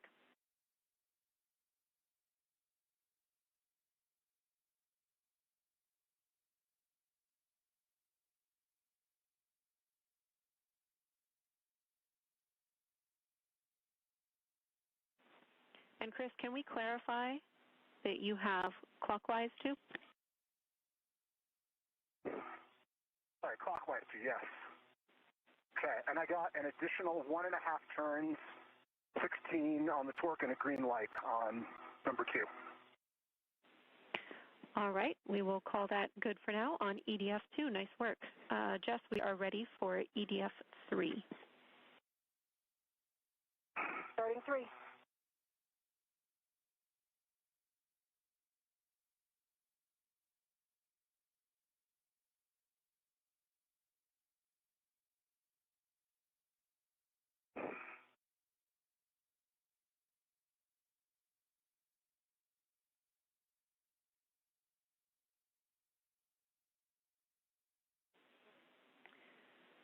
Jess, well, you're turning EDF 3. Chris, your new settings are Bravo 7, clockwise 2. Bravo 7 clockwise 2. And Jenny, I torqued out at only 6 turns. I have false red torque and a torque of only 2.7. Do you see that does look like it's fully installed? Copy. We will have you Need to wait for a retorque or drive that bolt again. copy?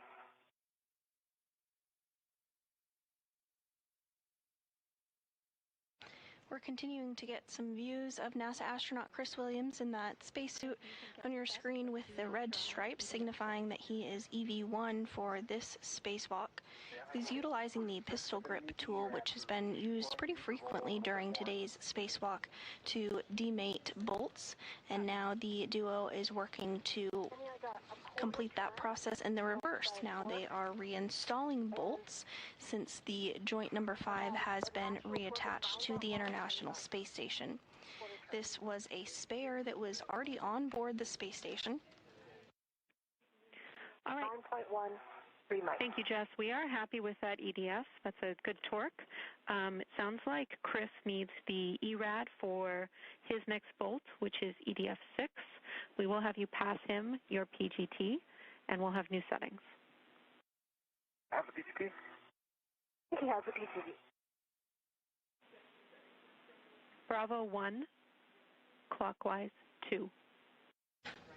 And here on your screen we have a really great visual comparison of the 2 pistol grip tools being utilized today.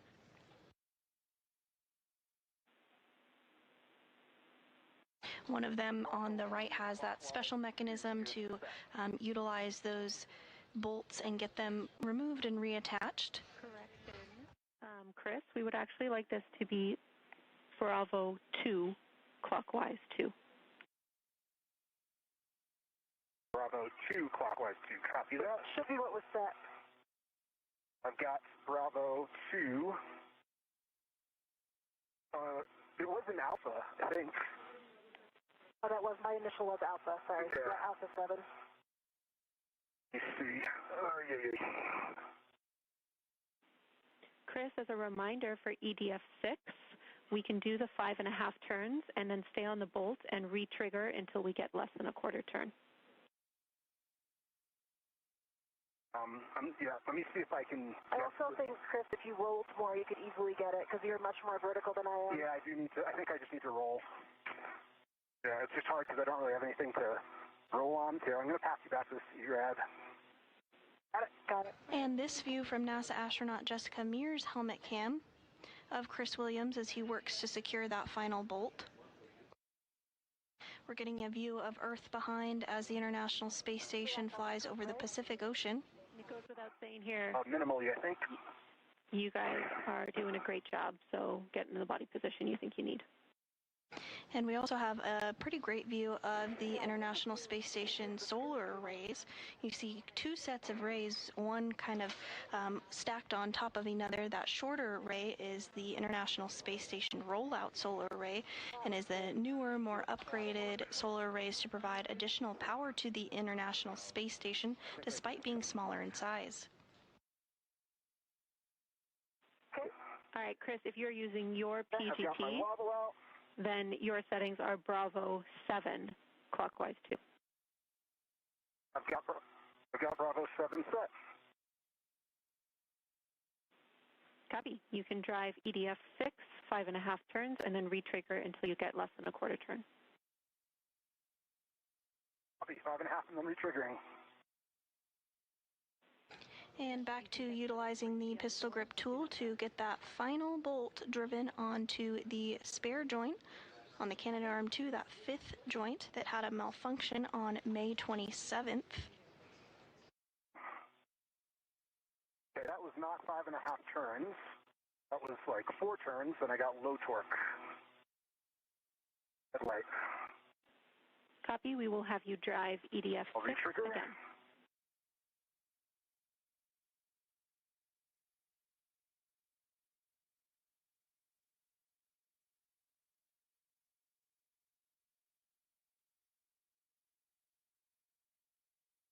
What are my settings?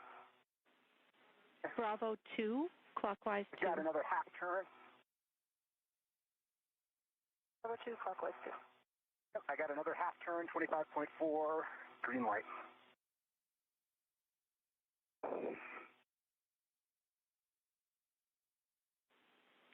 Copy, Chris. We'll have you re-trigger until you get less than a quarter turn. Copy.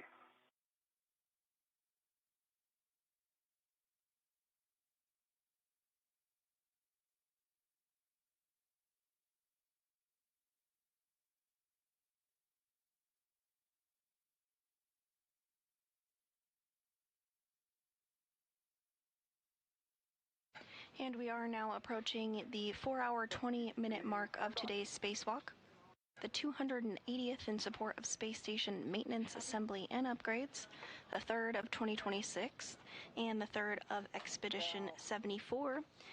NASA astronaut Chris Williams is completing his second spacewalk today. You see him there continuing to utilize that pistol grip tool to install the spare joint on the Canadarm2. NASA astronaut Jessica Meir is completing her 5th spacewalk of her career today.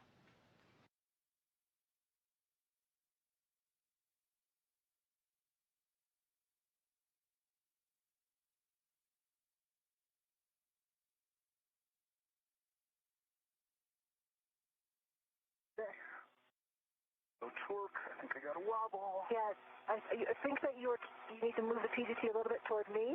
Yeah, it's just not a little bit up. There you go.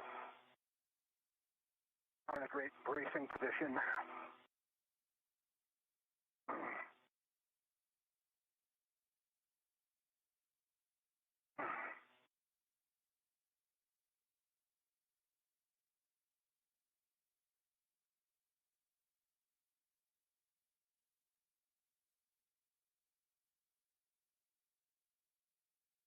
There we go. Green light, 25.4, less than a quarter turn. Great work. Jess, you can drive EDF 4. We'll expect this to be under half a turn, or re-trigger till you get under half a turn. Copy. Oh, looks like my PGT's turned off again, too. Copy. Chris, you can get positioned for EDF 1. Copy, EDF 1. Okay, I've got a good cal. The LED test battery, 39.5. Copy. That was clockwise 2. Bravo 2, clockwise 2. D6.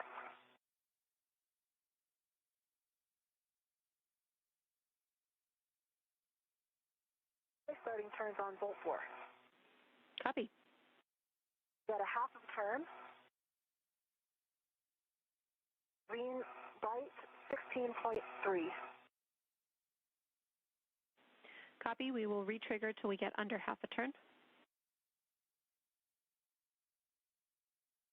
See?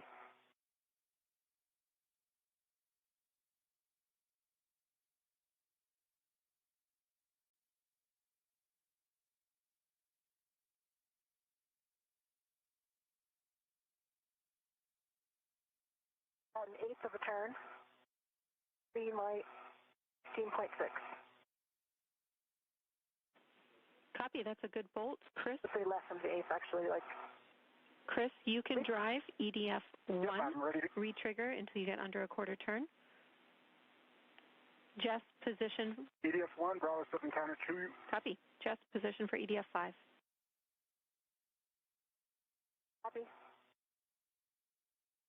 Okay, first re-trigger was a quarter turn, second re-trigger was under a quarter turn. Green light, 25.3. Copy. That's a good bolt. You can get positioned, but do not drive EDF 2. I'm ready for 5. Driving now. Go. That was less than a quarter of a turn.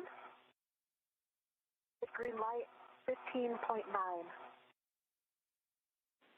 Copy. That is a good bolt. Chris, you are go to drive EDF 2, and Jess, get positioned for EDF 3. Copy. I'm working my position. I can't get it from this roll on 2, so I'm going to have to re-roll. Copy.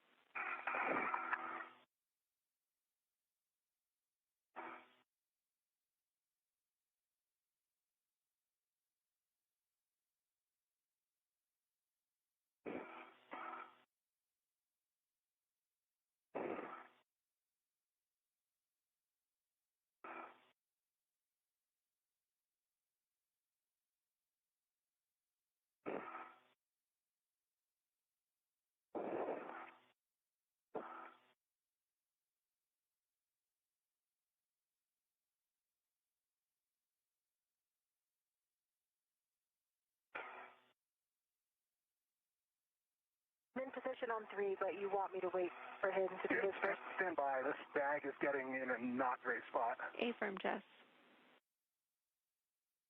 Copy.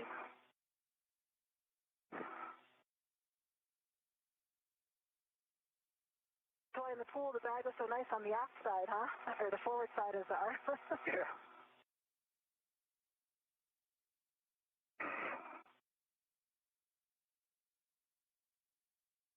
All right, I'm trying to manage this bag and re-ingress. Okay, I'm back in. Just try to tuck the bag behind the scoop. See if that will kind of temp hold it back there.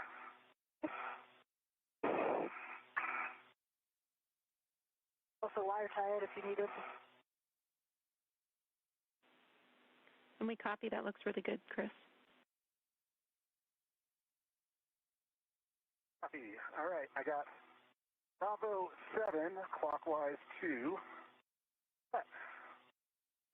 Getting in position. Copy. Drive EDF 2, and then retrigger until you get under a quarter turn. Okay, getting rid of the wobble.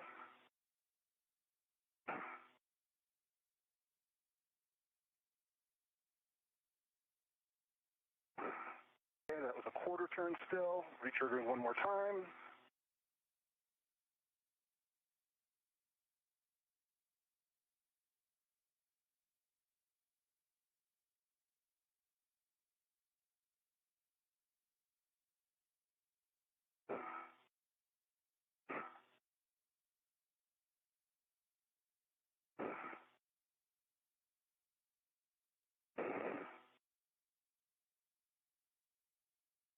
Okay, I got a collar error. Stand by. Just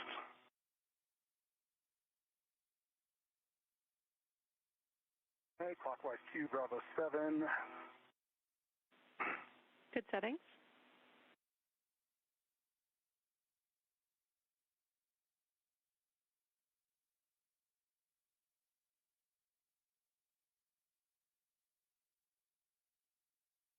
Okay, that was less than quarter turn, green light, 25.5.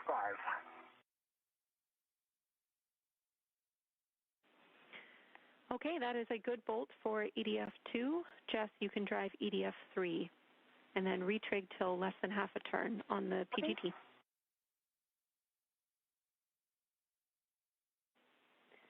Chris, you can stow your PGT and verify that the EDF lanyards cannot be extracted. Copy, didn't work. Got about a half a turn, so I did one more, and it was less than a quarter of a turn. I did get a false red torque. All right, we'll hit that bolt again, Jess. Copy.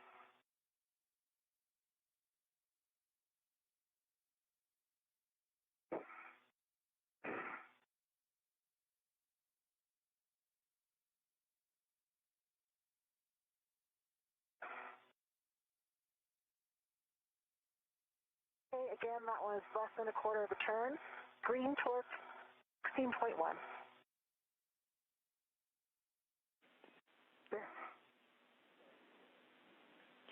Copy. That is a good EDF, Jess. We will have you do the same. Check the pull lanyards and make sure that your EDF cannot be extracted. And I got 3 good pull checks. Cannot be extracted on 6, 2, and 1. Okay, and I can verify the same for 3, 4, and 5. Nice work, you two. Jess, get in position for the joint 5 mate demate bolts. I have new settings for you. And Chris, remove the square scoop and stow it on your mini workstation. Be in work.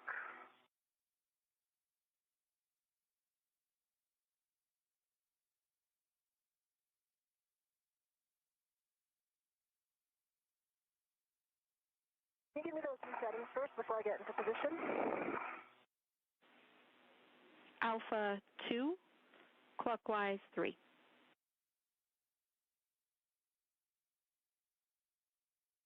Alpha 2, clockwise 3. Good read back.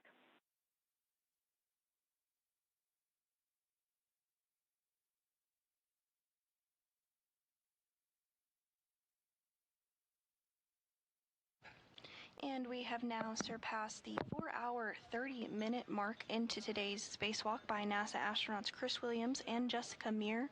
So you can tell from this view on your screen, they're continuing to work to install that spare wrist joint on the Canadarm2. Copy. Expect 70 turns at the PGT. Today's spacewalk is the 280th in support of space station maintenance, assembly, and upgrades, and is the second for Williams and the 5th for Meir.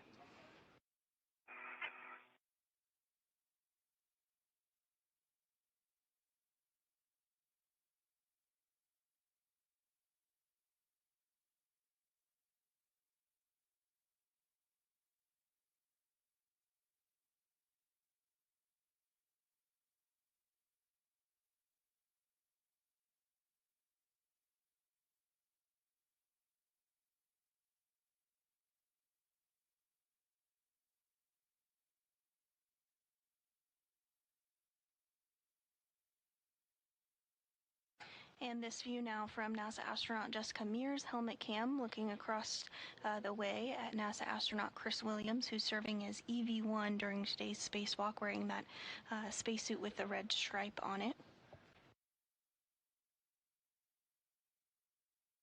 We're about halfway through a day pass of the International Space Station. The space station does orbit the Earth every 90 minutes, so a sunrise and a sunset is seen every 45 minutes.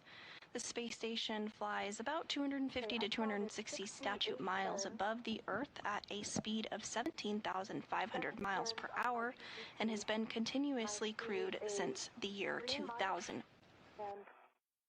In that time, 292 visitors have spent time on the International Space Station, living, working, and contributing to key science that is a stepping stone for NASA's Artemis program as we return to the Moon and on to Mars.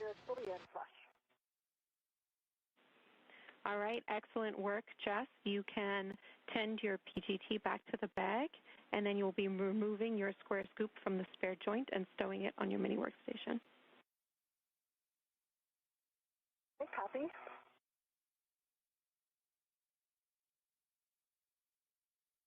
And for retology here for this scoop, I can just use a mini workstation ret, and I'm going to use it on the lead anyway. Affirm, this is the scoop that you will be installing on joint 6 microsquare, so mini workstation's appropriate. Okay, copy. I have a ret on it. Nice work. And it's released. Copy. And we did get confirmation that the spare joint, that joint number 5 on the Canadarm2, has been successfully installed. All of the bolts have been driven.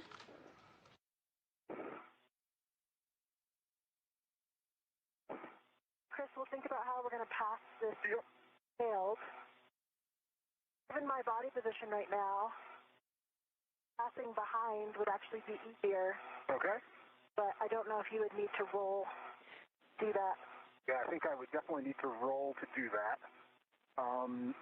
Yeah, the way this procedure is written, just so that you have what the nominal plan was going to be, after Chris removes the scoop from the installed joint and tends it to his mini workstation, he's going to roll to a more vertical position, and then you're going to work together to stow that failed joint on the mutt ball stack mutt.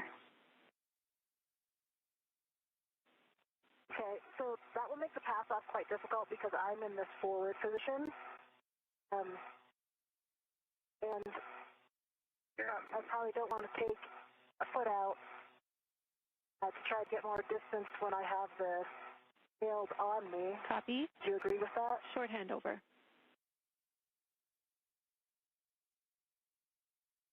Maybe, Chris, I can get it. You're looking at me? Yeah. Maybe I can get it into the right hand and get it far enough away. And we are in a short handover period between our satellites, but will regain communication and view here shortly. Here in Mission Control Houston, the team is being led by NASA Flight Director Fiona Koviak during this Orbit 2 shift. Serving as ground IV for today's spacewalk is Canadian Space Agency astronaut Jenny Gibbons. You may recognize her voice from the Artemis 2 mission, where she served as the Capcom for the Artemis 2 crew. You have a scoop to put on, though. Right. Let me get that ready. So, I'm going to release my DRT. Okay. Out of my DRT.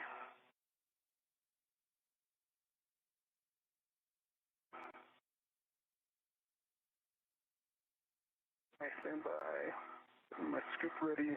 Houston I'm stable. is back with you, and we agree with the plan.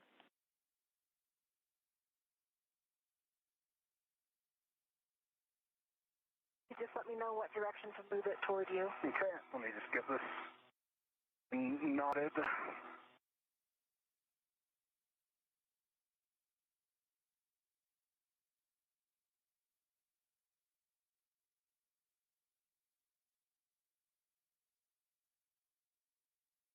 With the Joint 5 successfully removed and then installed with the spare that was on board the International Space Station, both Williams and Meir are working to temporarily stow the failed joint.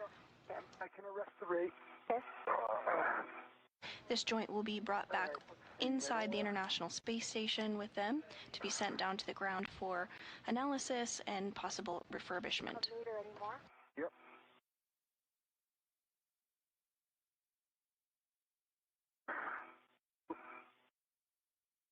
I'm getting the scoop on. I'm just going to get it on as best I can, I think. Yep. And then capture.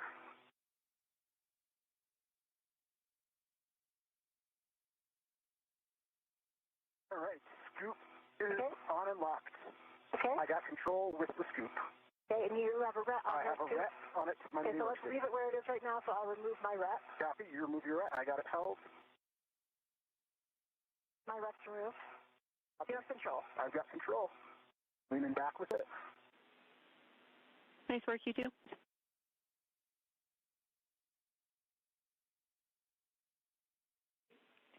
Chris, we will have you stow the failed joint in the mutt ball stack mutt. We suggest that you stow the unretted scoop in the jaws. Doing the best. Yep.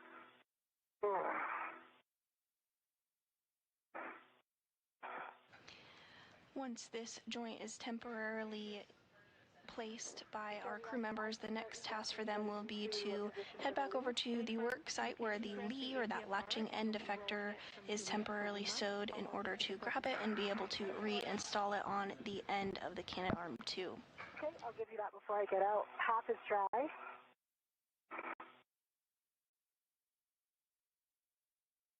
Plug unchanged. Yeah, I'm having a tough reach here. I thought I had it in, but the jaws closed. Copy, Chris, and if that reach is challenging, either scoop can be in the jaws. It's just a preference. Yeah, I just, the mutt jaws triggered closed, so I'm trying to...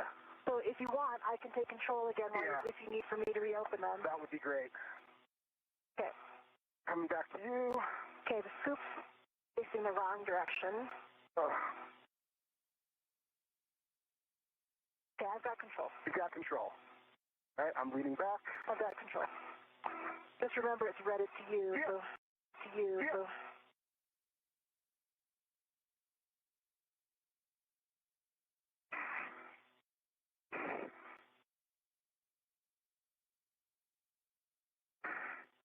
Super tough reach for me.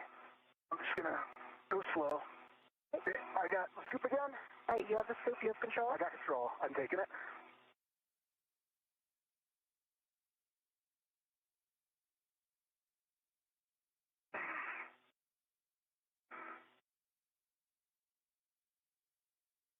Don't count any more port. Yep. I have like a foot to go, and I'm like, oh.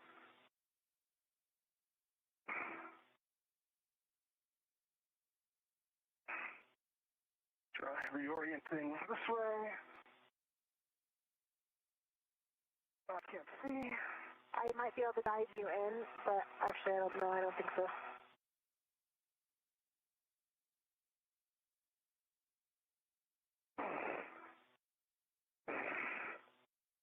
Come any more port?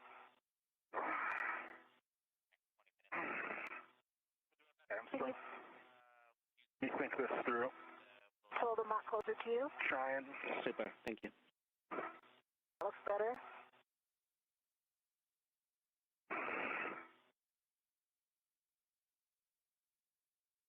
You got it.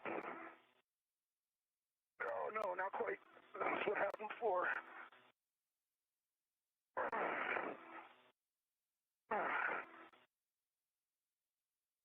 No, it's not quite closed. Change the angle a little bit to get them to close. Oh, come on. I can't do it from this APFR position, I don't think.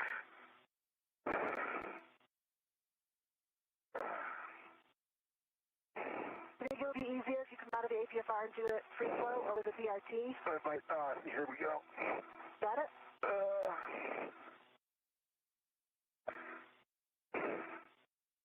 The jaws are just not, or the mud jaws are just not popping.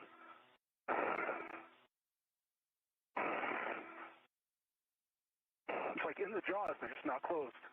And I can't reach around it.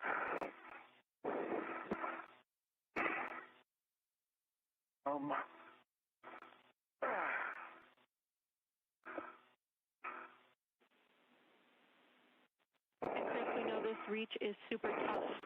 Jess, if you think you can help from outside the APFR, your next actions are still to egress and reset the roll. I got it. Got it. Nice job. Wow, great job, Chris. We know that was really hard. All right, and we're locked. All right, gold medal of the day. We copy. We now need to do a RET swap, Chris. So you'll be attaching the temp stowed RET that's on the ball stack to the joint tether point. And then you'll be taking the free scoop with you on your mini workstation to install on the Lee cluster. Okay, so I'm going to take the scoop that is not in the mutt off right now. Copy. No, I got to do the other order first. Copy. That's just fine. Okay.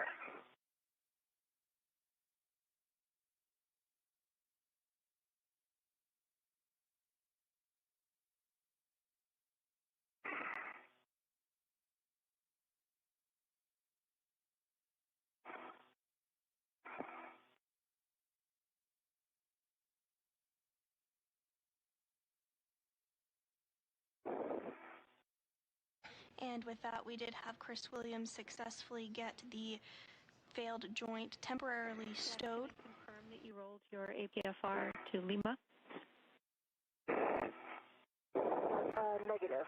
I am about to do it. Copy. Thank you. A reminder.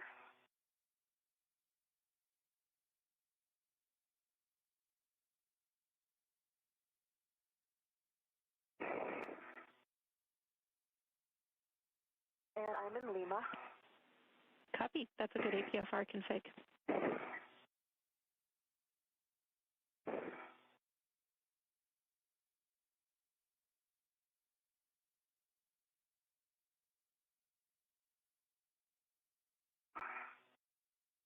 And I think, Chris, I'm going to get into exactly the same position I was in. Do you agree? Yeah, I think that worked out really well.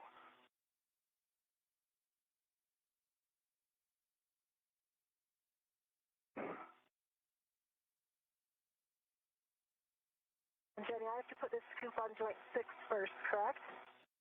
And what's the orientation again?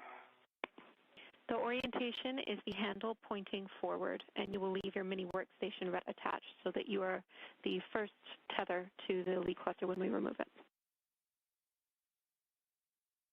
Okay, ret from the mutt is attached to failed. At the egress to go do that. I'm going to get back in a good position. All right, sounds great. And your next steps were out of the APFR anyway, so no issue. Okay, and then I'm going to retrieve the other scoop. Good next steps. Scoop is retrieved. And back on my workstation. Copy, Chris. That sounds good. As you translate to the aft side of ESP2, I will take a glove inspection and HAP check, and then I have big picture words for you both.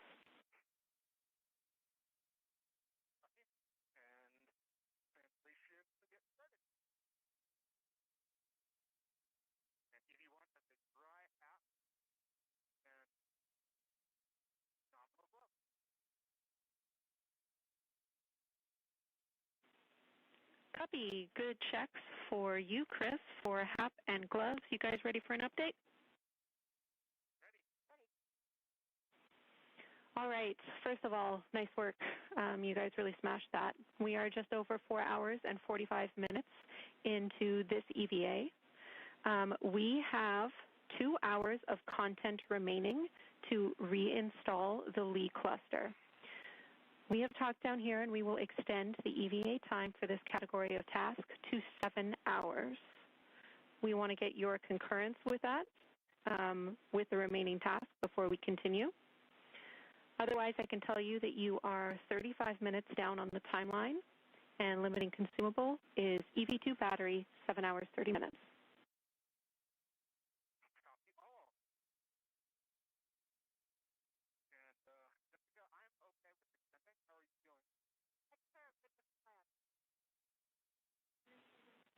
All right.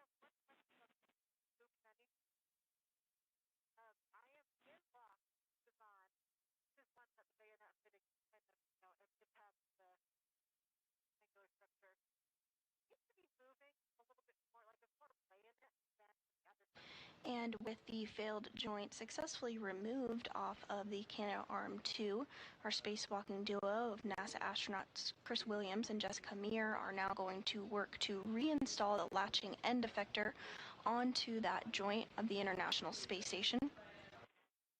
The removed joint, which is temporarily stowed, is going to be brought back inside the International Space Station and eventually sent to the ground for further analysis and possible refurbishment. All right, sounds good. And Chris, one more item for you. We think your HECA was inadvertently bumped off. Could we get a check that you push the button back on, please?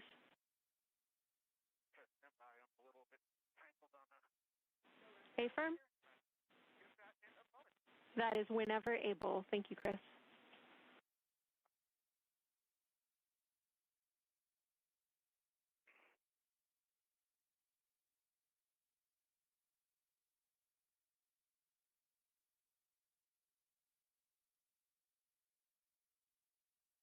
Both Meir and Williams are working to make their way over to that latching end effector they temporarily stowed earlier following its removal. We are 4 hours and 48 minutes into today's spacewalk, which began at 7:20 a.m. Central Time this morning. Today's spacewalk is the 280th in support of space station assembly, maintenance, and upgrades.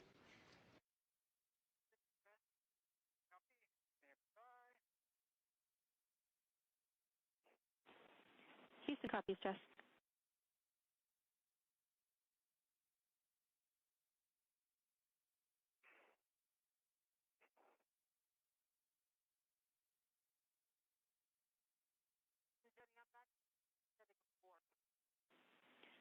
Copy. TCV of 4 for you, Jess.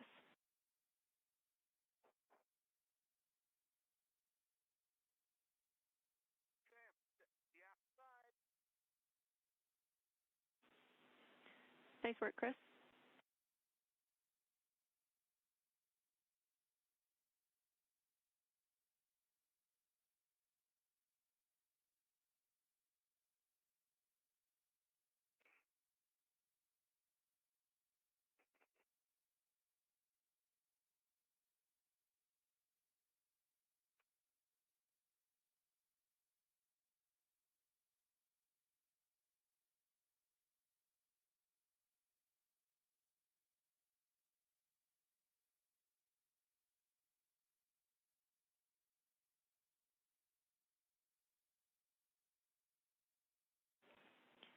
Chris, as you're getting in position here, my first task for you is to install the square scoop handle forward.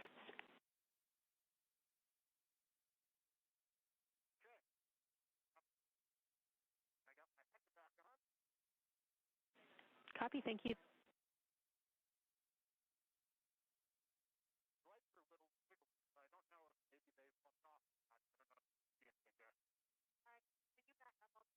Can you back up? I'll build you, but your straps are nice and hot, so I expect no problem. Okay, what's going on with the handle station forward? Good read back.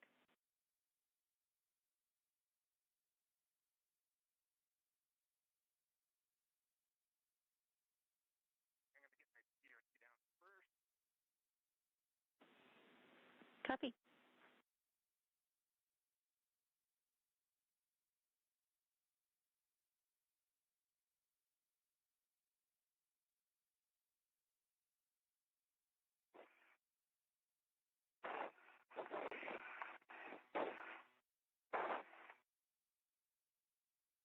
Jenny, we're coming into a sunset here.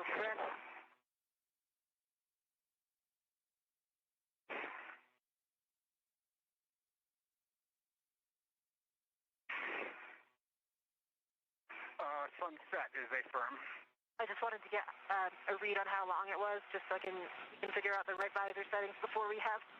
Yeah, of course. We're tracking about maybe 13 or 14 minutes till sunset. Okay, and then it'll last for? Around 30 minutes. Okay, copy.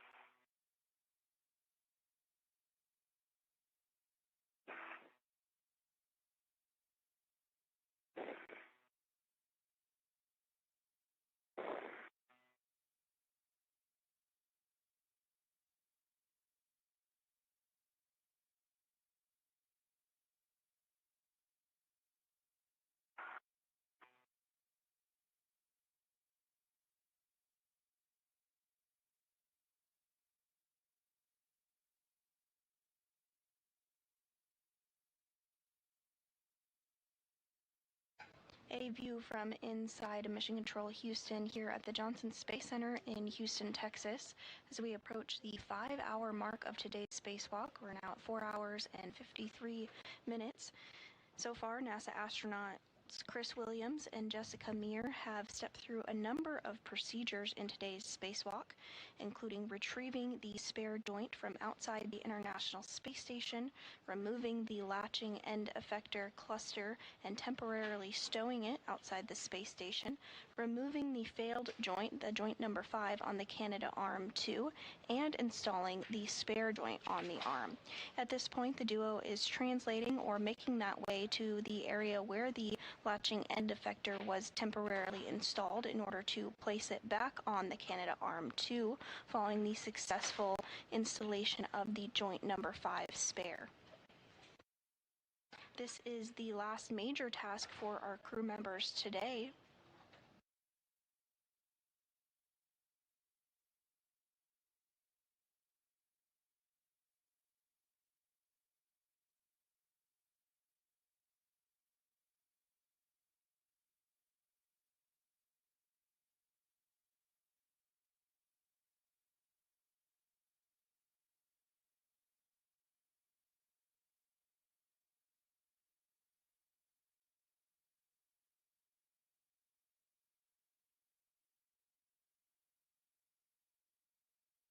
The International Space Station has been continuously crewed for over 25 years. As part of that, the mission control team here in Houston has also been continuously crewed, supporting the crew on orbit 24/7, 365 days a year. After a brief LOS. Copy. I've got my scoop on, handle facing forward, and I'm getting in position to release some EDFs. Perfect.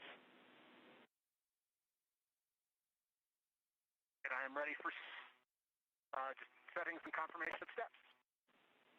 All right, your PGT settings are Bravo 7, Counter 2, and you will be releasing all of the EDFs that we drove in for the temp stow. So that's 4, 5, and 6, 5.5 turns each, and then pull them out. Copy that. I'm going to start on 4. I've got Bravo 7, Counter 2 at, and 5.5 turns and pull them out. Need to start turns. Copy. And with that, Williams has made his way over to the temp stow location for the latching end effector and is now going to use that same pistol grip tool utilized earlier to temporarily install the latching end effector to this location to uninstall it in order to reinstall it back onto the Canadarm2. And that is fully extracted. I will note on 4, one of the lanyards appears to have broken. One of the retaining lanyards. The other one is still intact. Copy. One of the lanyards is broken on 4, but you were able to release that EDF. We are good to continue. Let's release 5 or 6 and just make sure Jess has control still before you release the final EDF. Copy. I have control, but I can't come aft enough to have 2 hands on it. I only have 1 hand on it, like we did the install. But if we start moving slowly and you have a hand on, we'll be okay. Okay, copy that. I'm just getting repositioned to do the other EDFs.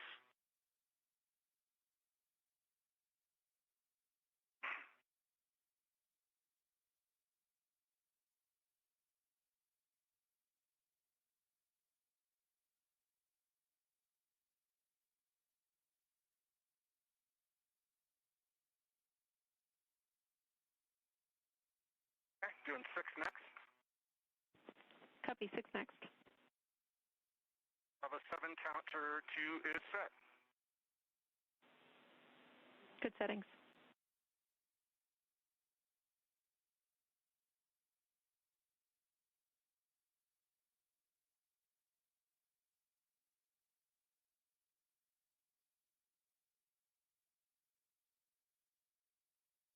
Five and a half turns. This is released. Copy. That was EDF 6 released.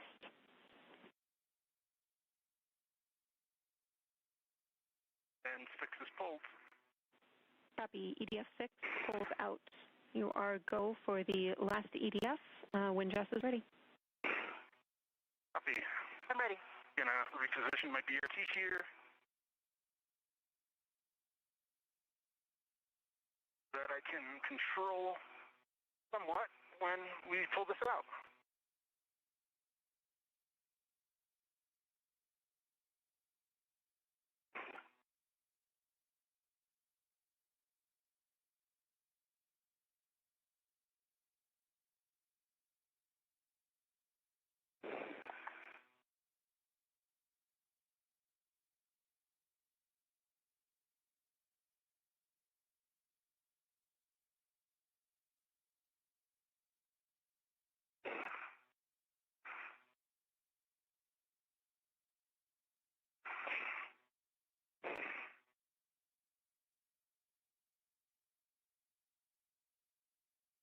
Jessica, I'm currently redded to the scoop.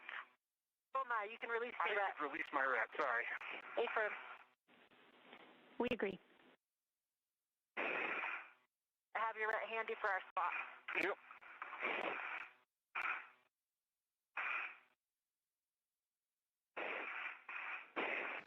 We are now nearing the 5-hour mark into today's spacewalk to swap out a failed joint on the Canadarm2. So far that has been successfully completed, and the crew members are on their last major task of the day, which includes releasing the Lee cluster, that latching end effector, from its temp stow location and moving it back to the Canadarm2 and reinstalling it in that location. Once that is complete, the Canadarm will be powered on to test electrical connections, and further testing of the arm and its performance will be completed throughout this week. Additionally, the failed joint, that joint number 5, will be brought back inside the International Space Station alongside Williams and Meir today to be sent to the ground for further analysis and understanding of the issue and possible refurbishment. Let me try this body position. As we have mentioned a couple times during this spacewalk, the arm was designed with replaceable components and planned maintenance in mind and has been functioning well for over 25 years of continuous operations. So repairs to the robotic arm like the Canadarm2 are normal and expected after more than 25 years. Good settings.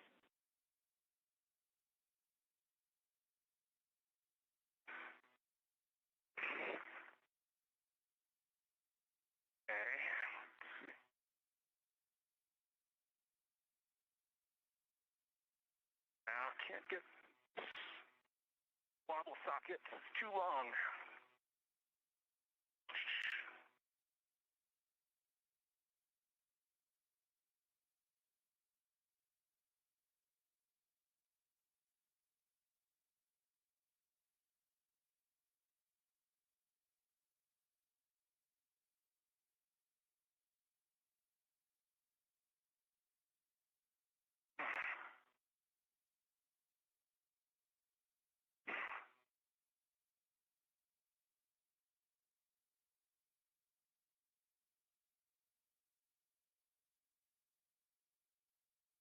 And from this view, we can tell that the International Space Station is beginning to move into a night pass.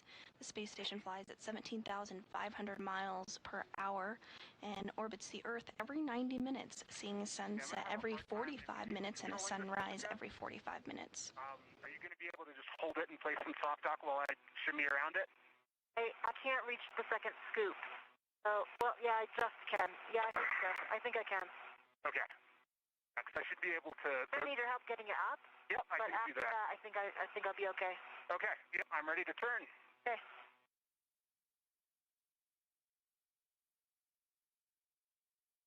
The space station is currently flying 267 statute miles over the South Atlantic Ocean, approaching the tip of South Africa. And extracted. Copy. It should be loose. I see 3 loose EDFs on that here. I can see 3. I can see 4. Okay. I'm just going to restow my PGT, and then I'm going to help you get this out. Okay.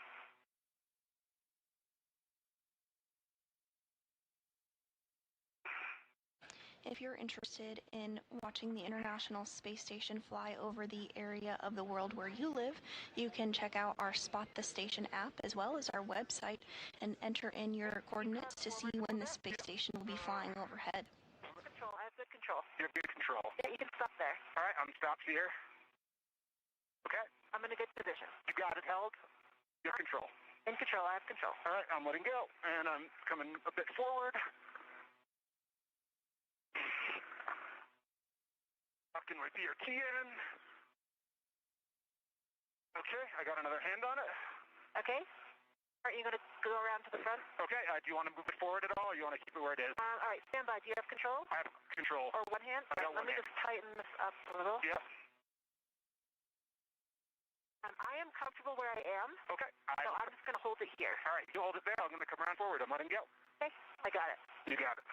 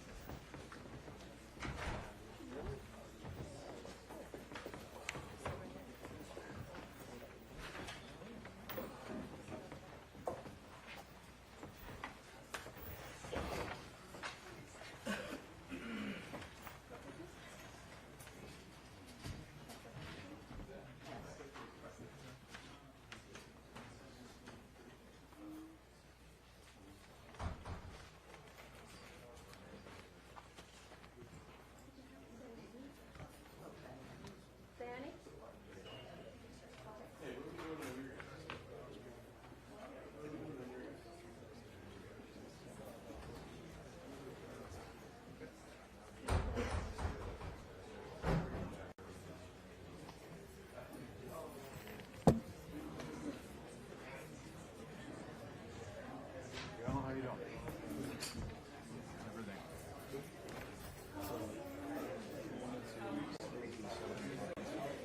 Am I out of the way?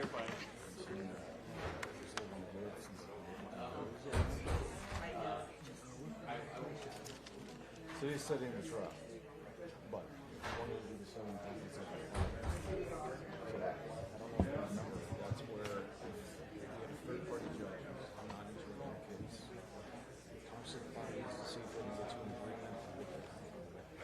If you like it, you can take it. If you don't like it, just go to the ground.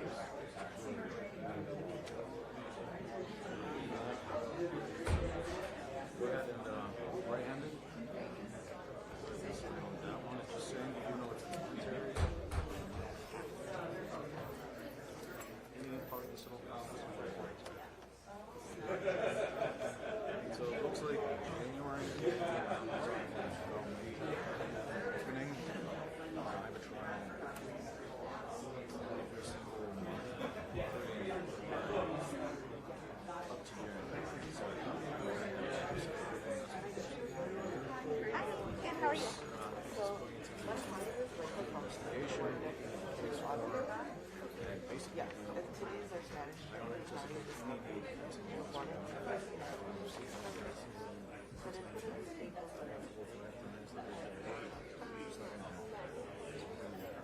My estimation. Okay? What's up, man? Yes. Okay? All right. Well, there's going to be another attorney in the case. I'm going to want you to check, and then you let me know. And if not, I'll take out 161 or something like that. She sees that they basically just have another